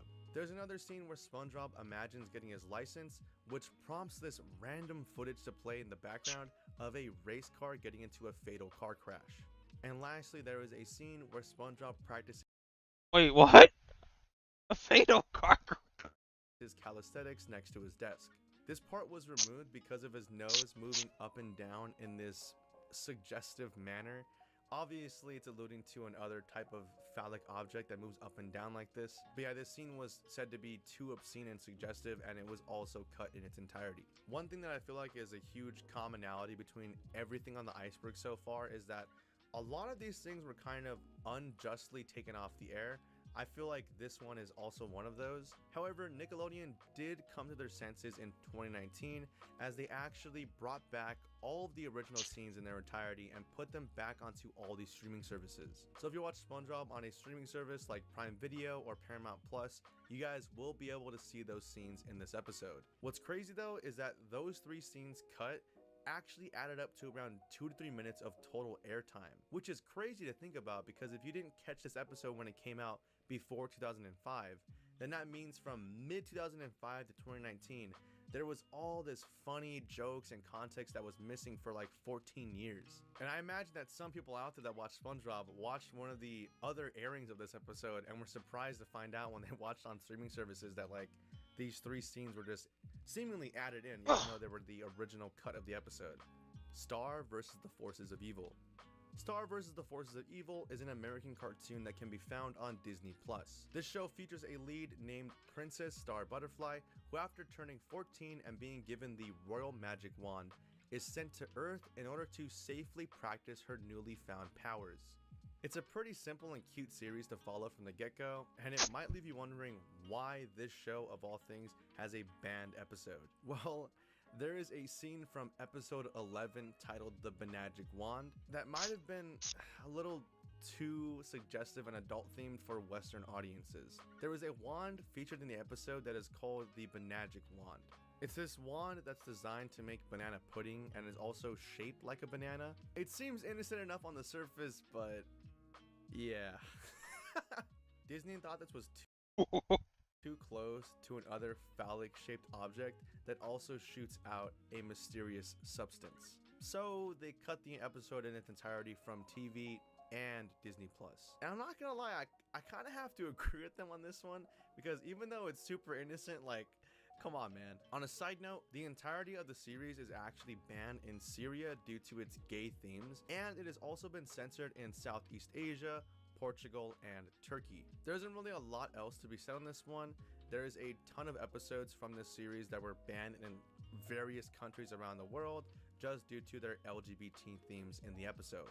However, I think the Benagic Wand incident is the most notable episode when referring to banned or censored animations on this show. Moms I'd Like to Forget. Moms I'd Like to Forget is the 10th episode of season 22 of The Simpsons. This one originally aired on Fox in January of 2011. This entire episode was centered around Marge reconnecting with an old group of moms that she used to be friends with. Throughout the entire episode, it alludes heavily to lesbian themes with the moms and Marge. And the reason the episode was actually banned was because of a scene towards the end of the episode where after Marge leaves her friends, these three women inexplicably begin to make out with each other. This scene has since been removed from airings on any Fox or Fox affiliate channels. There's also a somewhat less controversial scene where Bart blows up these fireworks, which was banned and censored in UK broadcasts of the episode. What's neat about this entry though is that it does still seem to be intact on Disney+. The Mask of Matches Malone. This is an episode of Batman the Brave and the Bold that was not aired in the US due to a scene where a group of ladies do a very sexual song and dance. The group that does this is called the Birds of Prey, which is made up of the Black Canary, Catwoman, and the Huntress. After watching the scene, I really don't exactly understand why this was banned in the US. It didn't really strike me as sexual at all, and that's me watching it as an adult. Of course, if you watch it yourself, there are all kinds of innuendos and more adult punchlines in the lyrics. But as for the visuals, I just don't think it was ban-worthy. I will say this episode did air internationally, but it was specifically banned in the US due to an outrage from parents and guardians that protested the song due to its lyrics and somewhat suggestive visuals. See Me, Feel Me, Know Me.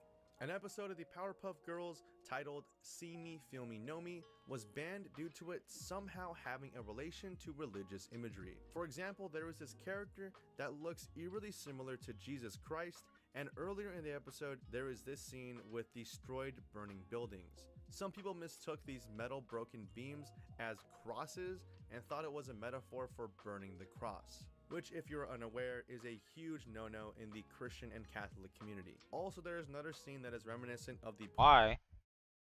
What happened? Porygon episode of Pokemon, which was controversial due to the strobe light effect that it had. For these reasons, the episode was pulled and banned in the United States on February 27th of 2004. It eventually did make its way back into the US nearly 5 years later in 2009 when a complete DVD box set was released that included the episode. And it has since been made available on Netflix and Hulu, but strangely enough, the episode is not available on HBO Max. Leapfrogs. This episode of Rocko's Modern Life actually tackled a huge common problem that is seen in a lot of marriages and relationships. This character named Bev is feeling a bit unloved from her husband Ed, and she keeps on trying to get his attention. And if it's not clear, it is heavily implied throughout the entire ordeal that it's not just love and cuddles that she wants from this entire ordeal, if you know what I mean. Feeling neglected, she seeks attention elsewhere. In this case, she sees Rocco mowing his lawn and decides that she suddenly needs help around her house and she needs a man to come in and fix a few things. And she doesn't even try to hide how desperate she is for attention, such as unplugging the VCR and having Rocco fix it. After that part, she actually invites him to the couch in a very suggestive manner. I keep saying suggestive, but you guys know what that means. You're gonna hear that word a lot because I'm trying to stay monetized. It's getting really hard to stay monetized nowadays, so you're gonna be hearing me use the word suggestive a lot. It just means adult themes. Anyway, she calls him over to the couch in a very suggestive and like somewhat sexual manner, and she ends up putting on shows that are just like very clearly getting at something that she wants from Rocco. They began watching a show called The Mating Habits of Cane Toads, which, if it isn't clear, Bev and her husband Ed are in fact cane toads, just anthropomorphic versions of cane toads. So with that in mind, I think it's crystal clear what exactly she's trying to get to happen. This episode is entirely based around these adult themes and humor, and it's the reason why it was banned in the US and Canada after only 2 airings. What's hilarious though is that Nickelodeon thought that maybe people were just not ready for the episode when it originally aired in 1993, so thinking that people might have a change of heart in their opinion, 9 years later in 2002, they actually rebroadcast the episode. Nicktoons TV aired the whole episode without any type of censorship, which led it to getting banned once more. As of now, the episode exists on DVD and also a few streaming services. What's kind of sad about this episode and a lot of some of the other stuff on this iceberg is that a lot of them were banned due to tackling more serious and real topics. I've seen way too many marriages and relationships play out like this, where the husband acts as though he hates his wife and the wife not feeling loved at home. That's like the whole theme for every fucking sitcom in the like pre-2000. That's the whole point, is being like, man, I hate my bitch wife. And the background track goes, ah! Like, that's literally all they did, was just like, man, fuck this bitch. And they're like, oh, yes, we love that. That's it. Goes and seeks attention elsewhere, leading to possible affairs and whatnot. Obviously, I don't think children should be exposed to this type of content at such an early age, but I do think most of us can appreciate what this episode sought to do. But I do agree, I think it was in bad taste to air this episode or even this series on a children's network. The Flintstones Winston cigarette commercial. Yup, there is an actual commercial where your favorite Flintstones characters are seen smoking Winston cigarettes while their wives do yard work. And it wasn't just one commercial, not 2 commercials, but like 6 different commercials that aired in the 1960s on ABC. The most infamous one was a commercial where their wives were doing yard work and general housework while the men sat back and enjoyed a pack of smokes. There's no way in hell you could get away with doing this type of commercial branding nowadays. Imagine cartoon icons like Mickey Mouse or SpongeBob advertising alcohol. It just doesn't sit right with me, and it didn't sit right with a lot of people even during that time. And it also just doesn't even make sense to use children icons to sell adult products, because the only people that are going to be receptive to that type of advertisement are children. And the fact that smoking is detrimental to your health and they were basically advertising it to children, it's completely obvious as to why this was taken off the air, as promoting that type of lifestyle to young impressionable kids is not the smartest idea. This is why the commercials only lasted so long and why they are seen as completely outdated by today's standards. In the same vein as the Donald Duck cartoon, these commercials were simply a product of their time. But even